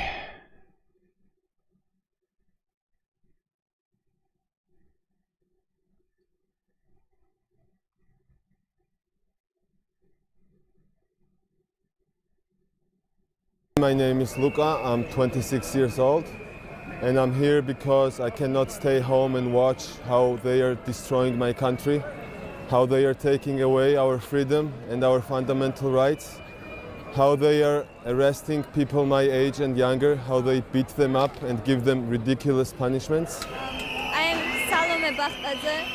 I am a student, 18 years old. I am protesting against these unjust decisions of my government. I just want us to move towards Europe and not back to the hole where we just got out from. Hi, this is Luke Agoniashvili. I'm 22 years old and I'm standing here because I believe I unrationally love this country and I'm against everything that is happening here right now. We're not tired and I think we're gonna keep coming here every single day. It's 9th day now, there could be 99th day and we will be still standing here and we will do everything within our power to get rid of this illegitimate government. Why are we now in subscriber? We've been in subscriber-only mode for a while now. I think around around election day is when I switched it to subscriber-only mode, just to hopefully force people who wanted to chat to subscribe.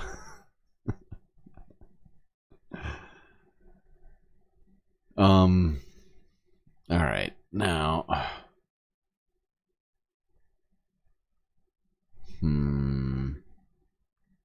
We're there. Can't avoid it any longer. Tucker interview. It's time. It's the Tucker time.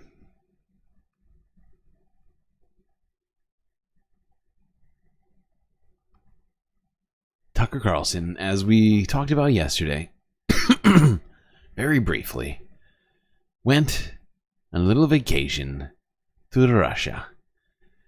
And he did interview with Foreign Minister Sergei Lavrov. Sorry. Sorry, I'm sure I'm going to stop that anytime now. But, yeah, let's see how that went in just 2 seconds here. Tucker Carlson channel, 2 days ago. Minister Lavrov, thank you for doing this. Do you believe the United States and Russia are at war with each other right now? I wouldn't say so. And in any case, this is not what we want. We would like to have normal relations with all our neighbors, of course, but generally with all countries on earth, especially with the great country like the United States. By the way, you'll notice a pattern here. I'm not going to give it away quite yet, but there's a certain pattern you may notice during this special time we have here together on this Tucker Carlson interview with Foreign Minister Lavrov. Tucker's chosen a particular style of interviewing on this one.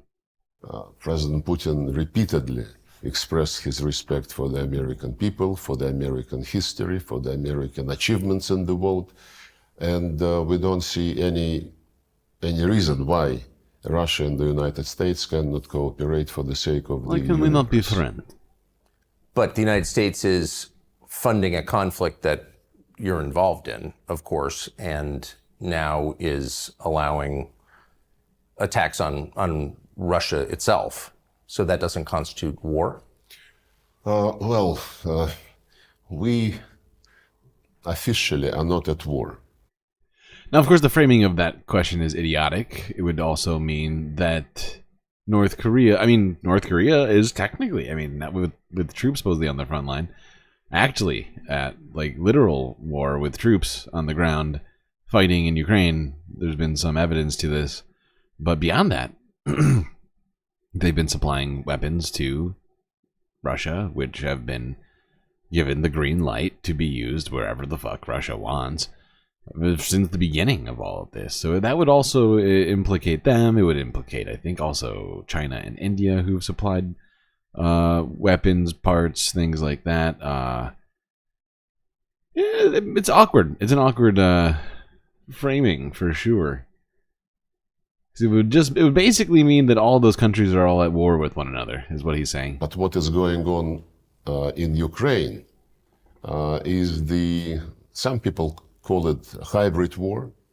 I would call it hybrid war as well. Oh, some people do. I also do. It is obvious that the Ukrainians would not be able to do what they're doing with long-range modern weapons without direct participation of the American servicemen.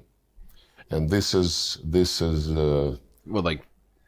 dangerous. Packing no doubt the about boxes. This. We don't want to aggravate the situation, but since ATACMS and other long-range weapons are being used against mainland Russia, as it were, we are sending signals, and we hope that the last one, a couple of weeks ago, the signal with the new weapon system called Oreshnik, was taken seriously. However, we also know that some officials in the Pentagon and in other places, including NATO, they started saying in the last few days something like, well, NATO is a defensive alliance, but sometimes you can strike first because the attack is the best defense. Some others in Stratcom, I think. Russia's a huge fan of that particular ideology. Kinen is his name.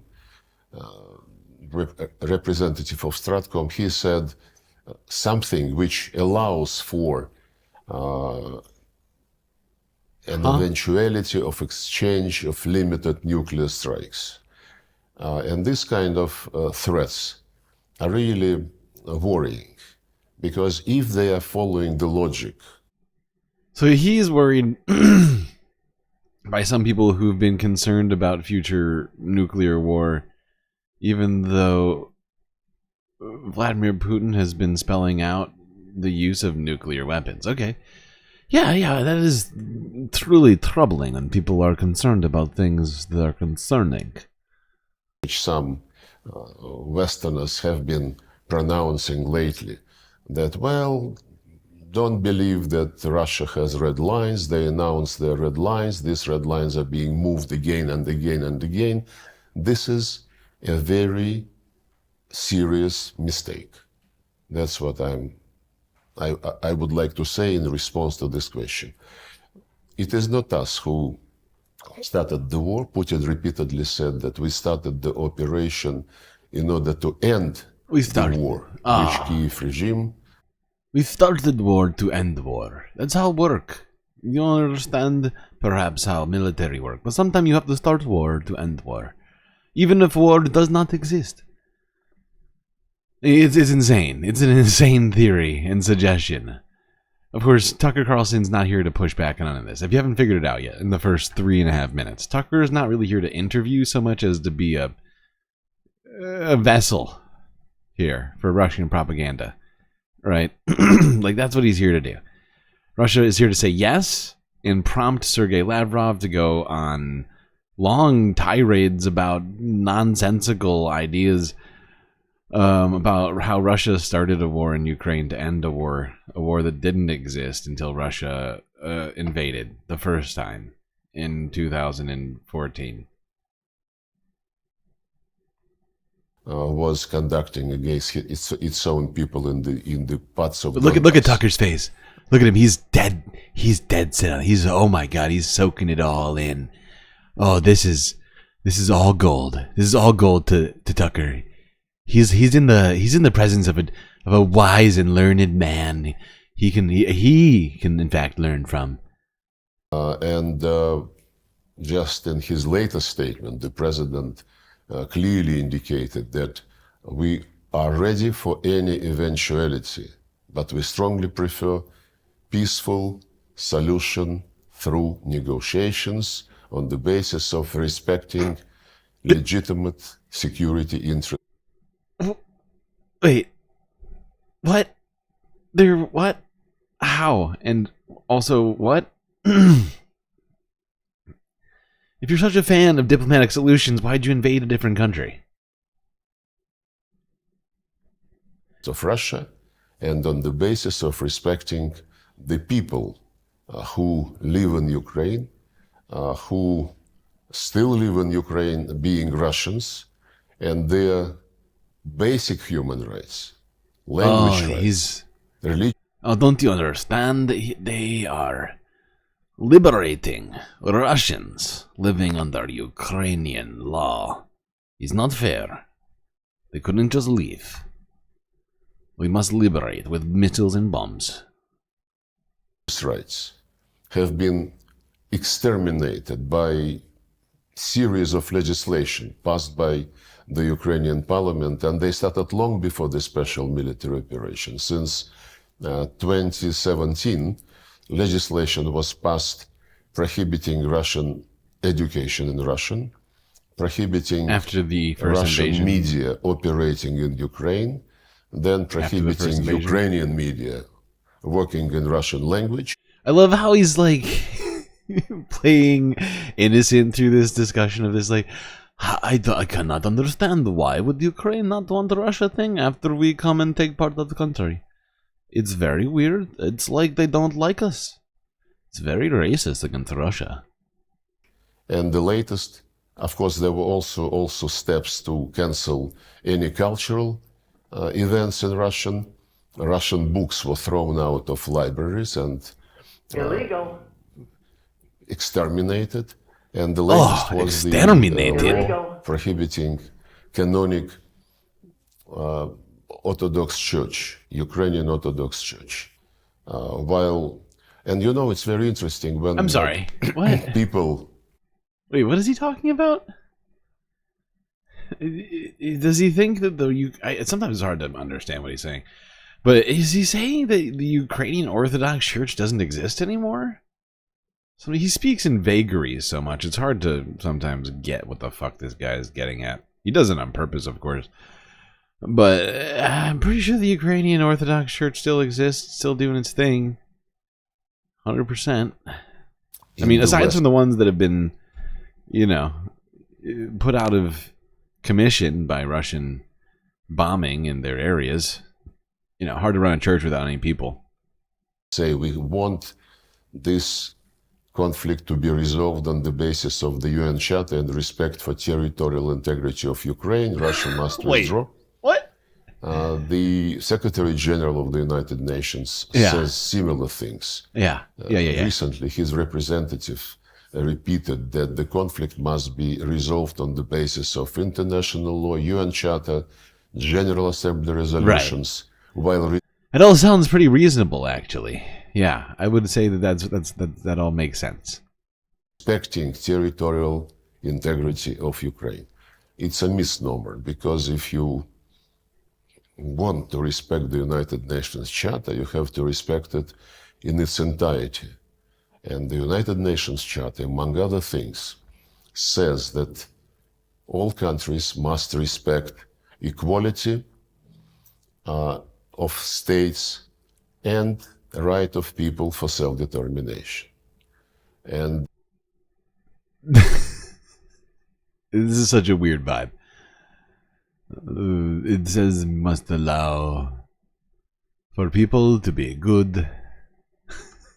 Like, I mean, dude, we all know that what Russia's doing is a clear violation of everything he's talking about. But of course, he's trying to gear us up for something here.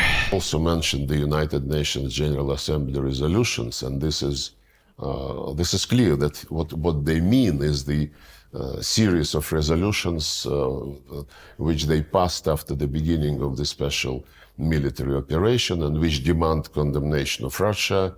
Russia get out of Ukraine territory in 1991 borders, but there are other United Nations General Assembly resolutions which were not voted but which were consensual, and among them is a declaration on principles of relations between states on the basis of the Charter, and it clearly says by consensus everybody must respect territorial integrity of states whose governments respect the right of people for self-determination, and because of that represent the entire population living on a given territory.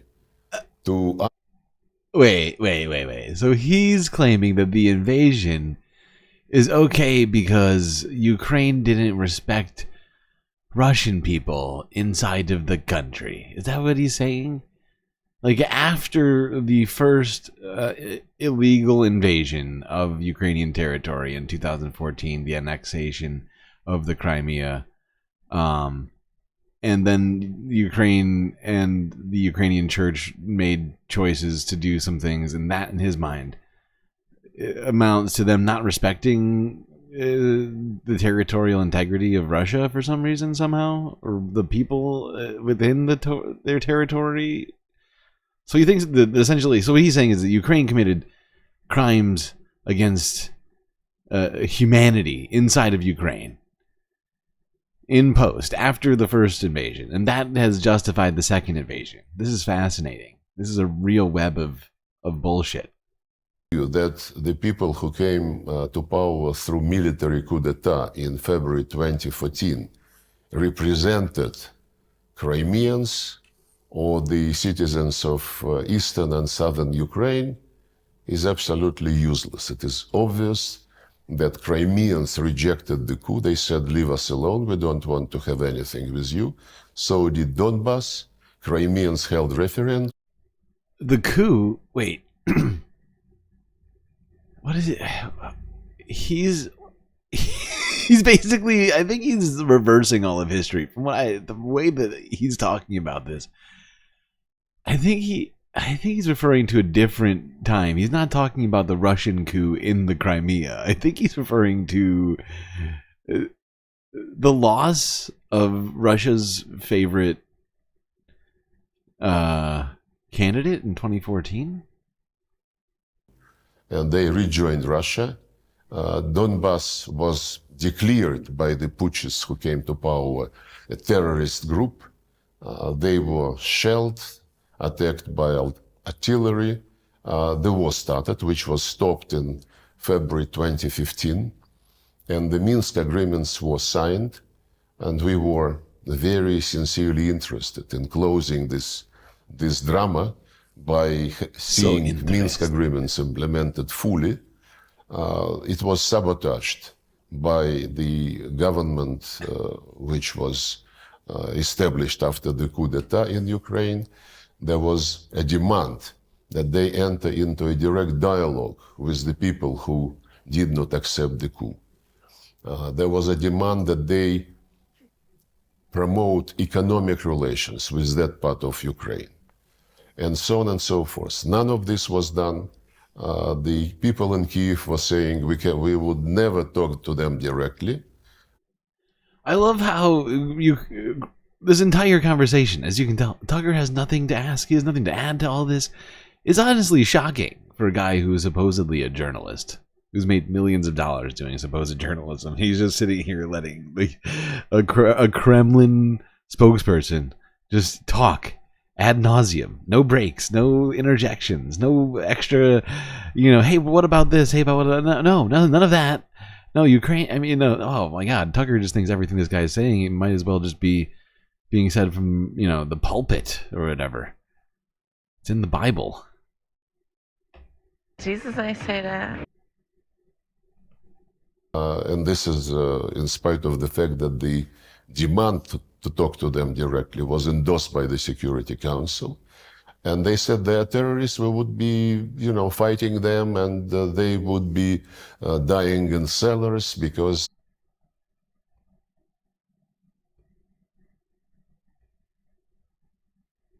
This guy talks incredibly slow.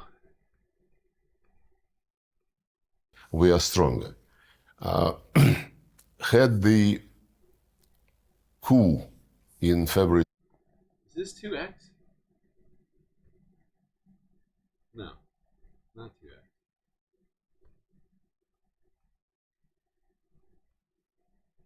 What the fuck is going on?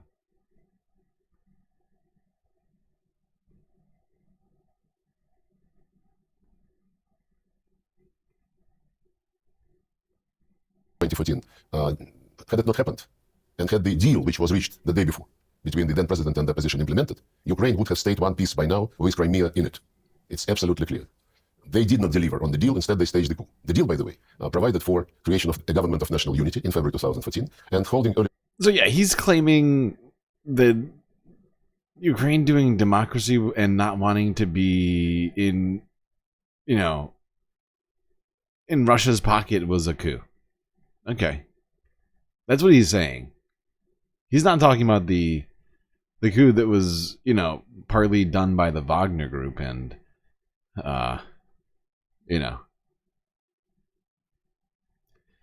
just wild.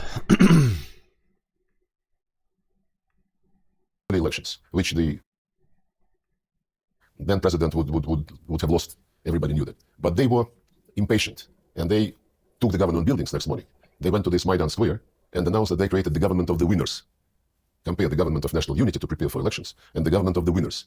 Oh, look at that. We got eyebrow movement from Tucker Carlson. Let's watch that. That's basically all we've seen from Tucker Carlson for a while. Let me see those eyebrows again, Tucker. The government of national unity to prepare for elections. The government of the winners. How can the people whom they, in their view, defeated, how can they pretend that they respect the authorities in Kyiv? The right for self-determination is the international legal basis for decolonization process, which took place in Africa on the basis of this charter principle, right for self-determination. The people in the colonies, they never treated the colonial powers, colonial masters, as somebody who represent them, as somebody whom they want to see in the structures which govern those lands. My dreams of becoming a DJ? Yeah. Dreams of becoming... Yeah, I always dream about becoming a DJ. In my spare time, I'm like, oh boy, I'd love to be a DJ. The dream's big dream.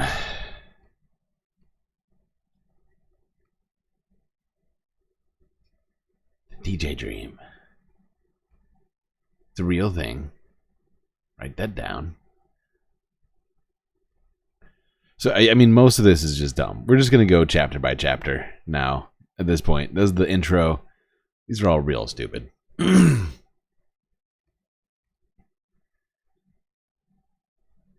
It's fascinating, though, that Tucker's audience takes him seriously when he does interviews like this. But they're not really critical thinking people, I guess. Right of their own people. I want to go back to what you said a moment ago about the introduction or the unveiling of the hypersonic weapon system that you said was a signal to the West. What signal exactly? I think many Americans are not even aware that this happened. What message were you sending by showing it to the world? Well, the message is that you, the United States, and the allies of the United States who also provide this long-range weapons to the Kyiv regime, they must understand that we would be ready to use any means not to allow them to succeed in what they call strategic defeat of Russia. They fight for keeping their hegemony over the world on any country. Any we don't let them not lose war. That is how we do. Okay, it's great. We test weapons on people. Successful. Great job, us. Conclusions. The fact that we're having a conversation about a potential nuclear exchange and it's real is remarkable. Not something I...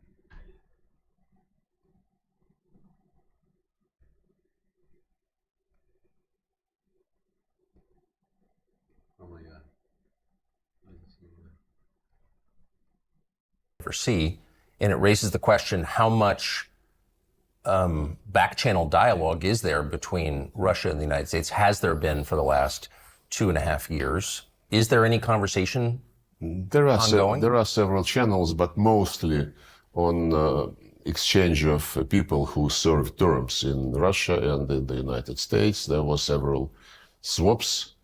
There are also channels which are not advertised or publicized, but basically the Americans send through these channels the same message which they send publicly. You have to stop. You have to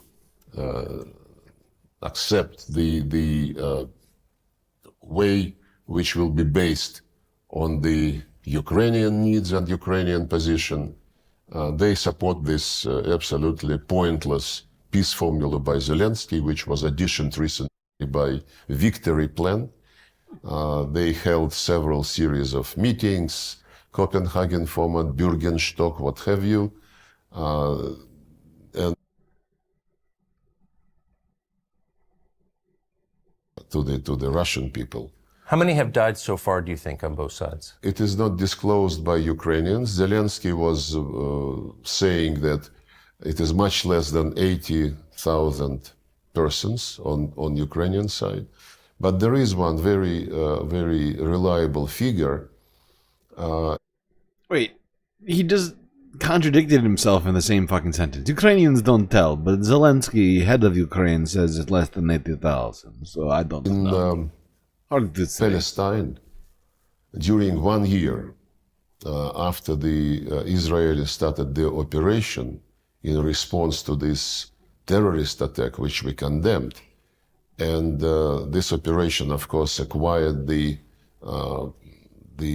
proportion of collective punishment, which is against international humanitarian law as well. So during 1 year after the operation started in Palestine, the number of civilians, Palestinian civilians, oh my God, killed.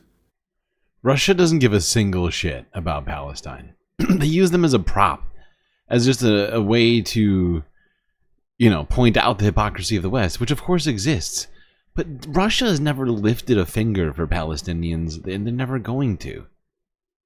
Them saying in a vote that they know that the U.S. is going to veto, going against a vote that, it just, come on. You know what I'm saying? Going and saying that Russia, there's crimes being committed in Palestine, and they can point to the United States is beneficial for them. But it's not beneficial for them to help Palestinians, which is why they don't.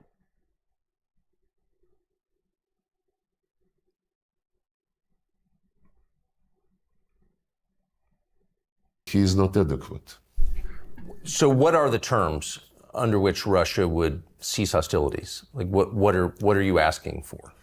10 years ago, in February 2014, we were asking only for the deal between the president and the opposition. Yes. to have government of national unity, to hold early elections, to be implemented. The deal was signed, and we were asking for the implementation of this deal. They were absolutely impatient, and Okay, honestly, this is the most annoying conversation ever. I'm sorry. I already listened to this earlier, and trying to listen to it a second time with how slow this asshole talks, it's the most... I'm sorry. I'm trying, people. Let's listen to him try to explain what happened to Alexei Navalny. Shown in Bucha. No answer. Just like we don't have any answer to the question. So now he's upset that you know, he didn't get... actually, we got to go back. I forgot about this one. This is disgusting. In the presence of the Security Council members, he did not respond. Then at my press conference in New York, after the end of the General Assembly last September, I asked all the correspondents, guys, you are journalists.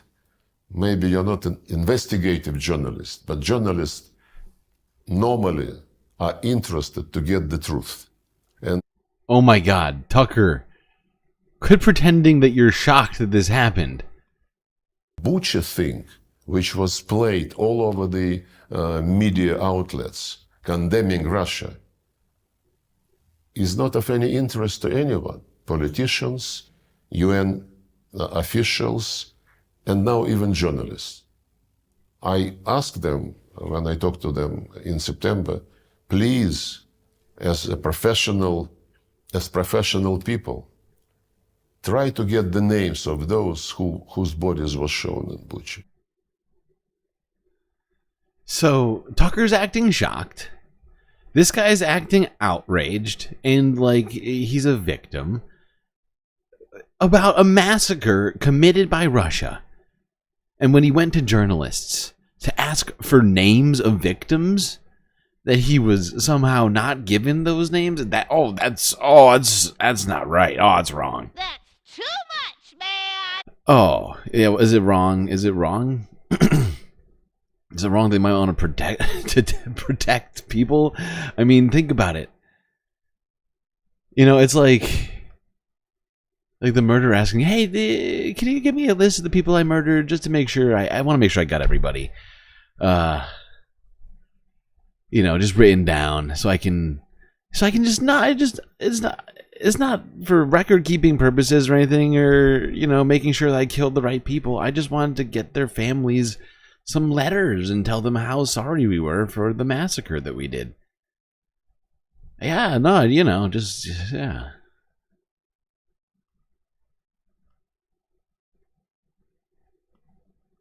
No answer. Just like we don't have any answer to the question, where is the results of medical analysis of Alexei Navalny, who died recently, but who was treated in Germany in the fall of 2020, when he felt bad on a plane over Russia. The plane landed.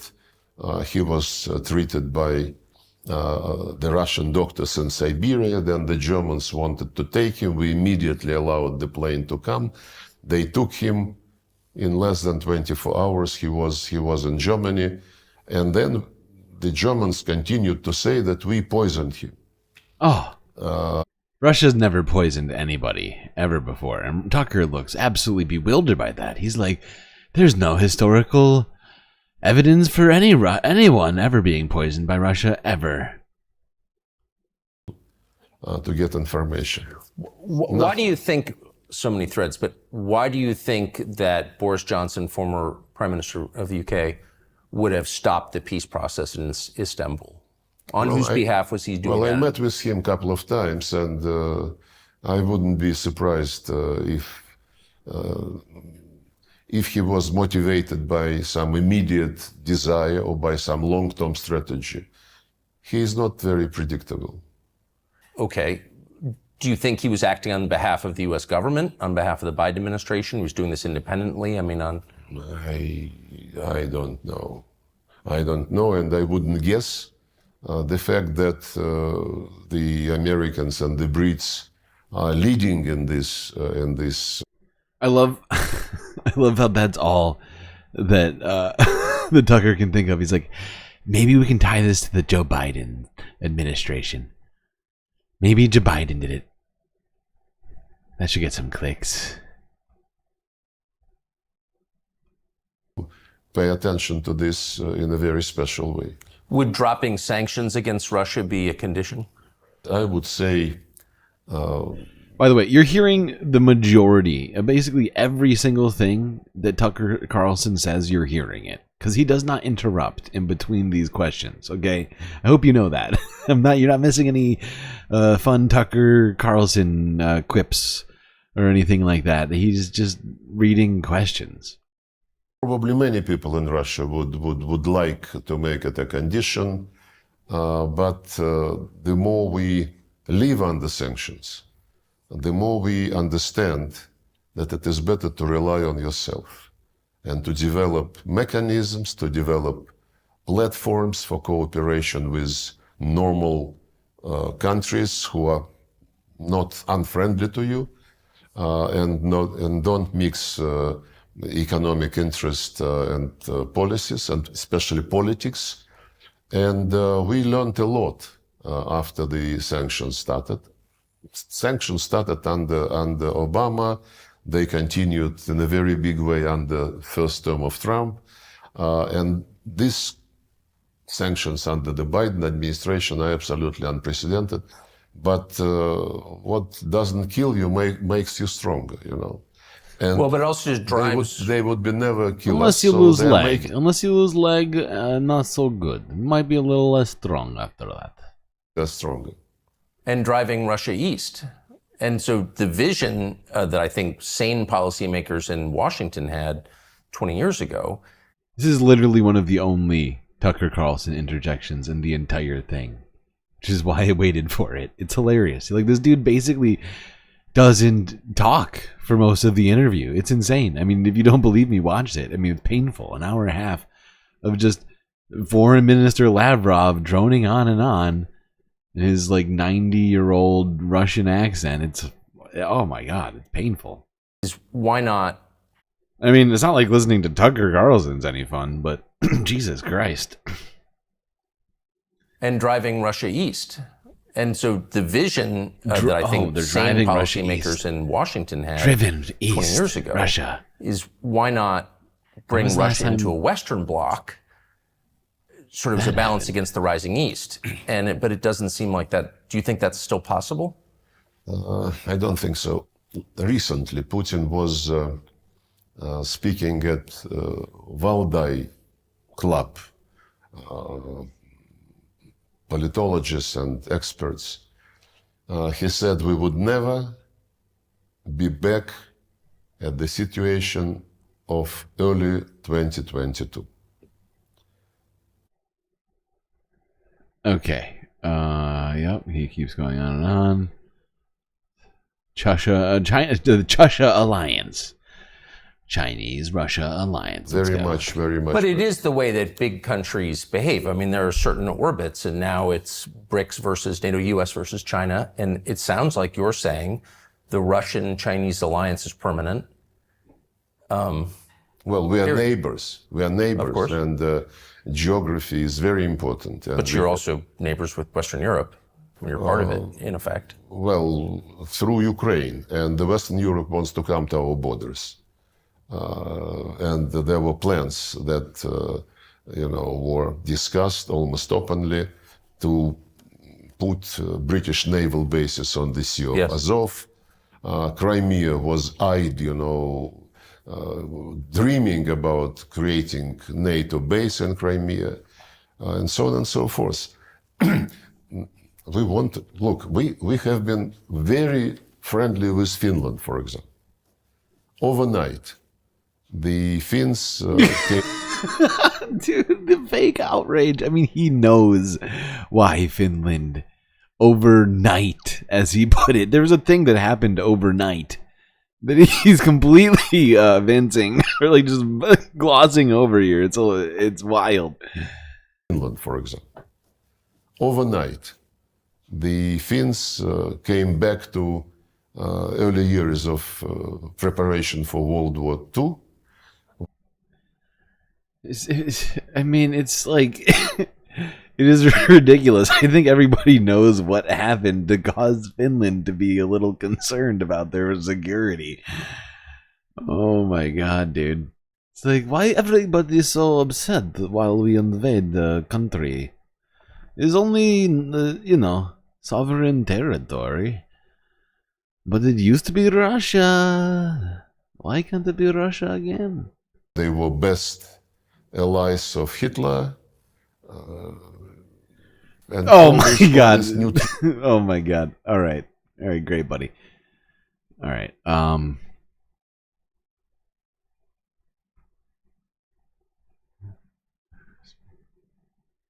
Who is making foreign policy decisions in the U.S.? Let's find out.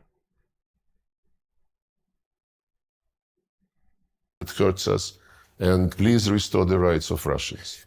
Who do you think has been making foreign policy decisions in the United States? This is a question in the United States. Who is making these decisions? I wouldn't guess. I haven't seen Tony Blinken for years. 2 years ago, I think, at the G20 summit, was it in Rome or somewhere? In the margins. His assistant, There's a reason why you haven't been seeing them. Partly because Russia's been disallowed from appearing in a couple of places. That's certainly part of it. I mean, it's not as if, ever since all this happened, the diplomatic relations have been rosy or anything like that. I just love how he just plays this ridiculous outrage game for this entire interview of like, oh, I don't understand why everybody is so upset. Nobody likes Russia, but we don't do anything wrong. Make no sense. Ridiculous. Grown-up people, mature people, they behave like kids, so childish. Unbelievable. So you said that when in 2016 in December, the Obama administration left a bunch of bombs basically for the incoming Trump administration. In the last month since the election, you have all sorts of things going on politically in bordering states in this region that, in Georgia and Belarus, in Romania, and then, of course, most dramatically in Syria, you have turmoil. Does this seem like part of an effort by the United States to make the resolution more difficult? There is nothing new, frankly, because the U.S. Historically, in foreign policy, was motivated by making some trouble and then to see if they can fish in the muddy water. Iraqi aggression, Libyan adventure, ruining the state, basically. There's some other places that Russia's been kind of ruining too that aren't even Ukraine, in Africa. If he wants to talk Africa, I mean, but Jesus Christ. Okay. Oh wait, I forgot there's more of this. I want to go to the very last point here. Lavrov's thoughts on Donald Trump. Last 7 minutes is dedicated to this topic. Tucker's favorite topic. Contacts which we are planning for this week will help stabilize the situation. What do you think of Donald Trump? I met him several times when he was having meetings with Putin and when he received me twice, I think, in the Oval Office when I was visiting for bilateral talks. I think he's a very strong person, a person who wants results, who doesn't like procrastination on anything. That's right. I'm strong and I get results. That's what I do. Lavrov gets it. And this is my impression. He is very friendly in discussions, but this does not mean that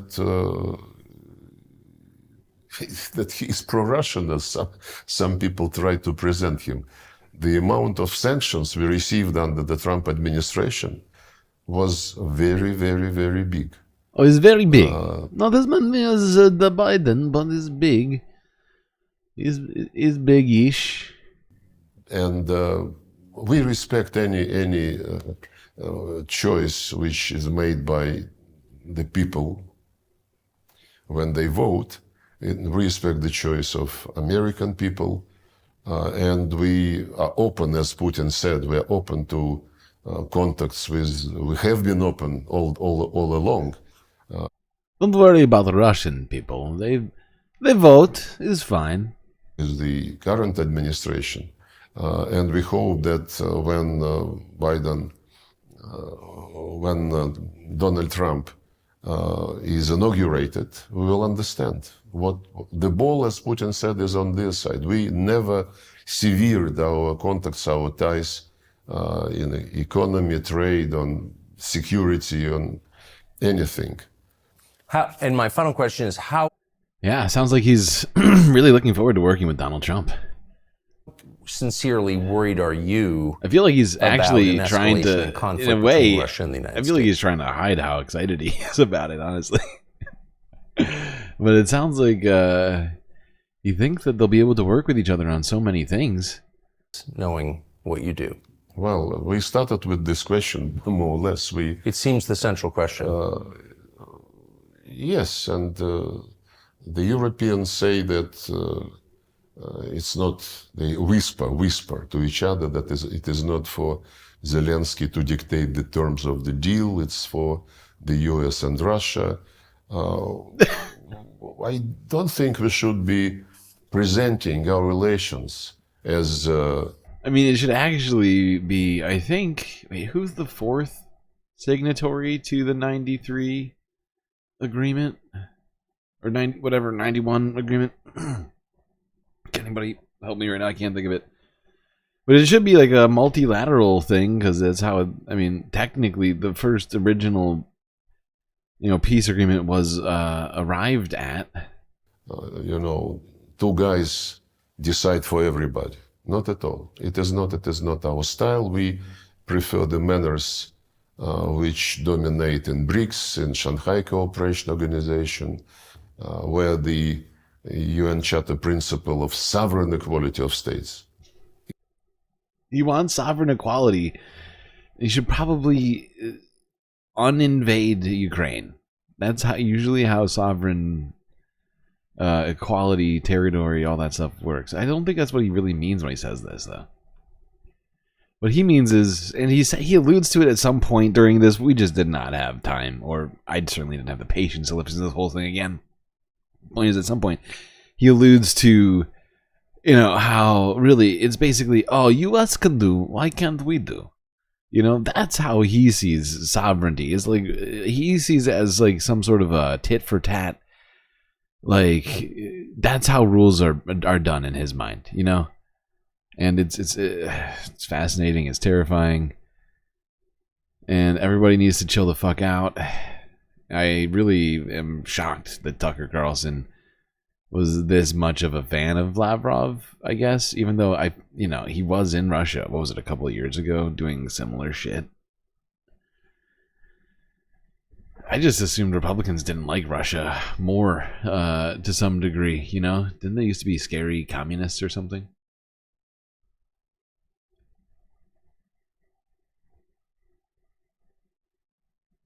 All right, we're done with that. Very strange interview. If anything, it seemed more like a coordinated press release for Russia. Let's go to this last story of the night. In South Korea, where earlier today the impeachment vote happened. But before we talk about that, let's go here now Reuters discuss some of the historical aspects of all this. Protesters gathered in Seoul on Friday to demand the arrest of South Korean President Yoon Suk-yeol. Among them is 70-year-old Lee Chul-woo. Lee is no stranger to political action. He participated in pro-democracy student rallies in the 1980s. And when Yoon this week declared martial law, it immediately recalled memories of past abuses by South Korean military strongmen and their enforcers. Lee said he was beaten and arrested by soldiers, leaving a trauma that still leaves him cold sweats and nightmares. 3 investigators came at me, guns pointed. But I didn't even know what was going on. It was indiscriminate beating. It's to break your spirit. I was hit so hard that I started seeing flashes of light. Yoon this week stunned the nation with a late-night surprise declaration of martial law, branding his critics as North Korean or communist sympathizers. The move drew an immediate surge of opposition. Demonstrators raced to the parliament where they faced down soldiers. Lawmakers inside voted to reject the martial law declaration. Hours later, Yoon lifted the declaration. Now he is facing calls of impeachment and prosecution. I felt relief when I heard the martial law had failed. But every time I hear about martial law, it brings back those memories. It reminds me of the human rights abuses I experienced. Back then, I kept running away when martial law was declared. Yeah, and seeing as this guy's, what did they say, 71 years old or something like that, he was alive for the majority of military rule in post-Korean War South Korea.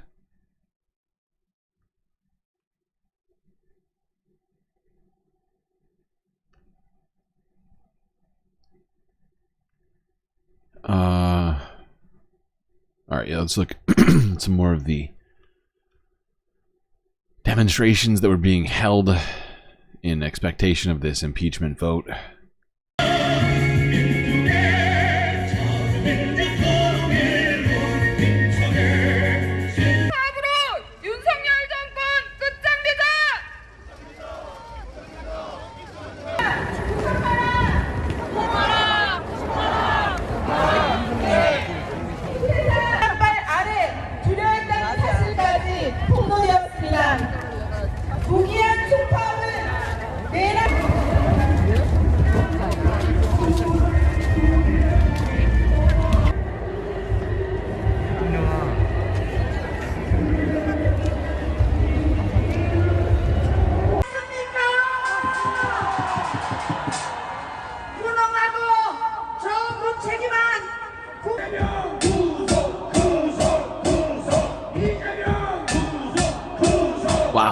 The amount of organization for some of this is incredible. This is pretty impressive. Pretty impressive protesting.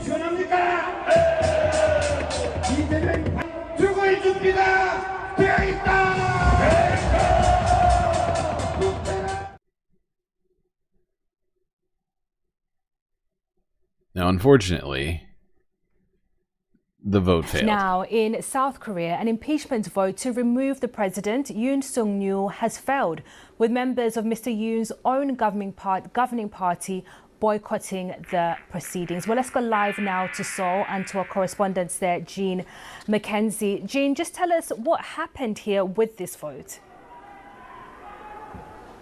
Yeah, we're just outside the voting chamber now, so in the centre of the Parliament Hall, and we've just found out, as you say, in the last 20 minutes, that actually this vote has not been able to go ahead. It has been a dramatic day here in the Parliament. Actually, we can hear people just behind us now chanting and shouting, and that's sort of been the theme of the day. There have been so many twists and turns. To explain to you how we got to this position, it looked like the vote was going to go ahead as planned, but then the members of President Yoon's party, the ruling party, they started one by one to walk walk out of the voting chamber, deciding that they actually were not going to take part in this vote. They were going to boycott it instead.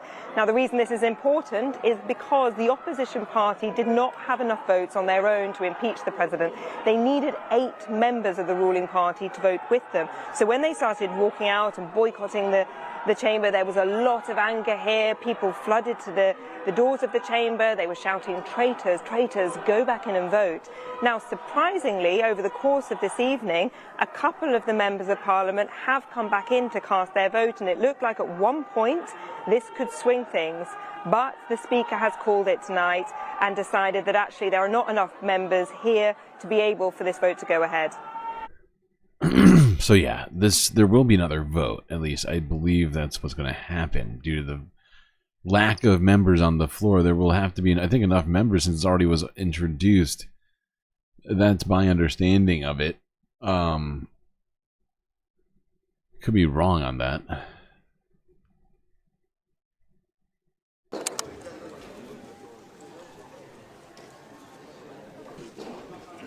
So yeah, the entire, if you didn't quite catch what she was saying, the president's entire party walked out of the chamber, preventing a vote from happening. I call on all of you. Although if that's I feel like if that's enough to stop a vote from happening, it would also be enough to keep a vote from passing. But I don't know enough about the intricacies of Korean politics to say. Urgently return to your seats and impeach the coup leader Yoon, and actively participate in overcoming the crises of democracy, the economy of our people in the Republic of Korea.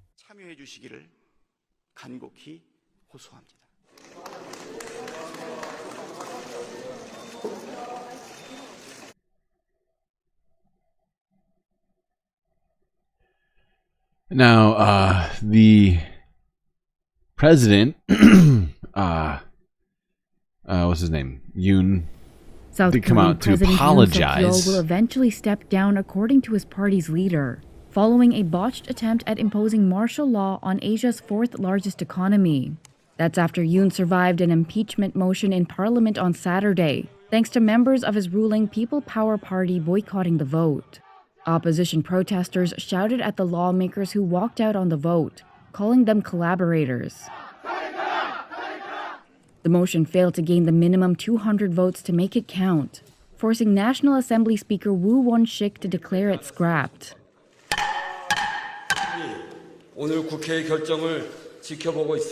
The entire nation is watching the decision being made here at the National Assembly today, Woo said. It's very regrettable that there wasn't even a vote on such a major national issue.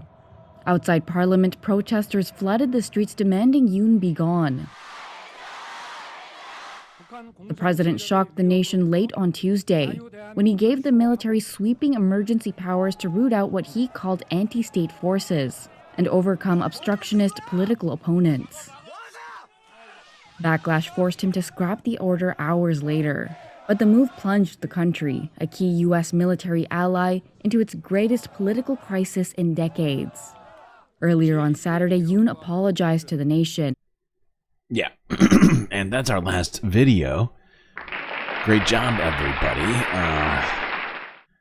Let's go to it now. South Korean president apologizes on TV. I am very sorry. I would like to sincerely apologize to the people who were shocked regarding the declaration of martial law. I will not avoid any legal or political responsibility. There will never be a second declaration of martial law. I leave it up to my party to take steps to stabilize the political situation in the future. How brave. He leaves it to his party to dissolve. Great job, including the issue of my term in office.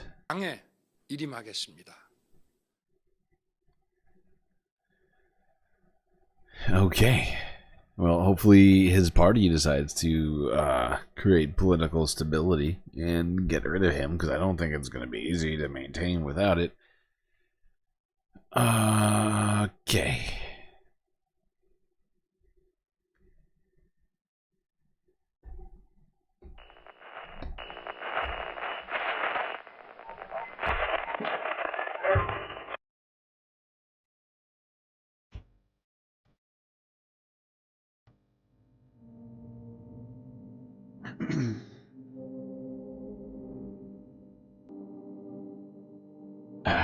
Well, we gotten through another one, chat. It was long and quite arduous. But thankfully we had each other.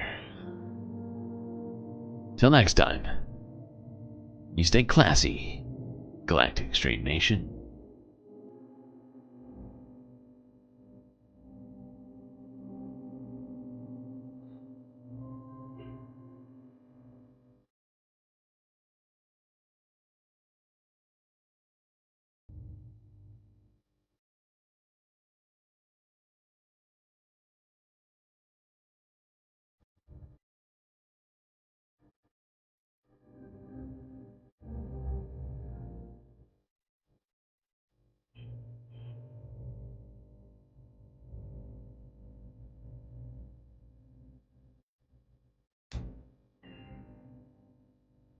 Can't forget this.